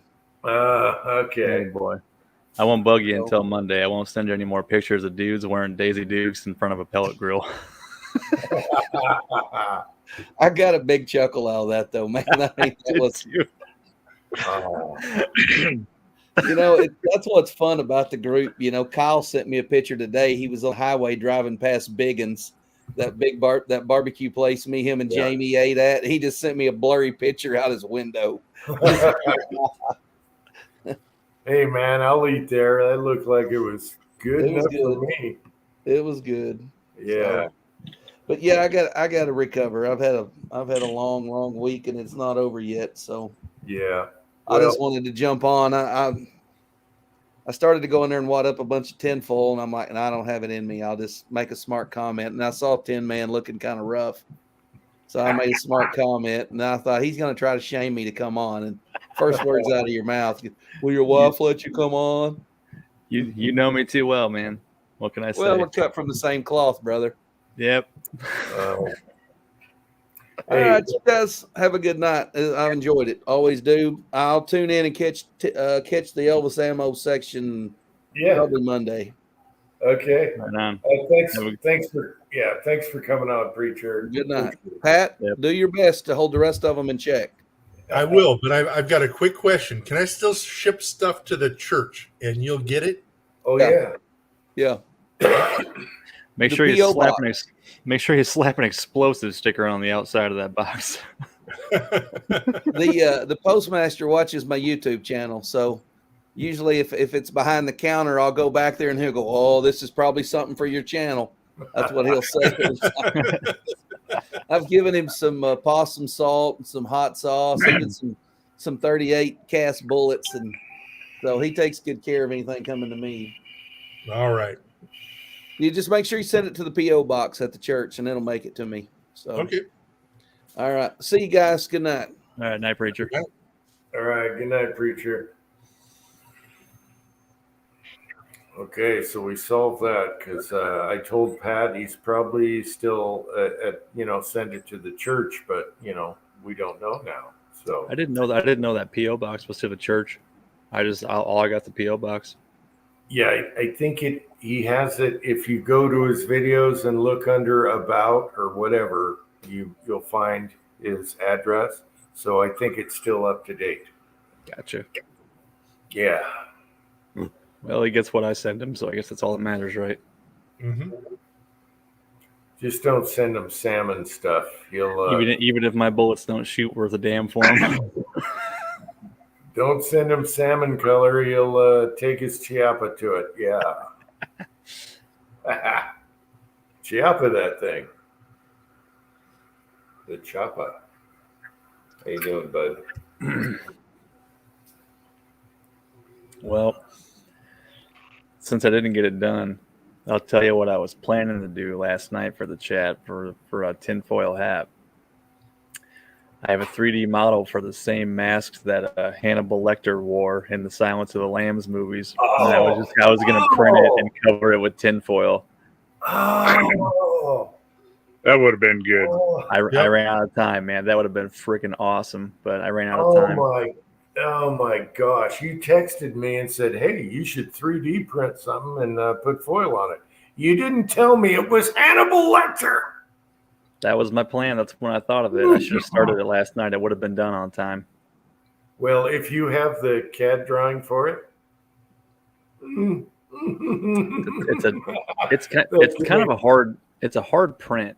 Like the way you have to print it is kind of goofy. You pretty much have to print it standing straight up. So the bottom, there's not a whole lot holding it. It's just, yeah. You got to use different supports and all that crap. It's like a 12.5-hour print too. But it'd be worth it. Chico. We got Chico Wise in the house. Here, let me post a link in case you're not busy, Chico. And yeah, we had Elvis here. There you go, Chico. There's a link if you want. If not, I understand. You guys are busy. A lot of people are really busy right now. We've been working Hey, Saturday. I got a question since I'm surrounded by like the smartest guys on the internet. You're funny. and it's an off topic, but I have a feeling somebody will be able to answer this. I've just spent the past couple weeks out cutting firewood, sawing firewood, and I got 2 steel chainsaws. I can cold start them on the mountain with 1 pull. I can saw and saw and saw until it's about time to fill it up full of gas, shut it off, fill it full of gas, and I'll be damned if I can get them to start again. What's going on? That happens with mine too. It almost seems like that when you run them a lot and then you turn them off and go to turn them back on, it's like they're flooded. You just got to let them sit for a little bit and let them cool down a little, and it should fire up. I've had the same issue with mine. I let them sit. Thank God I got 2 that I can switch off and go to the other one, and I can finish cutting my load of wood. But both of them, I can't get them to work until I actually get home, take the air compressor to them, blow them all out, and then they'll cold start up right again at the house. Yep. It almost sounds like an airlock thing or something from heat. Yeah. I don't know. I'll have to ask my son. He's chain bot. It was, hotter than hell up there. It was, in the 80s or 90s. But I can't see. And I wouldn't even choke them when I'd go to restart. But just me, I couldn't get them to run. Once it got hot, you just had to give up and go to the next saw. See, I kind of had that issue with mine, but it was only when I first got it, and then once I use it quite a bit, I really haven't had that issue since. So yeah, I don't. Chico says the idle is fast. The idle slow needs adjustment. There, William Gainley, he's got something. There's a plastic insert for summer and winter. Make sure you change that out. And it's next to the filter. Yeah. Okay. Yeah, because winter is going to change your air. Yeah. I'm gonna have to look for them. They do that on pull start engines also. You have winter and summer. Yeah, I got one big one, and they're less than 3 years old. One's an MS311, and the other one's Pam saw. It's like this cute little MS171. It's got like a 12-inch blade on it. It's just adorable. So what's that plastic insert for? Is that the intake, or where? It seems like to me I seen a YouTube video a long ass time ago on that, and I'll be damned if I remembered that. Yeah, they used to do it on Tecumseh pull start engines, and you had winter and summer. So it's what was it? I'm trying to visualize the piece in there, and you flip it over, take it out. Gosh darn it! But I'll ask the boy about it, and I'll send you a text. Do a video. We all want to know. Yeah, now it seems like to me I remember something like that, but after I take it apart and blow it all out with air, and I don't remember seeing that piece in there, but I remember seeing a video on that somewhere. I think it's really cool that you've got 2 chainsaws so you can go juggling. Dual wield. I got 2 chainsaws, so the odds of one actually running is good, because nothing pisses you off more. Get up on the mountain, find the perfect tree to saw down, and you can't get a saw to run. Yeah. 6-shooter Texan. All the modern engines have non-adjustable.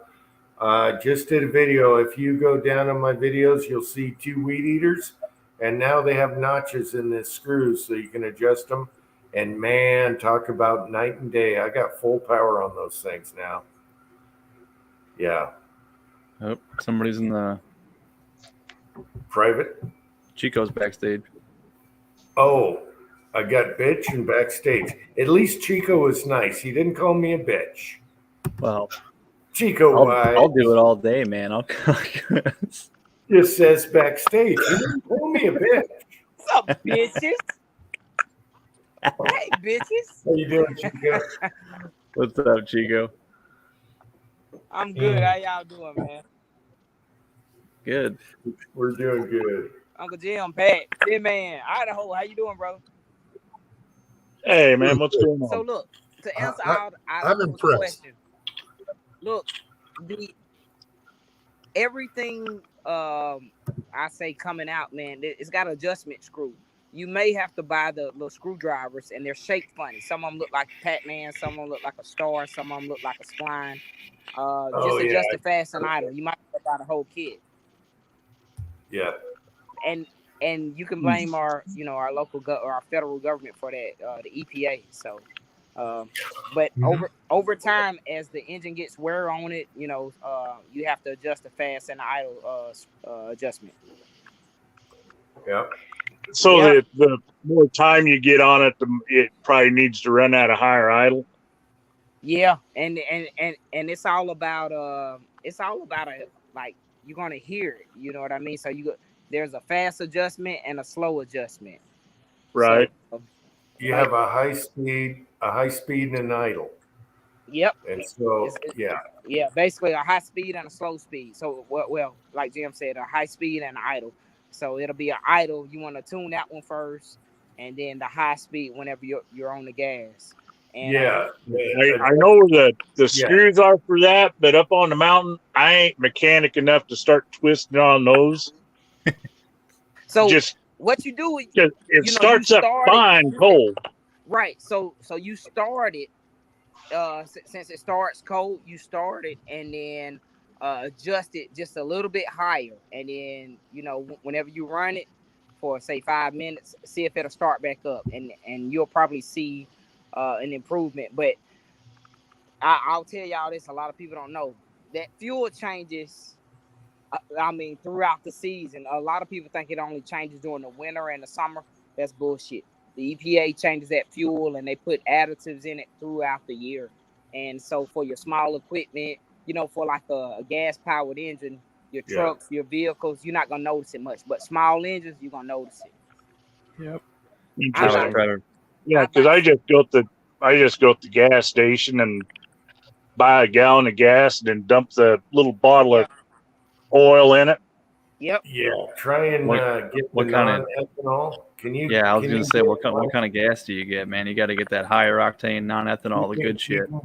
You can get the Now, non-ethanol. really, you could use the higher octane for two-stroke. Absolutely. I use 91. Yep.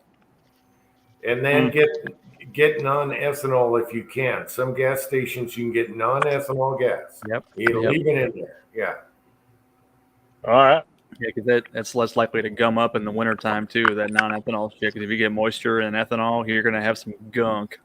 Yep. That's very Yeah. true. Last fall, of course, it was a lot cooler then, and that big saw ran like a champ until I went to fall a tree. And you got to be careful in these rocky areas up here. It'll pick up a rock as it grows, and I sawed right through the middle of a rock about the size of a softball that was in the middle of the tree. Oof. Yeah, and I you can only imagine what kind of wonders that did to my chain. Made it dull, didn't it? Oh, there ain't. Yet you saw through a rock about the size of a softball. It's done. It's done. You might as well You're go done. back home and grab a butter knife. Exactly. Hey, so Jim, how you know what? I was in a text group with other guys, and they said Elvis was on. How long was he on? I'm not sure on how long. Maybe 45 minutes. Maybe. Well, at least he came. If you good, man. Yeah, if you start at the beginning and he comes in at about 15, 20 minutes, somewhere like that. So he was summoned and he showed up. That's what's up. Yep. That's always good. And he was funny as hell. It was Elvis. Yeah, it was fun. We had a lot of fun. Nah, that's good, man. I'm glad he came. Mm-hmm.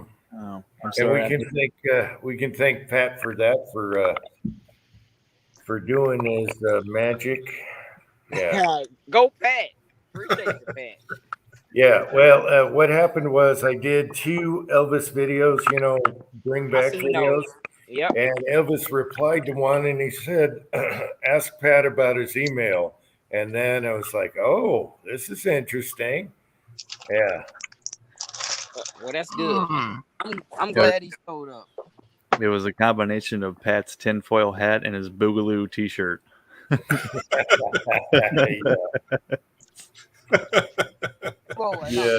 was fun. Now I need to do a chainsaw video because my son has a chainsaw that's probably as tall as me, and I need to do that one. So stay tuned for that. Now another phenomenon is I have a big steel 38 Magnum that was made in Germany. They weren't even supposed to be imported over here. And Thorzak's helped me out with that. I'd start it. I bought it for $5 at a garage sale. The guy says, he goes, you want to change something? I said, no. And he goes, $5? And I said, yes. And he threw in a brand new spark plug with it. And so I take it home. I start it up. It idled, and I put it away. Then I bring it here years later. Never touched it. And we start her up, and she's idling. And then after it warms up, it started acting funny. You can do nothing. Do you know what it was? And Thorzak's told me what it was. It's the seals on the your main on the you got your rod, and then you got your you know what I'm talking about? The 2 seals on the side.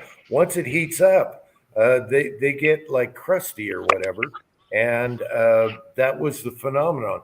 Otherwise, I would have never figured that out. So my son has the kit. He's going to do that, maybe in a video. And they're just the 2 seals that are on your what's your rod running on? The bearing thing. Anyway. Camshaft? No, your main bearing. Your main bearing seals, okay? So they're just rubber seals that go on the sides. And when those get old and it warms up, it expands, and then you got air, and it will never idle right, even though you can start it and everything's great. And then it starts acting funny once it warms up. And that's what it is. So we looked into that, and he was totally right on that. It's a common problem with your older seals. So that's another video. So that still is going to be worth its weight in gold after the little kit that costs nothing. I got a problem with my steel too. So look, so I'll tell everybody the main thing with small engines. With small engines is fuel. The fuel comes up. Yeah. Did you hear me? The fuel gums up. The best thing to buy for it is buy some B18. You can get it in the AutoZone but don't buy the one in the spray can. Buy the one that you can pour out and just pour it in your gas tank. It will clear a carburetor out. Small engines, anything, power washers, weed eaters. You probably have to fix it. You're talking about Benjamin or whatever they call it. It's called Benjamin. I think it's labeled as B18. Let's remember that one. He has a name for it. Vice Grip Garage uses it in every car he tries to make work. Yeah. It's like seafoam. You add it to the gas. Yeah. However, you want to keep that oil. Yeah, you want to keep that oil on the cylinders. So, yeah. Yeah, absolutely. You can add it. You can mix it with oil, but it cleans out a carburetor. So.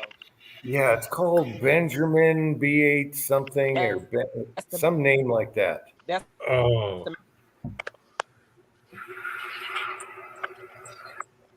You just brought back memories, you guys. The last house I lived in Montebello, I left abandoned behind the barn 25 gallons of carb cleaner, beauty carb cleaner, because the hazmat guys wouldn't take it. Oh, wow.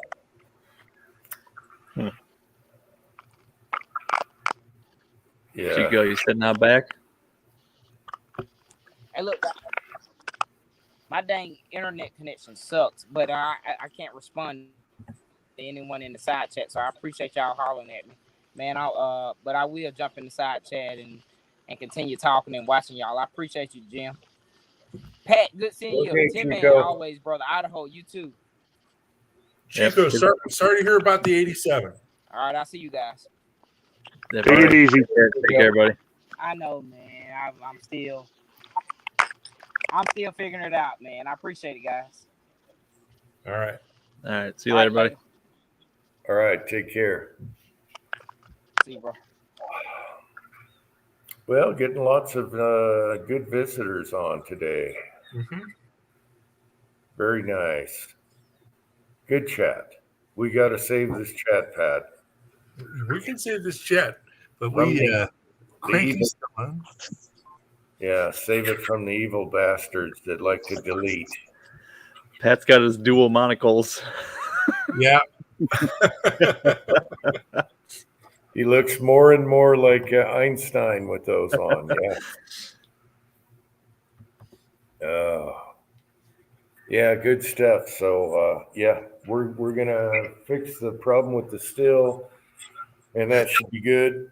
And my son said, easy. I thought it'd be tough because I thought you had to tear it all down. He's like, no, just take the two sides off, yank the seal, put them back on, boom, bang, pow. So if you have a weird problem like that, if your chainsaw warms up and then starts acting funny once it's warm, it's those seals. I got the stupid the cap on mine for the bar oil. Yeah, is a leaky bitch. I have to store it with the cap up, otherwise it'll just dump all that shit out on my floor. Yeah, see if you can find another cap. There's a dealer around here. I'm sure he's got a bunch laying around. He put a gas cap on. I think it's this new big one that has this little valve in it. Man, what a difference that was. Yeah, just for breathing, but yet shutting off. Yeah, this is a big boy. I got to do a video on this. They use those engines for go-karts. They went 80 miles an hour. It's a 125cc. It's got a 48-inch bar on it. Jesus. It's a big boy. Yeah, he's got both bars. Yeah. And the neighbor gave it to him free. He's like, hey, I got this chainsaw. You want it? My son's like, the Holy Grail, the one I've wanted all my life. Yeah. Yeah, it's a big boy. Maybe it's on the floor over here. Hey, there we go. Idaho. William Ganley said, Donny Boy 73. How to switch from winter mode to summer mode for steel chainsaw. And here's the thing. It's mint. It even has the original magnesium exhaust. Everything's original. Check this out. I hope you guys can. Let me enlarge here. Might be a little messy here right now. Idaho, are you watching? Yep, I'm watching. Look at that big bitch. Wow. No, I can't show you the scale on here. It is huge. Let me put my foot. There's my foot. Okay. Well, it's got a 36-inch bar? It's a big boy. That's like a freaking 6 horsepower go-kart engine. Maybe I can grab a tape measure real quick and tell you what the length is. I was going to lay beside it like Joe Namath with nylons. Oh, yeah. Let's see. Let me get a tape measure. I'll give you an overall length, guys. Oh, every time I say that, I get disappointed. Oh, I'm just thinking about Scarface with all this talk of chainsaws.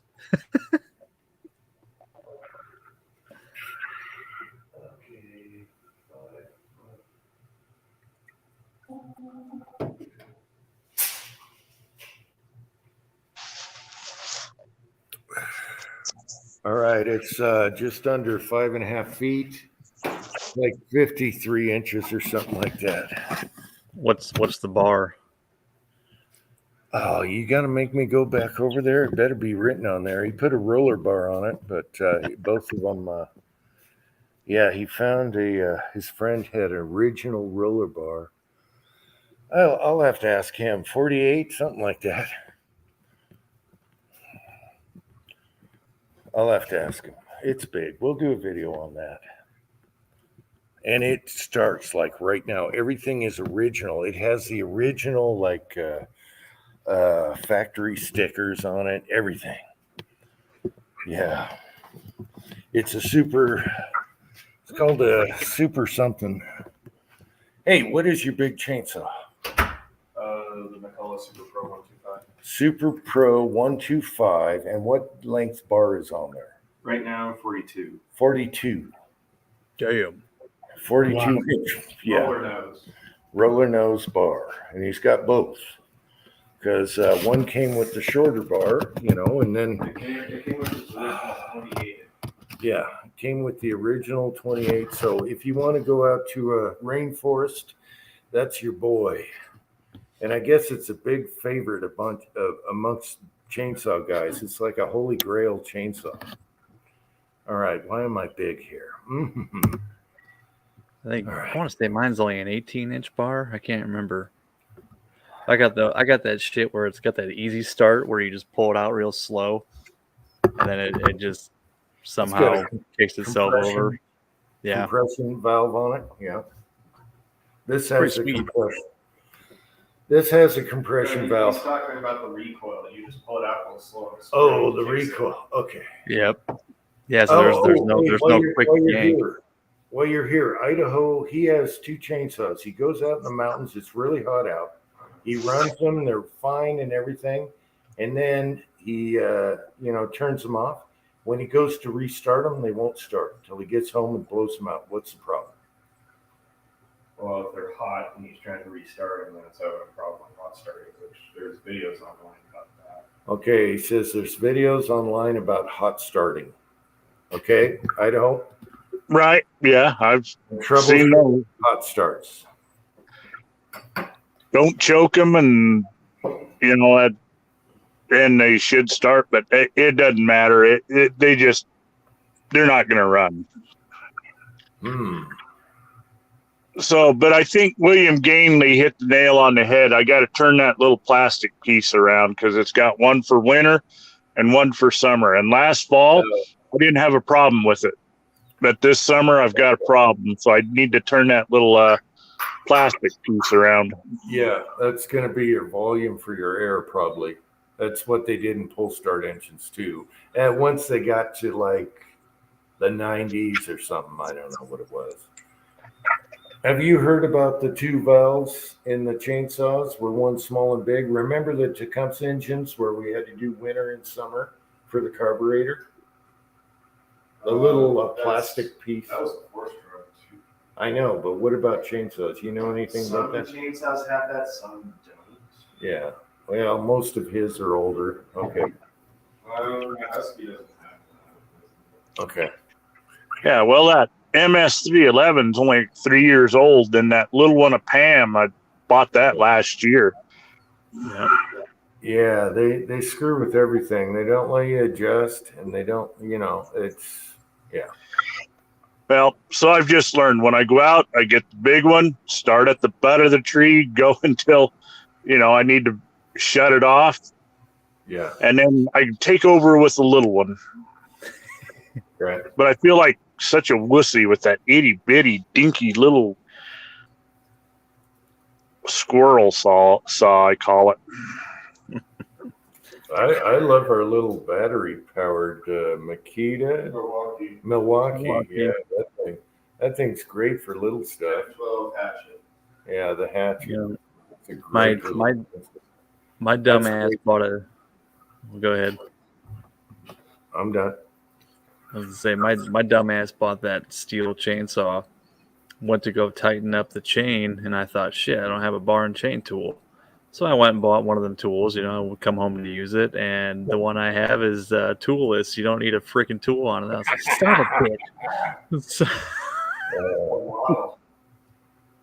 It's a new one. Yeah, it's probably only 2 years old. I forget what the model is. One thing you guys want to do is every once in a while reverse your bar so you're not wearing on one side of the bar. Right. Turn it upside down. Yeah. Mm-hmm. And then the roller noses are really good because you can grease those. And Well, they're sprocket nose and they're greasable. Sprocket nose, greasable. Pro saws are all greasable. Yeah.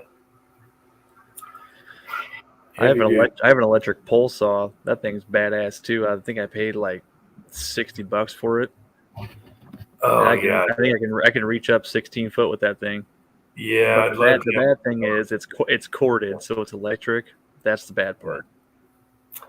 Yeah, I'd love to have one on a pole. Yeah. Mm-hmm. It's a pain in the butt getting a ladder out, especially if it's way down the driveway, Yep, that would be handy. Jim, you got the front end loader. Just get in the bucket. According to the manual, you're not supposed to stand in the bucket. Oh, that's that's for city folk. Yeah, I know. We've done crazy stuff on the tractor already. Yeah. John Wayne would never read the manual, right, Pat?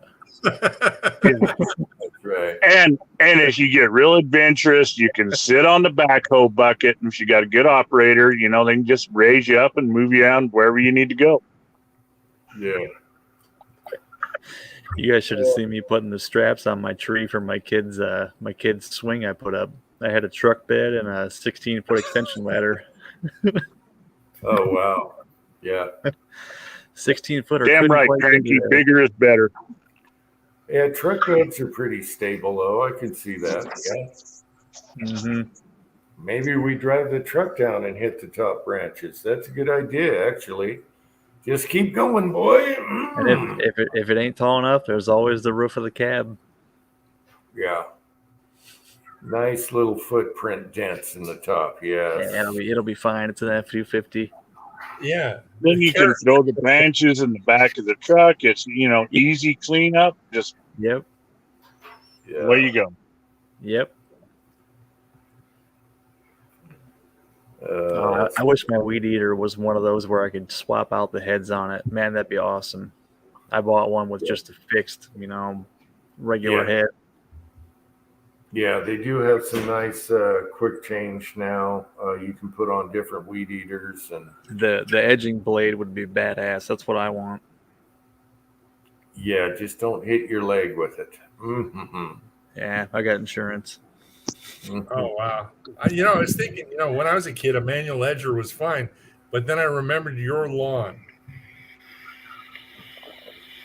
You have got the biggest, slopiest backyard I've ever seen.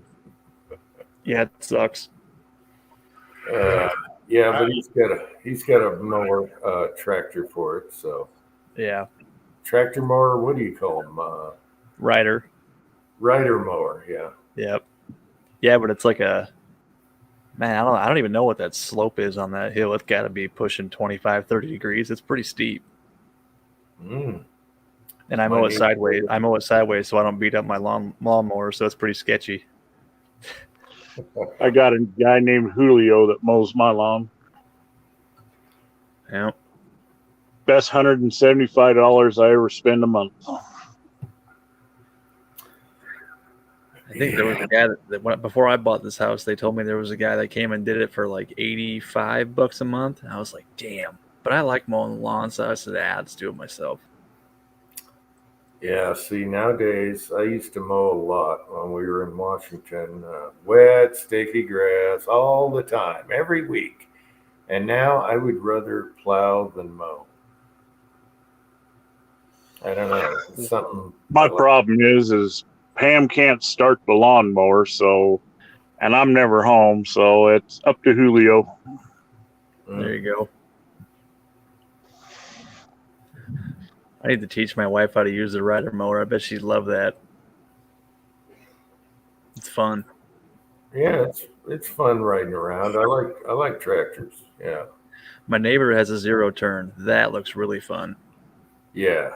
Those are turn on the dime. I like that. She hauls ass in that thing too, and it cuts as fast as she goes. Yeah, I've seen your yard, Johnny. That's a lot of grass. Yep. Yep. $20 of fuel. Let's go, Brandon. Mm-hmm. Yep. Mm-hmm. Tell you what, though, my dad has a. Back when my dad and I used to converse with each other, he had one of them grasshopper 0 turns, the ones that are like $8,000. That son of a bitch went 15 mile an hour all day long, and I would love to have that thing. It's like golf course equipment. Yeah. Mm. And you want to go real fast and haul ass across your lawn until you find all the potholes, and then about flip the thing over, or flip you out of the seat because. Yeah. I'll be right back, guys.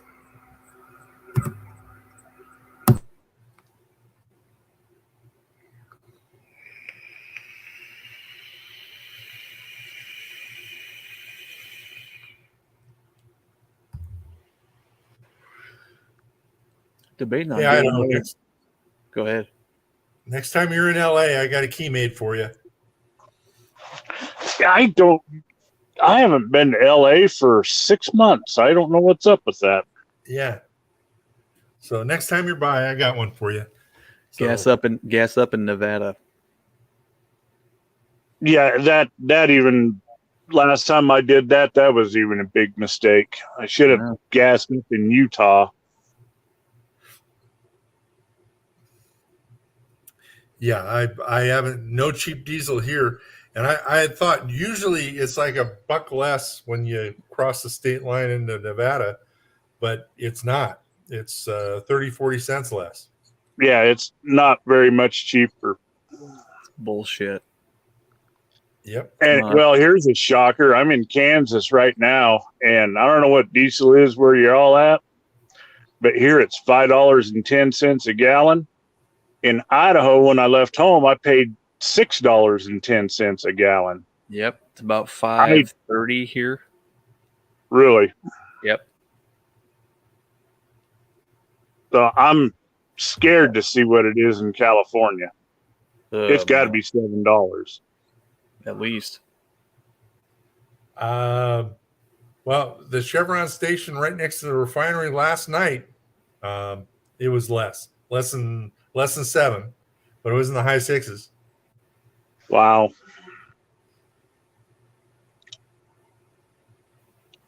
You know, it's starting to show up in the grocery store too. I don't know if you've all noticed, but shit's expensive. Yeah, $120 a week don't get us what it used to. No, and it's, you know, even trying to eat out here on the road, go into, you know, fast food. Holy crap. I think a Big Mac at McDonald's is almost $7 now, isn't it? I don't know, but junior bacon cheeseburger at Wendy's is now $2.99. They were 99 cents when I worked there in high school. 99 cents. They have tripled in price since 2006, 7. Yeah, well, I got a loaf of bread and a couple packages of ham and some Velveeta slices and a jar of mayonnaise. We're ham and cheese sandwiches for a while. Yep. Mm-hmm. I was just at McDonald's. July 1st, they changed the pricing on the McDouble. So it used to be, it was a $1 double cheeseburger was the deal. And then they took away a slice of cheese and turned it into a McDouble. So it was a buck McDouble. Then it was 2 for $2.50. Then it was 2 for $3, 2 for $3.50. It's 2 for $4 today. Wow. Yeah. So that was my go-to for cheap calories. Was you can get a McDouble, a pair of McDoubles for $3.50 out of McDonald's. Okay, I can live with that. That's 800 calories for $3.50 and a $1 Coke, under $5. No more. No, you're not getting out of McDonald's for under a $10 bill anymore. And that's, you know, I've got microwave in the truck, and I've just resorted to cooking for myself. On the bright side, I've lost 45 pounds. Wow. Attaboy. Hell yeah. Good job. Yeah, and that sucks because now none of my pants fit, and I have to go buy breeches, and price on them things have doubled. Oh, you poor bastard. You poor bastard. I'd take that all day long. What? All I need is new boxer shorts. Yeah. New boxer shorts for under the sweatpants. Yeah, you're yep. So Idaho. You check on the Costco website. And I've been doing Costco jeans now for about 10 years because you'll catch them for like $9 a piece with free shipping.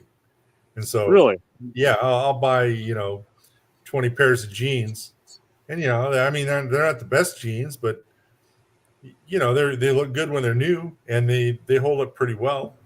Well, I'm a truck driver. I'm not out trying to win any fashion shows. But no, I went from a 42 down to a 38. Wow. Damn, man. Yeah, Pam likes to think she can chase me around the house now. She's like, I don't know what the hell's got into her. You got to roll up a newspaper and swat her away. I said, damn it, woman, leave me alone. Well, all right, Idaho. That's the kind of problem a man needs. Yep.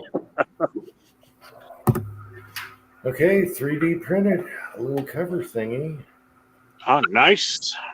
Yeah, this is a little router, which is awesome. Yeah, those trim routers are badass. Oh my gosh! But he 3D printed a holder for it. See the screw holes? Yep. All right. But this is for a soldering gun for the same thing. Yeah. What else you make? The battery holder is vertical. Oh, okay. And these are the battery holders. Yep. So you can hold your batteries, screw them to the wall, whatever. But man, this little router is so small and cute and nice. Yeah. I should have used that on the Contender. I would have done the whole thing instead of left it proud. You need to hang a new door slab. That's your tool right Yeah. So that's pretty cool. So that was running while we were doing the chat.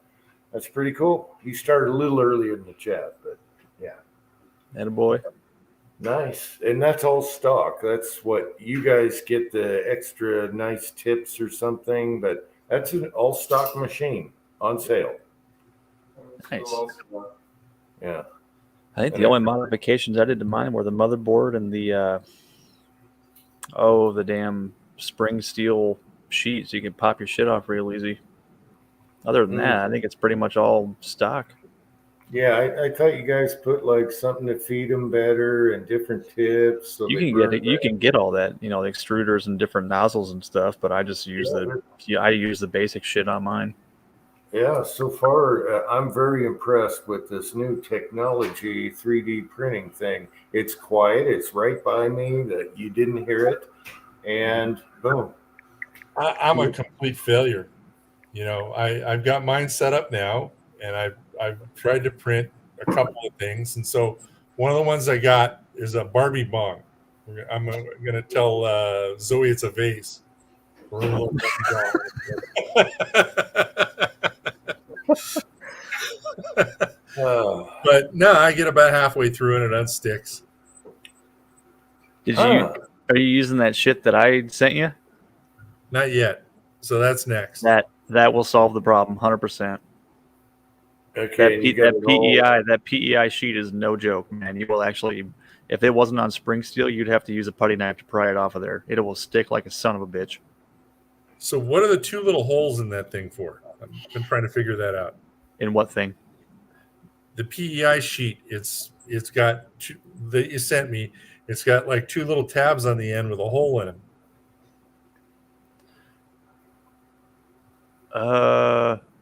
Did you get the spring steel with it or just the PEI sheet? No, it's with a spring steel. So hang on, let me grab mine. You guys are way over my head. I don't know nothing about 3D printers. I'm just like, son? Are you talking about these little tits right here? Yeah. Yeah, that's just so when you're going to remove your print from your print bed, you just put your fingers on those little tits and then you can lift the whole thing off the print bed and then you just bend this sheet and it pops your print off. Oh, okay. Because mine have holes in the little tits. And I was thinking, well, something's got to go here. There must be a clamper or something weird ass going on. I've never seen the holes in them. That's weird. Yeah. I thought holes in tits was all natural. Sorry. Well, you're not supposed to see them. You're not supposed to see the hole. We're about that time, aren't we? Yes, 4.5 hours. Yes, we are. Maybe. Yeah, well, here's to Willie. Right about now, Willie would be talking about good golly gosh and all the rest of it. We'd be fighting and everything. Oh, yeah. Oh, yeah, that spring steel sheet is the cat's ass, man. I've never touched my putty knife since I got that spring steel sheet. You let it cool down a little bit. You pick that thing up and just pop it right off. And just slap it right back on. Good to go. All right. I'll give it a go. Yeah. With that, just make sure you do. Does yours have a magnetic base already on it? I don't know. Okay. I'm running the glass plate right now on it. You get a glass plate. Did I include the magnetic sticker?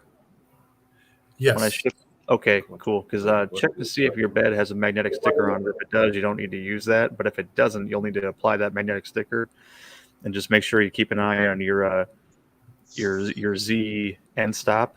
Make sure that's in the right spot so you don't crash your nozzle into your nice new PEI sheet. Put a nice divot in it. My son can hear you guys, and I'm like, what? I got a question for you 3D printers of the world. Yeah. Who is it that's making the little special wrench for the lead eyes? I can make those. You need one? Yes, I do. And how much? And give me an address. Don't worry about it. I got you. Are you sure? Yeah, I've got two of them sitting right here. I'll just drop it in an envelope, and yep, I'll get it to you. Sweet, appreciate it. Let's see what's going on here. Pat has piercings. Yeah. Talking about these, Idaho. Oh, the wrenches? Yep. Yeah. Yep. I've got a couple of them right here. I can't stand those new Lee rings with the notches. I cannot stand them. I got the wrench. You sent me one. So if you got the I ones don't with have the a wrench, screws- but I got channel lock pliers, but that's Yep. not proving to be very good for the rings. Yeah, you'll chew them up pretty good. So the lock rings that have the set screw in them, that the wrench that I print won't fit over where that set screw is. That's the bitch. So you almost have to put that set screw towards the inside of your turret. You know what I mean? Right. After you get your depth set right. So that's the bad thing about these. Cranky says send him a rainbow. Yeah, he'd really like that. You know, these wouldn't look that good with the rainbow because you only got, that much height to change the color on it. Uh-huh. Now, don't they have what I want is don't they have a CAD drawing someone made that goes completely around it instead of half? Yeah, I'm sure there's one out there. I'd like to get it completely around, or at least have him print one up. I need the drawing. Yeah. Because right that way when it goes on, you're not, how you kind of fidget where it is and just slap it on there and it's, yeah. I hate those rings though. I have 2 sets and man, I can't stand those things. I'd rather just have regular lock nuts.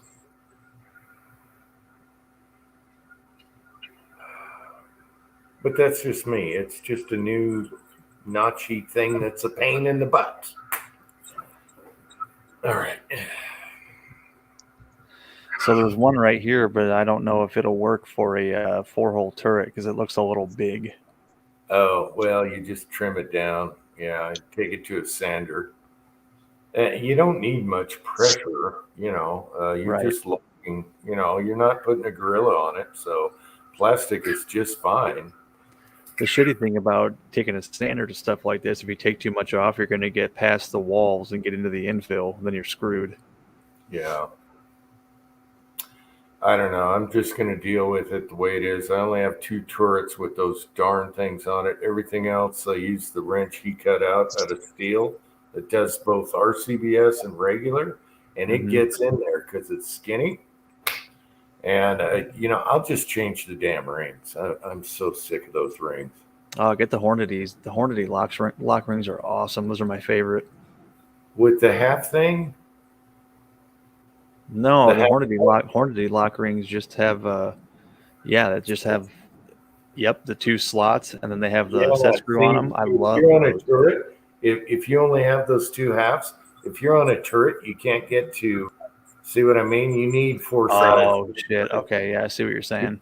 You can't get in there. No, I just want regular Dillon rings are good. RCBS, Oldly. I don't know. I'll just deal with it with the 2 turrets I have. I'm not a fan of the RCBS ones. I always seem like I strip out the set screw on the lock ring.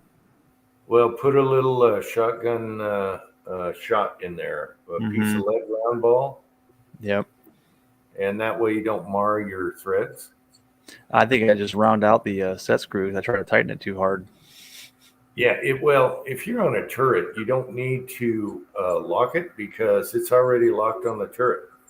It's when you're doing single stage or other stuff, then you have to move the ring and adjust.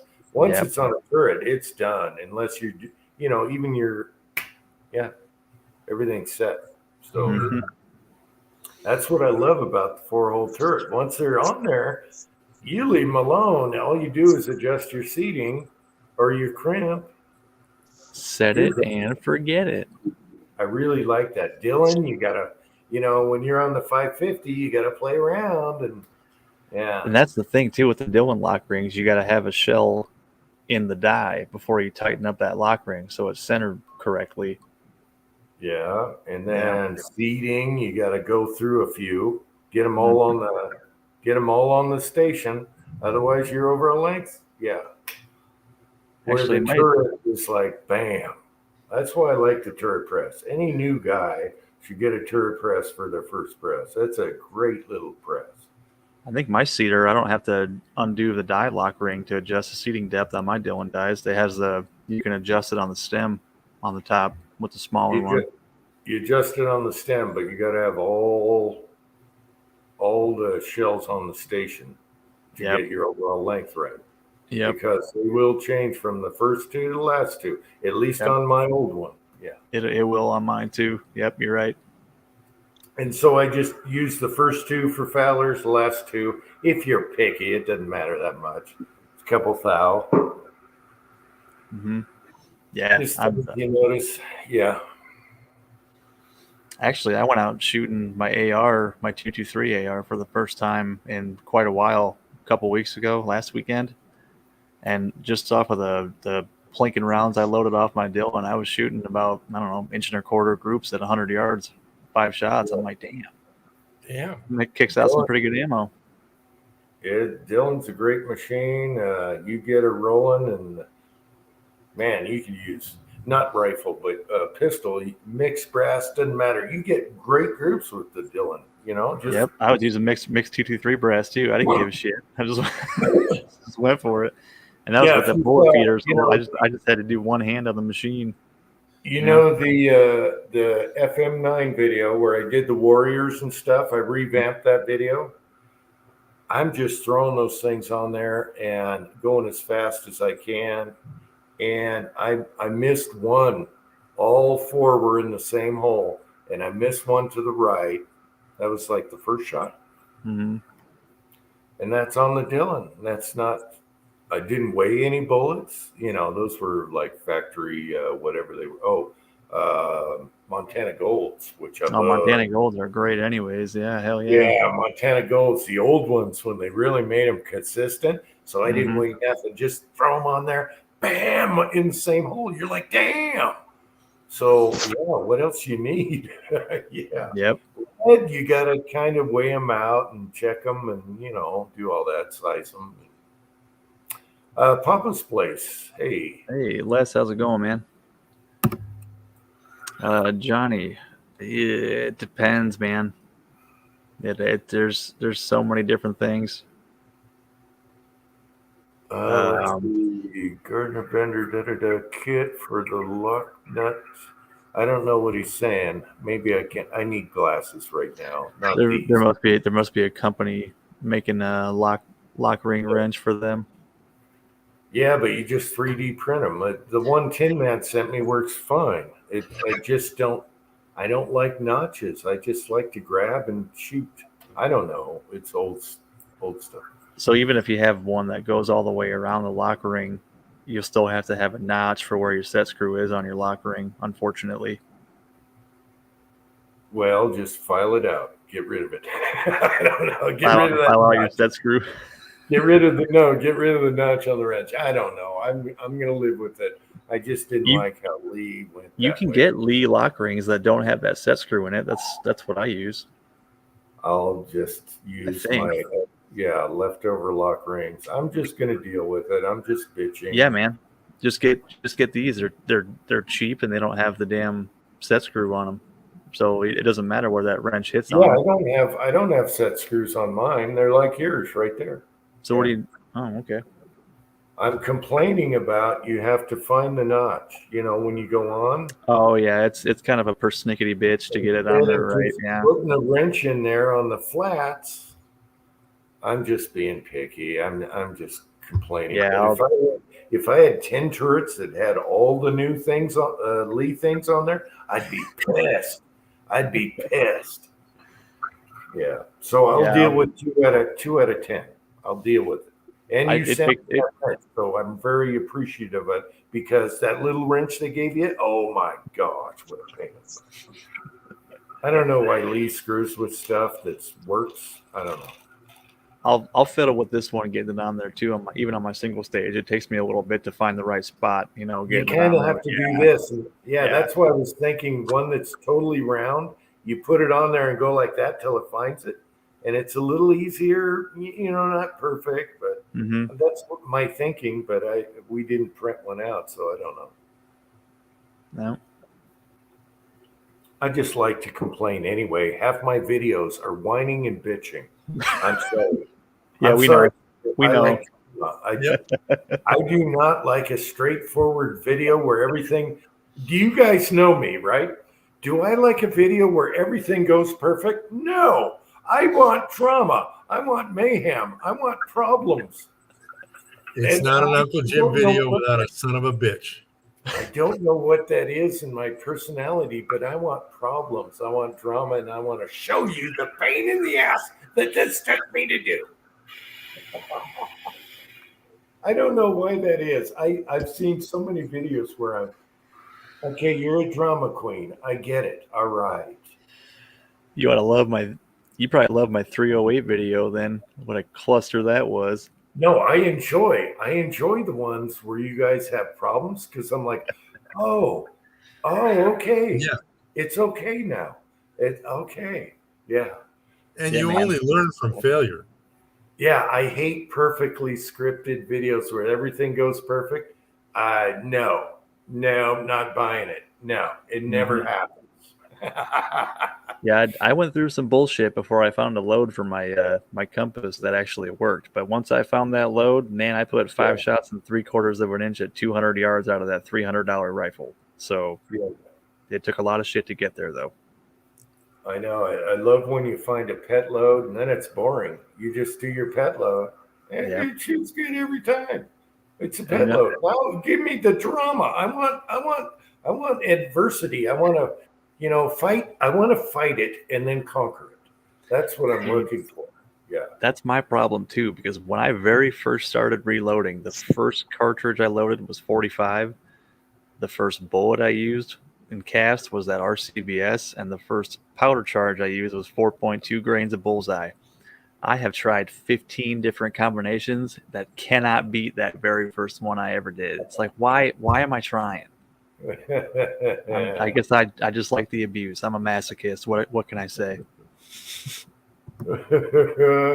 I'm cracking Johnny up. Well, you should know by now, Johnny. I want drama. I want buckets of excuses. I want everything in there. Uncle John said, Pat wants flashing lights. Oh, wow. Yes. And the 5-gallon bucket. Yes. Man, you were on a roll a while back. "Oh, that was funny shit. I know what you're talking about too, because I'm sitting there looking like 1, 2, 3." Oh. Hey, I don't know what it is, but yeah, I want to fight before I win. Okay. I don't want to just, I won. No, I want to fight before I win. I don't know. Ooh, shit. Oh, this That's one. why that's why we buy Lee presses. We got to fight with them for a while before they run right. No, was that Cranky? Who wrote that? No, who wrote that? Papa's Place. What? Papa's. Okay.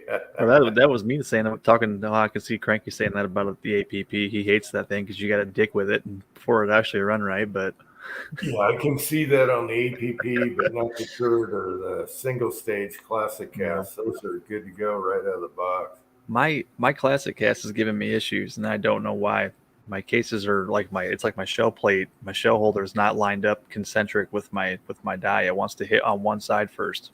It doesn't matter if I'm sizing bullets. It doesn't matter what I'm doing. Yeah. Do you have the classic cast or the aluminum cast? Classic cast. Okay. Get the E-clip for it, that they slip into. I thought about that for the RAM where the shell holder clicks into. Yeah. Once they wear out, okay, I had to order something from Lee. I broke a decapper. And so I ordered stuff from Lee and they send it to you free if you pay shipping. So I just maxed out whatever I could get, including a tube for your primers. And it was still under that shipping cost. And I put a new E-clip in there and it was fine. Okay. And my classic cast I bought used on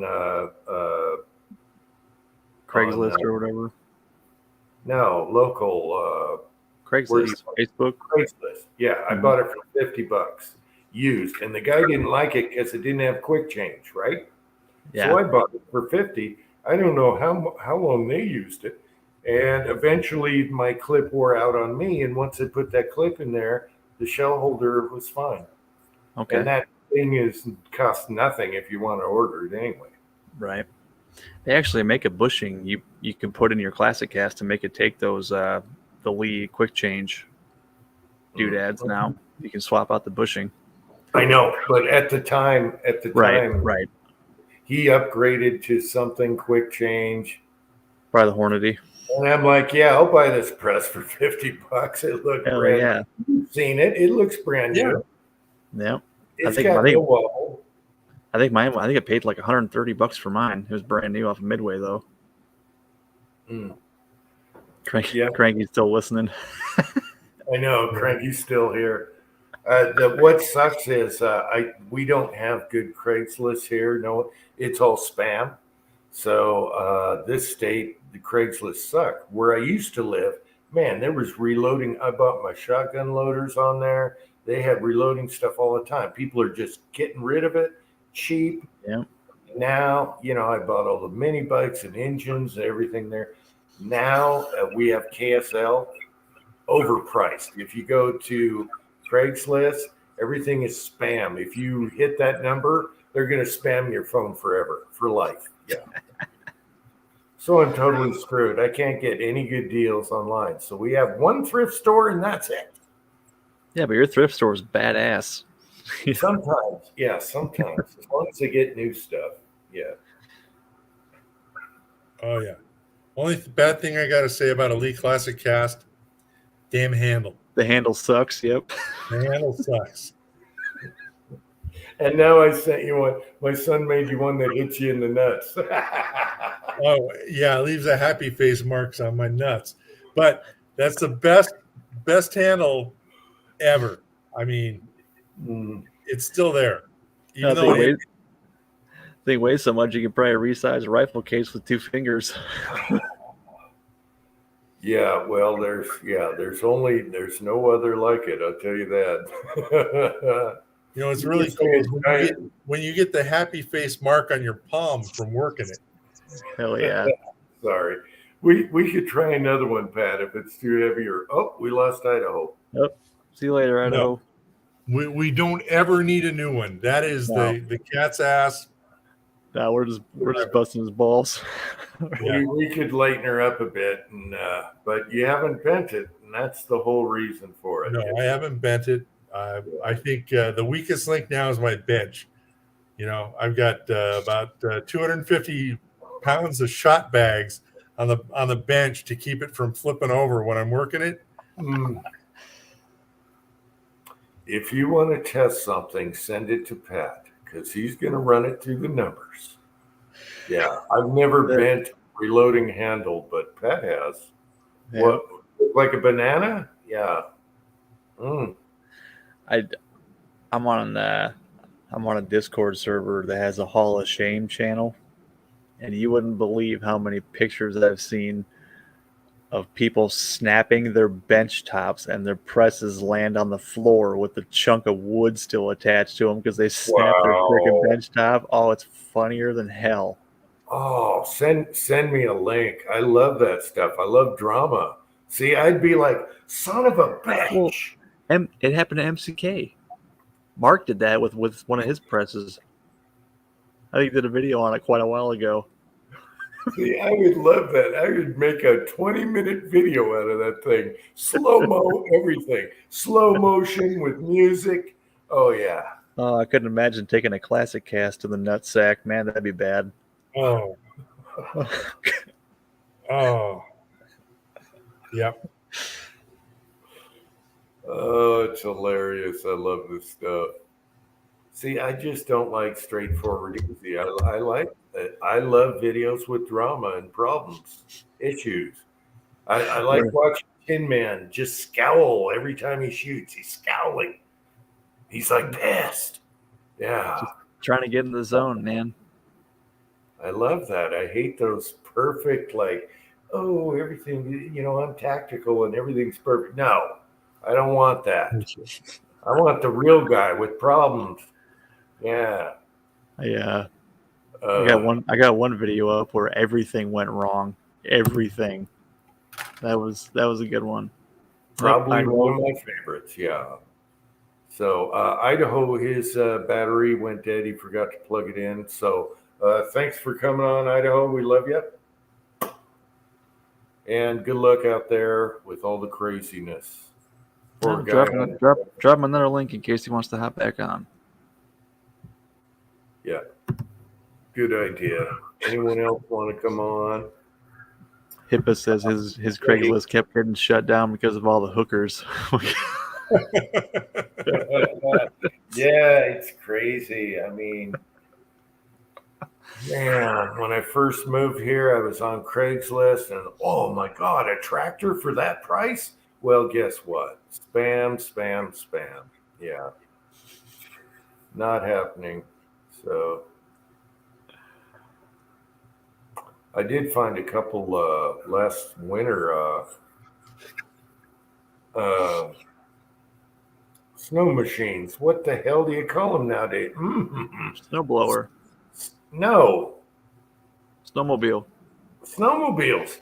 A guy had two of them, a little older, and they ran last year, and they were all there. And he was like $400 for the two of them, and I'm like, oh, I should have jumped on that. That would have been fun.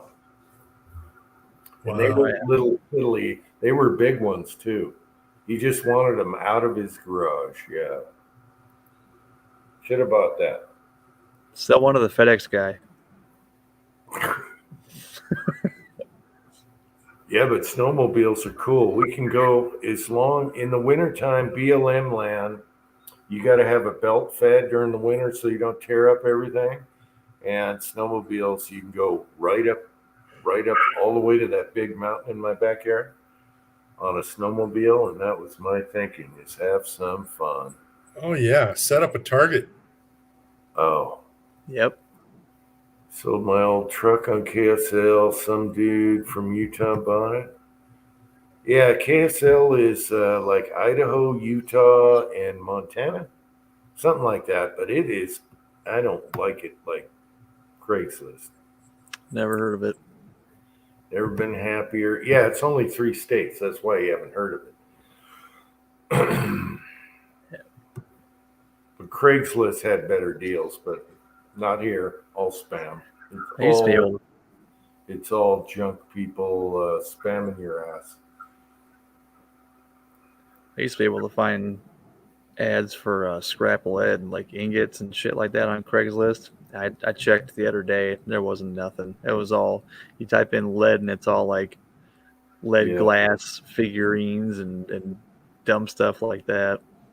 So. Yeah, the last one I saw, a guy had like 5 barrels of pre-made Lyman ingots, lead, $100 a pound, or $1 a pound. That's cheap. That's a good deal if you consider it's already been already an ingot. Yep. Yeah, it's already, you just pile them up. And I should have bid on that. It was on for 2 weeks, and I'm like, and he was close, and I should have bought them. I'd have bought every pound he had. Screw it.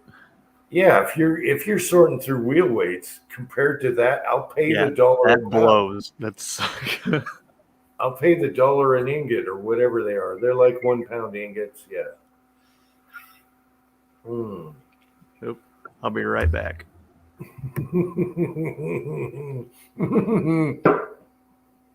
Free puppies and hookers.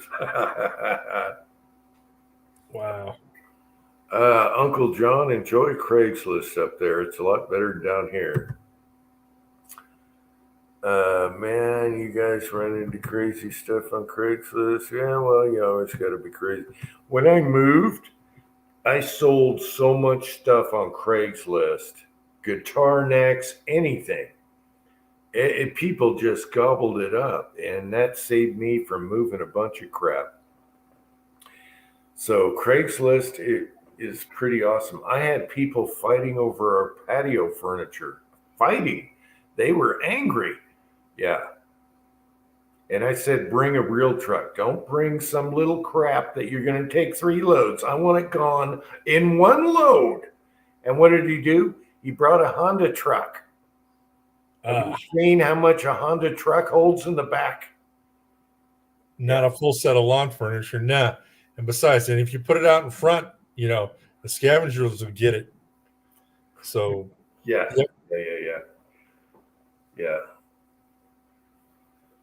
Brings a freaking Honda truck. Doesn't hold shit. I should have said full size Chevy or Ford or Get. Yeah. Or Dodge. But they made it somehow.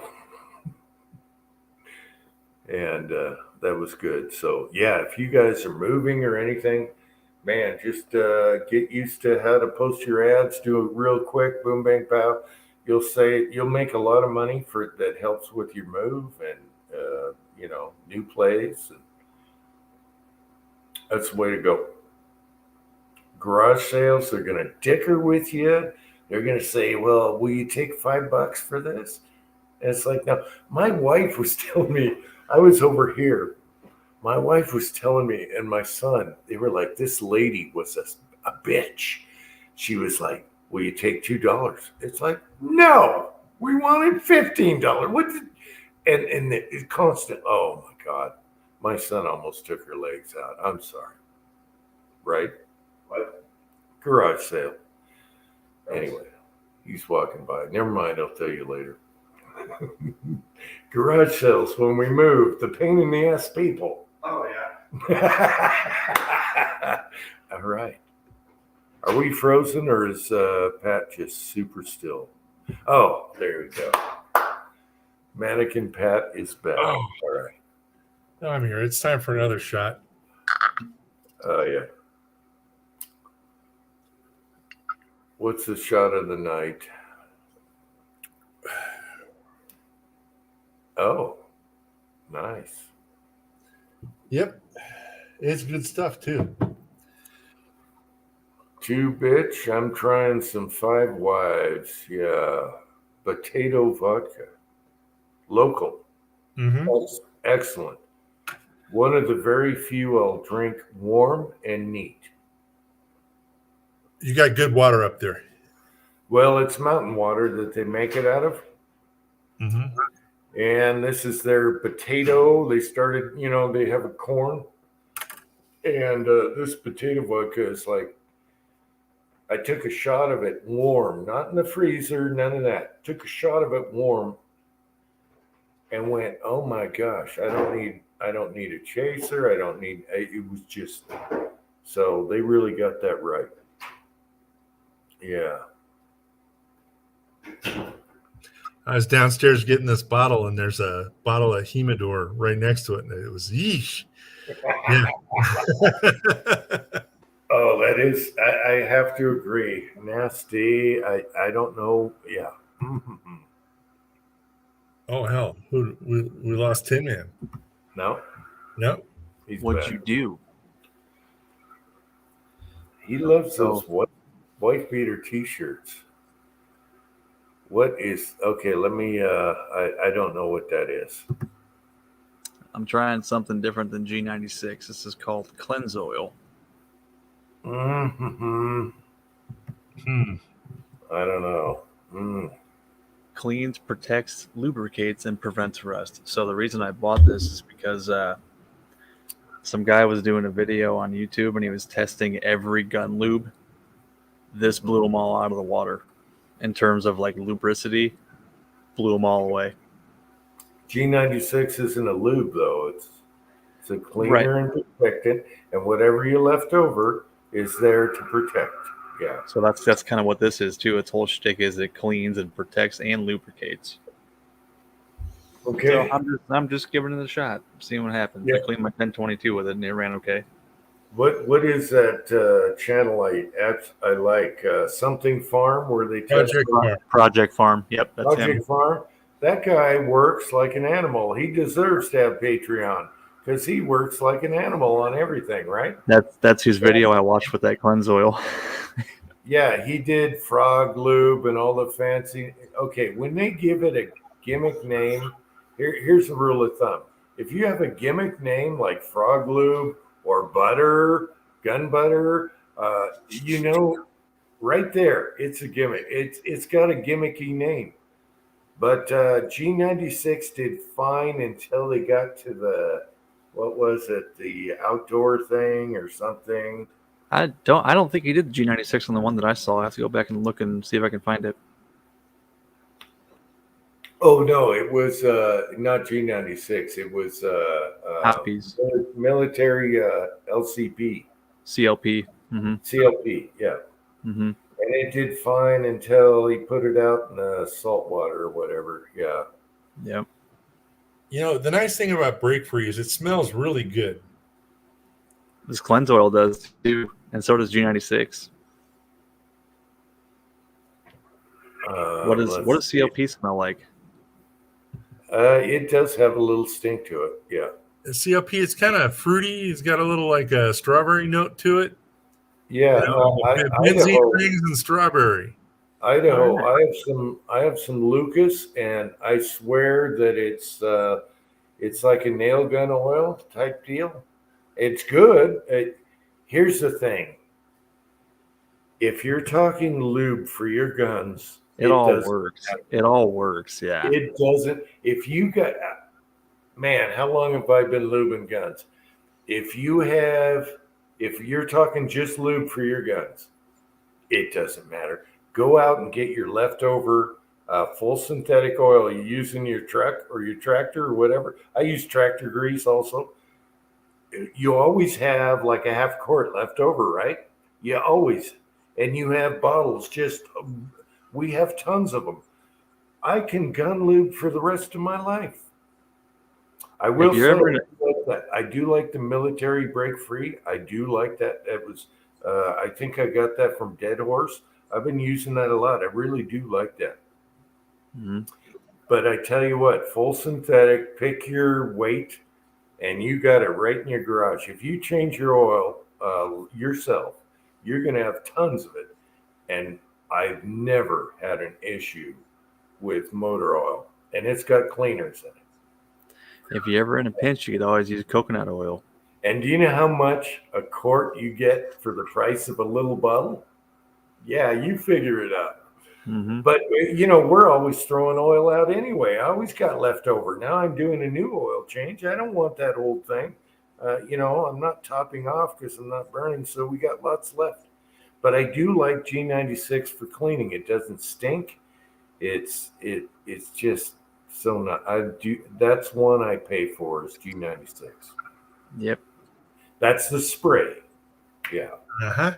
And 12 ounce bottle, not that little 4 ounce they try and sell you for the same price. Yeah. Oh yeah. I tried to make G96 and I failed. I tried everything. I tried putting alcohol in it. I tried making it G96. No. You know, transmission fluid, all that stuff. Nope, couldn't make it. I got bottles out there of experimental. No. So I use G96 and then I lube with whatever I got. I got a ton of different oils in my cleaning thing. I just use whatever. Uncle John, good night. Oh, good night, Uncle John. Oh. And all I got to say is Ballastol. Uncle John's going to bed. All right. Good night, Uncle John. You're hard up if you're using Ballastol, in my opinion. That shit stinks. Yeah. You can get used to it. Yeah.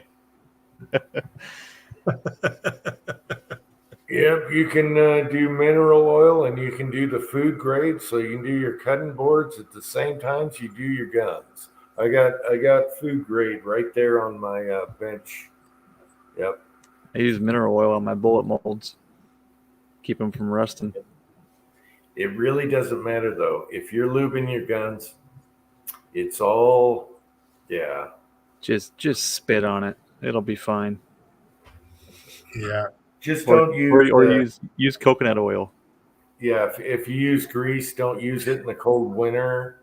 No grease in the very cold winter, and that's all you got to worry about. Okay. Mhm. Bolstrol is good for black powder. Yeah, Yep. I don't know. It's been a while. I used to use like Windex and crap. It's been a long time since I've done black powder. I think Ballistol smells like a jockstrap. Just Yeah, and personal opinion. it's a water-based product, so yeah. See, Minky jockstrap. Yep. Yeah. It's a water base, and I kind of like using an oil base on guns. You know, I just water base. Yeah. No, water bases for the bedroom. Coconut oil, yes. Jim's not listening to me tonight. Huh? What? Yeah, you make it for the better. I was going to chime in. We found this great brand of stuff here in Vegas, but maybe I'll try it on guns. It's water-based, though. We got Pamela here. Pamela, where Cranky said coconut oil. That's not for guns. It's for something else. If you know what I mean. That's what I said. I said water bases for the bedroom. Uh-huh. Because it cleans off easier. Coconut oil, natural.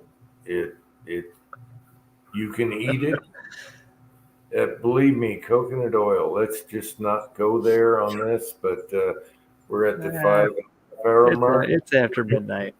Okay. I threatened the little woman with duck fat. Eee! No. Just believe me, it's like G96. Coconut oil for the other thing, not guns. Yeah. I'm not going to say. I almost said it. All natural. Perfect. We're not deleted yet. Pamela, coconut oil. Give it a try. Let's just say coconut oil is on the bottom friendly menu. All natural, edible, and super good for that other thing. Yeah. Other sport we enjoy.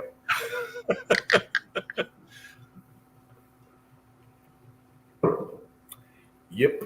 And it's like, okay, you have a tube of something you paid a lot of money for, or you got a jar of coconut oil. You can cook with it. You can do other things with it. Not guns. We're not talking guns right now. No, coconut oil is great for making lube. Beeswax and coconut oil. Yep. This is my rifle. This is my gun. One is for fighting. Everyone that listens to that one are going to say, oh, you were 100% right on that one. You know, Elvis is going to listen to the replay, and he'll never be on again. We're not being that bad yet. Yeah, but Elvis is frugal, and he enjoys value, okay? Yeah. He does enjoy a value. Yes.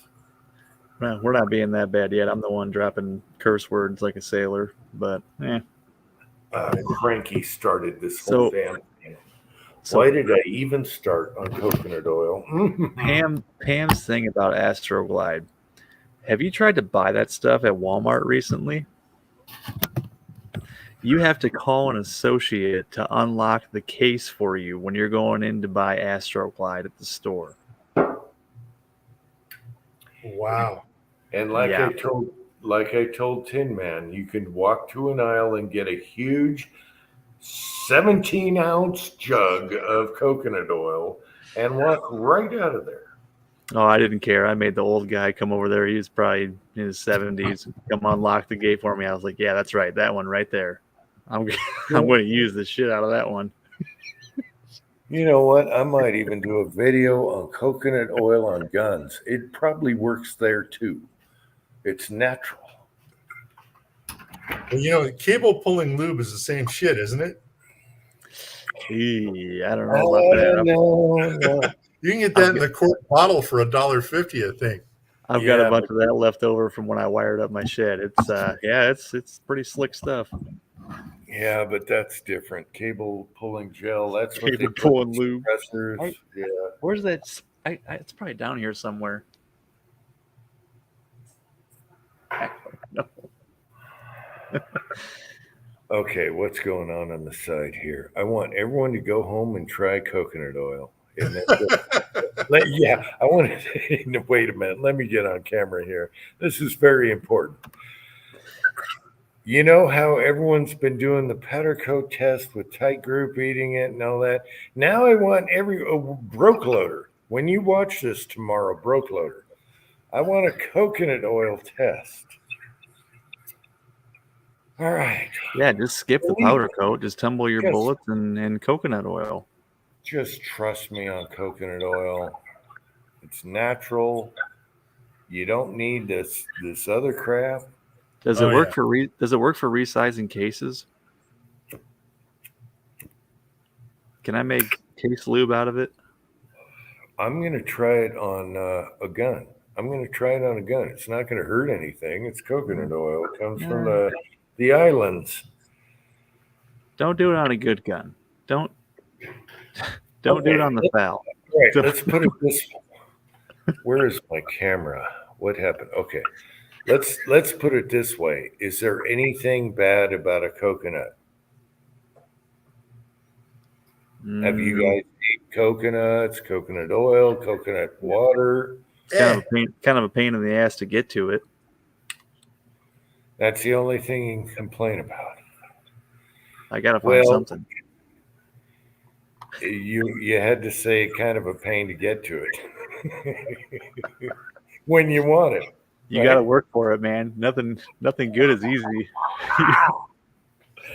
All right, I'm done. Why did we even go here? 5:30. Every chat it has to go here. Yeah. Yeah. Sorry, Elvis. We had to put this at the end, but all I'm saying, Jim, if I yelled down and said, Sylvia, bring me the coconut oil, I'd be shot. Why?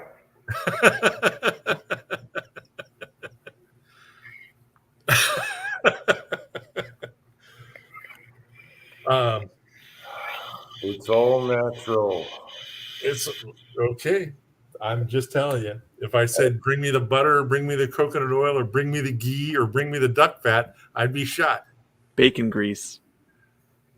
Ooh. Coconut crabs. Yeah, those are a problem. If you've seen a coconut crab, they're ugly. Yeah, you don't want those.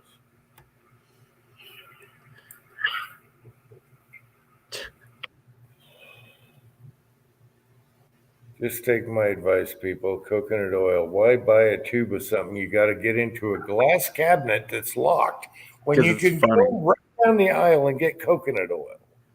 Send in your conservative wife to pick up the Astroglide and have the guy to unlock the cabinet for her. Oh yeah, watch her squirm.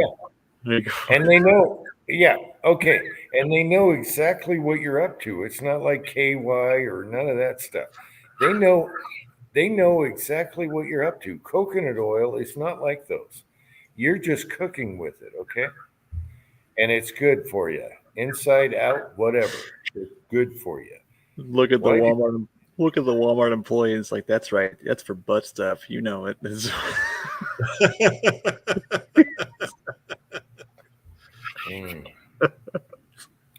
I try to help.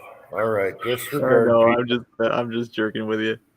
I try to help. It's you can like Pamela said, it's great for making pies. It's great for everything. That's what I drop that in my eggs when I do scrambled eggs. Coconut oil. Yep, there's no ill effects on coconut oil. Like it doesn't take much to turn in. It turns to a liquid at like 100 degrees too. It's pretty crazy. Yeah, it gets I'll tell you this right now. In the wintertime, it gets it's really hard, and then it gets really wet. Yeah, in the summer. In the summer, it's really runny. Yeah. All right. What's next? What do you guys want to talk about in the side chat here? We covered the best invention ever. Coconut oil covers everything. I'm going to lube a gun with it and see what happens.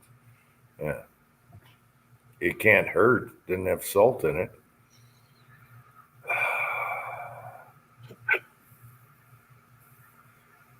Yeah. I'm not quoting that one. I don't know. This stuff solidifies, when it gets too cold. You've seen it in the jar. It's, you could lube something with it when it's warm, but it's going to turn into, like congealed fat as soon as it gets below like 40 degrees. As long as it's still slippery while it's a congealed fat, I guess. I don't know. Yeah, it almost looks like you need case lube when it's cold. Yeah. Right. Enough. Next.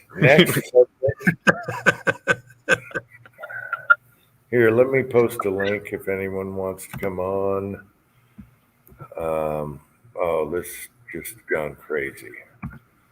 Pat, you're going to have to back these up on the files. I tell you that. Oh. There's way worse stuff that I've seen than this on YouTube. No, this is okay. Other stuff, politics is what they're gonna. They don't care about coconut oil. No. Yeah, you can get away with moida.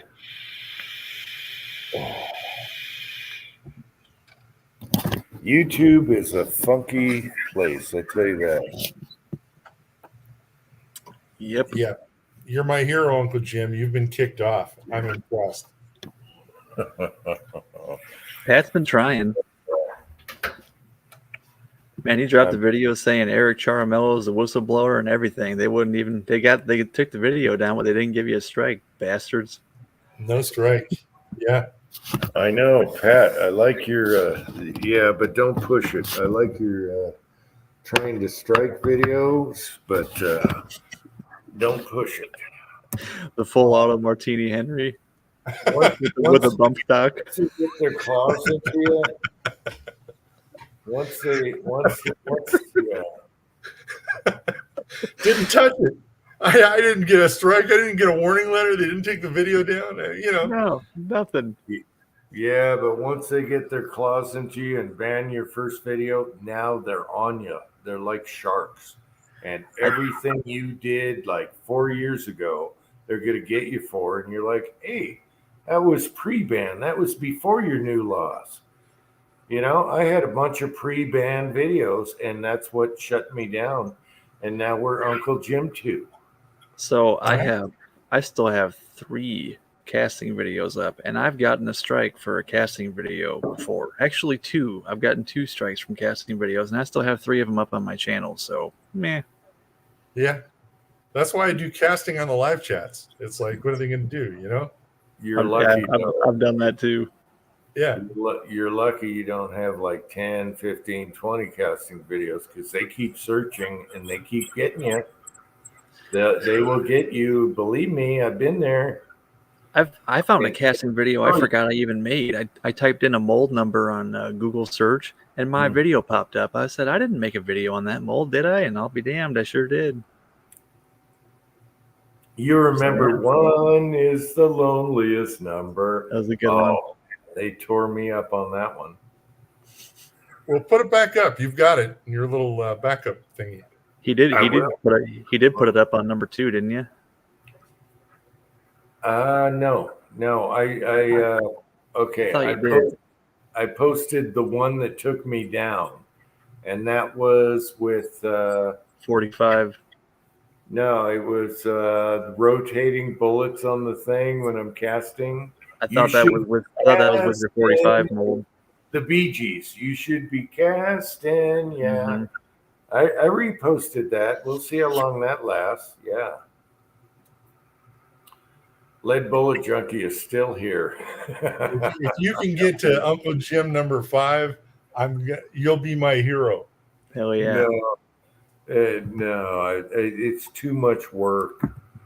It's too much work trying to find your old videos. How do you know what it takes to put them all back again? Oh my gosh, ridiculous.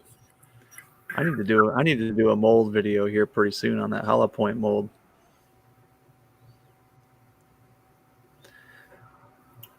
Yeah. I want to try to put beeswax on it when it's hot and see if it deoxidizes the crud on the edge of the cavities. I've read that works. Get your mold hot, and if you have the shit built up on your cavities between your mold halves on the sides, if you just touch some beeswax on it, you can wipe it right off. I want to try that. Just put it to rest because I've tried about everything else, bamboo skewers and cloth, and I'm not taking a torch to that mold. I won't do that. But no, you don't want to overheat with the torch. Right. I just use wood to scrape it off, but soft wood. I tried, man. It wouldn't work. I got a brass mold where I've got a spot. That's what mine's on too, is my brass mold. Yep. I can't get it off. I mean, It's I don't like- want to do anything harsh, but it's bonded on there. It's like Too the much tin. color. The tin has soldered itself to the mold. Yep. Apparently, if you get the mold hot and dab some beeswax on it, it gets rid of the oxides and you're able to wipe the tin right off. Apparently, I don't know. Haven't done it yet. But then you got to clean your mold again and get all the damn wax out of the cavity and yada yada yada. So you're saying the wax kind of lifts it off? what it does is I think it gets rid of the oxide and just kind of, I don't know. I screenshotted the post I found about it on the Cat's Bullets forum. I forget exactly how it works, but yep, this shit right here.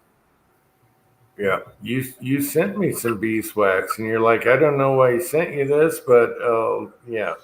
I was just looking for stuff to throw in the box.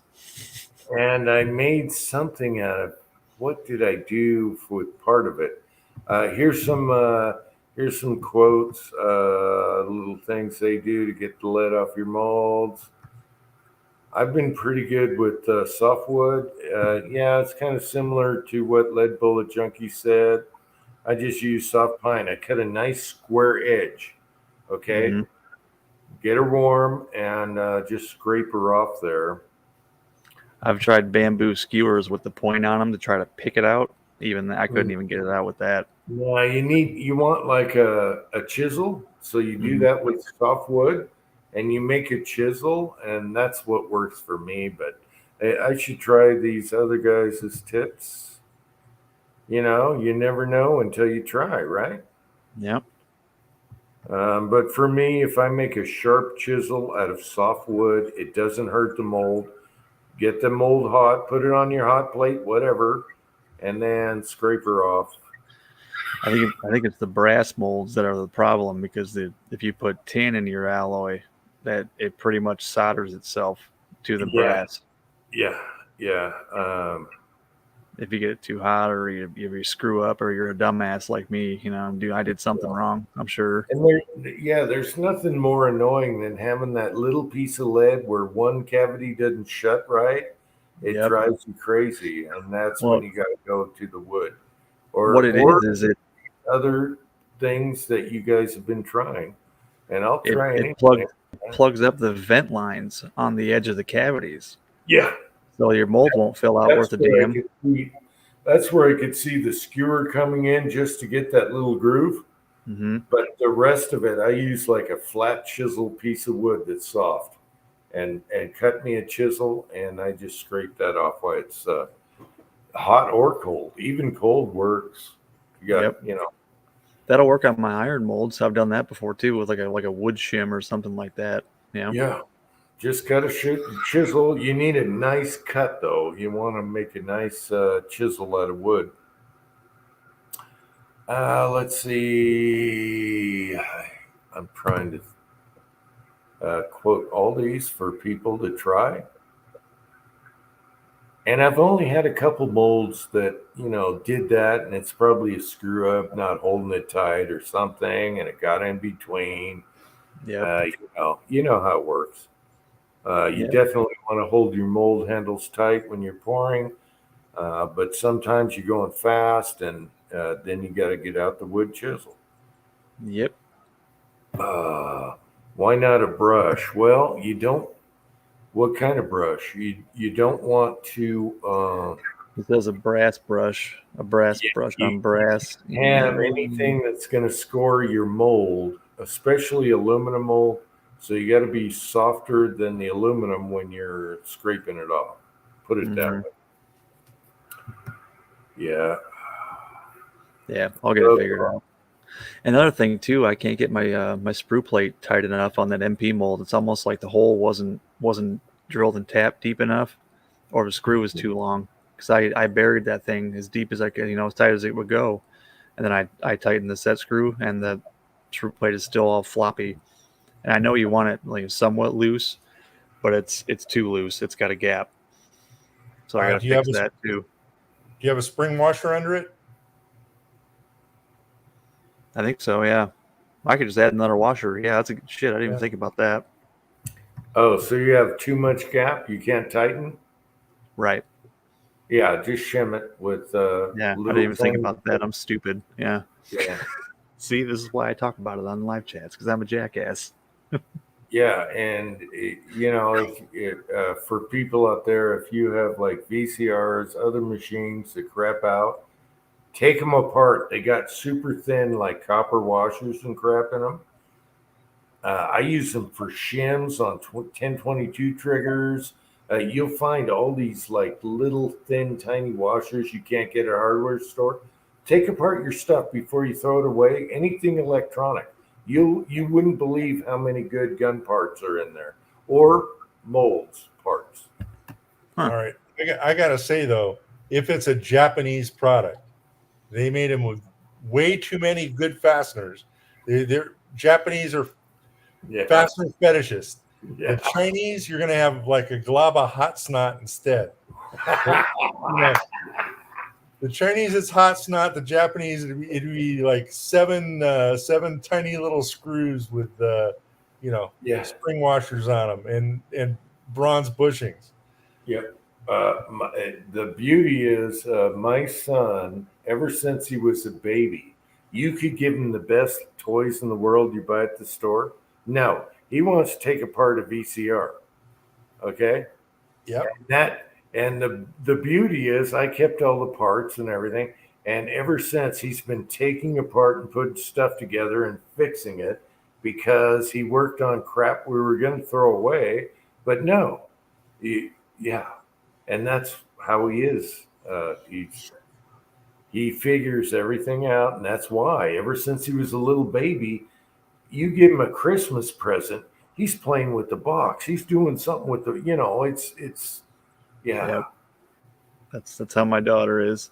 Yeah. Yeah. And they're going to be awesome in the future, because you know what they do later with that. And I can't wait to tell her to build an addition on my house for me. Yeah. We still have our TV that just crapped out, the 70-inch. And we're going to take that apart and see if we can find anything in there. But like Pat says, it's probably just full of snot. Yeah. Well, I tell you, if you want to fix it, you can fix it. I can with LED lights. Yeah. No, it's going to be the caps on the 5-volt driver board for the LEDs. Yeah, it's usually either that board or the LEDs go bad in spots, and that's why you see those black lines in your thing. Anyway, we're just going to take it apart. Maybe I can use something to shoot at. My son's like, just blow it up with a shotgun. Shoot it. I'll send you some tannerite. No, I don't want the debris. But you got to get this. I have so many shim washers in my parts kit that came out of VCR's older stuff that were perfect for shimming triggers, super thin washers. All that came from electronic shit we were going to throw away anyway. So we took it apart. I just gave it to my son. He's like, oh, this is cool. Oh, that's how this works. And then he gave me all the parts. Yeah.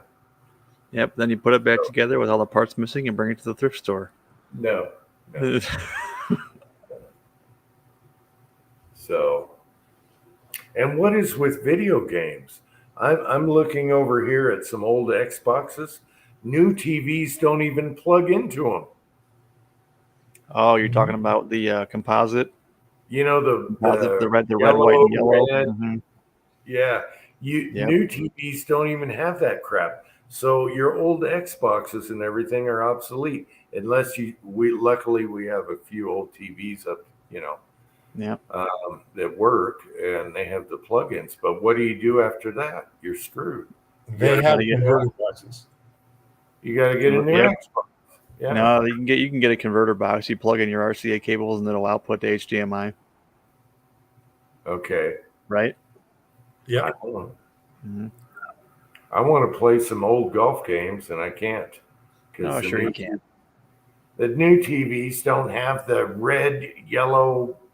Yeah. I know a guy that could probably hook you up with something to fix that. Don't worry about it. I still got an old TV in the loft. He's probably got one laying around. I got an old TV in the loft that still takes the plugins, but I hate when they change stuff like that. Okay, just for instance, Jim, right next to the desk. I was just gonna say, I got buckets of crap. Uncle Jim's got gun parts within arm's reach. Pat's got electronic parts within arm's reach. So you want HDMI to dual display port? I've got you covered. No, I'm good. I still have.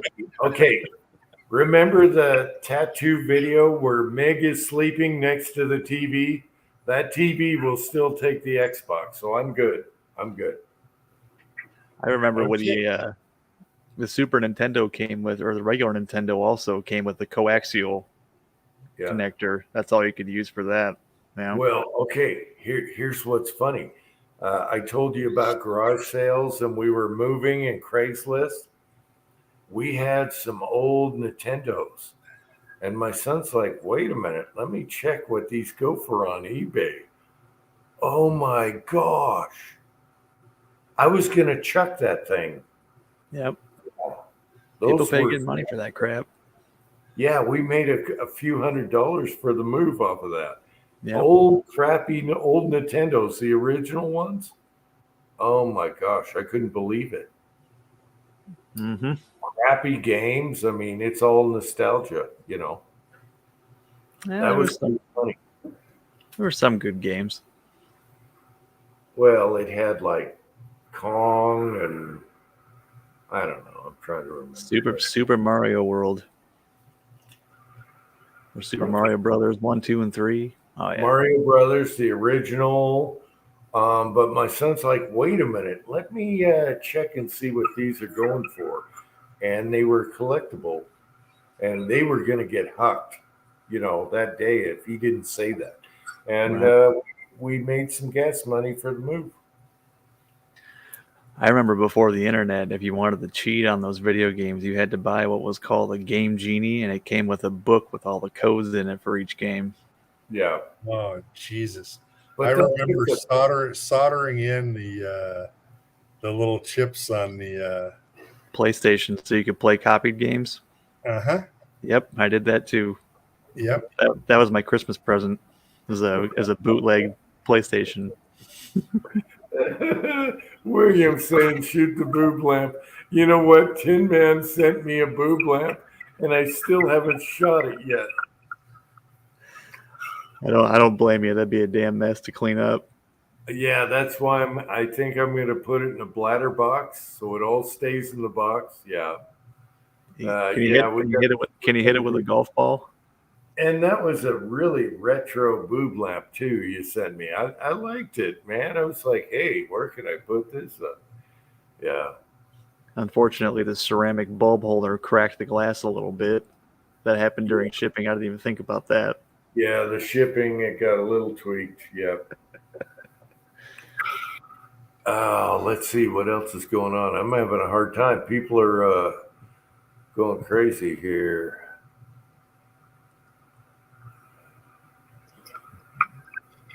Oh, it'll be fine. Duck hunt. Okay, you guys remember the duck hunt with the gun? Yeah, we had one of those too. That was fun.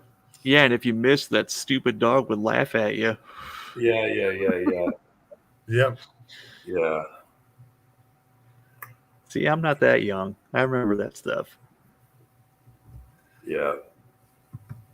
My childhood was somewhat good. Well, I remember we played the original game on my dad's TV, and that was the one that wiped out your screen, like playing ping pong. Yep. Pong, the Atari, or the Coleco. Atari, yeah, and we thought nothing of it. So let's just wipe out Dad's new TV. Yeah, all right, no problem. Oh yeah. Well, if you want some nostalgia, here's one for you that you probably haven't seen. Maybe I'm wrong. NetHack. You ever play NetHack, Tin Man? Okay. Well, look up NetHack on Wikipedia or something. It's got its own wiki, actually. Okay. NetHack. NetHack. Okay.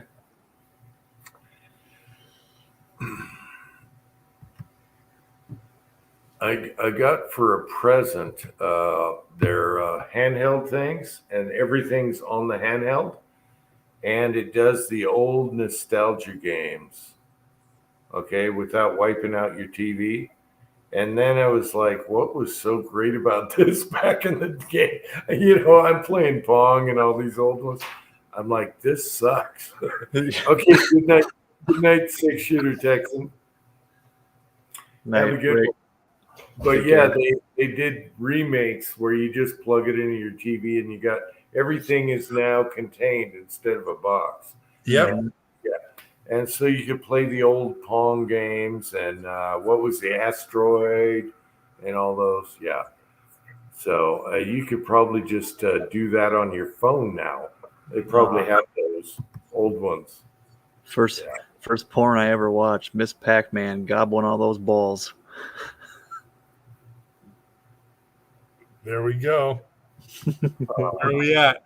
5:45. All right. Yeah, there we go. Oh, my favorite that I wish, I should hop on eBay. You remember the old little NFL football boxes? Yeah. They had little LEDs across the field. Yeah. Oh yeah, that was a big deal in like 6th grade for me. Well, what are you talking about? Like the vibrating boards? No, the electronic box that was, I don't know, about yay big, and it had little LEDs in rows on the deal. Okay.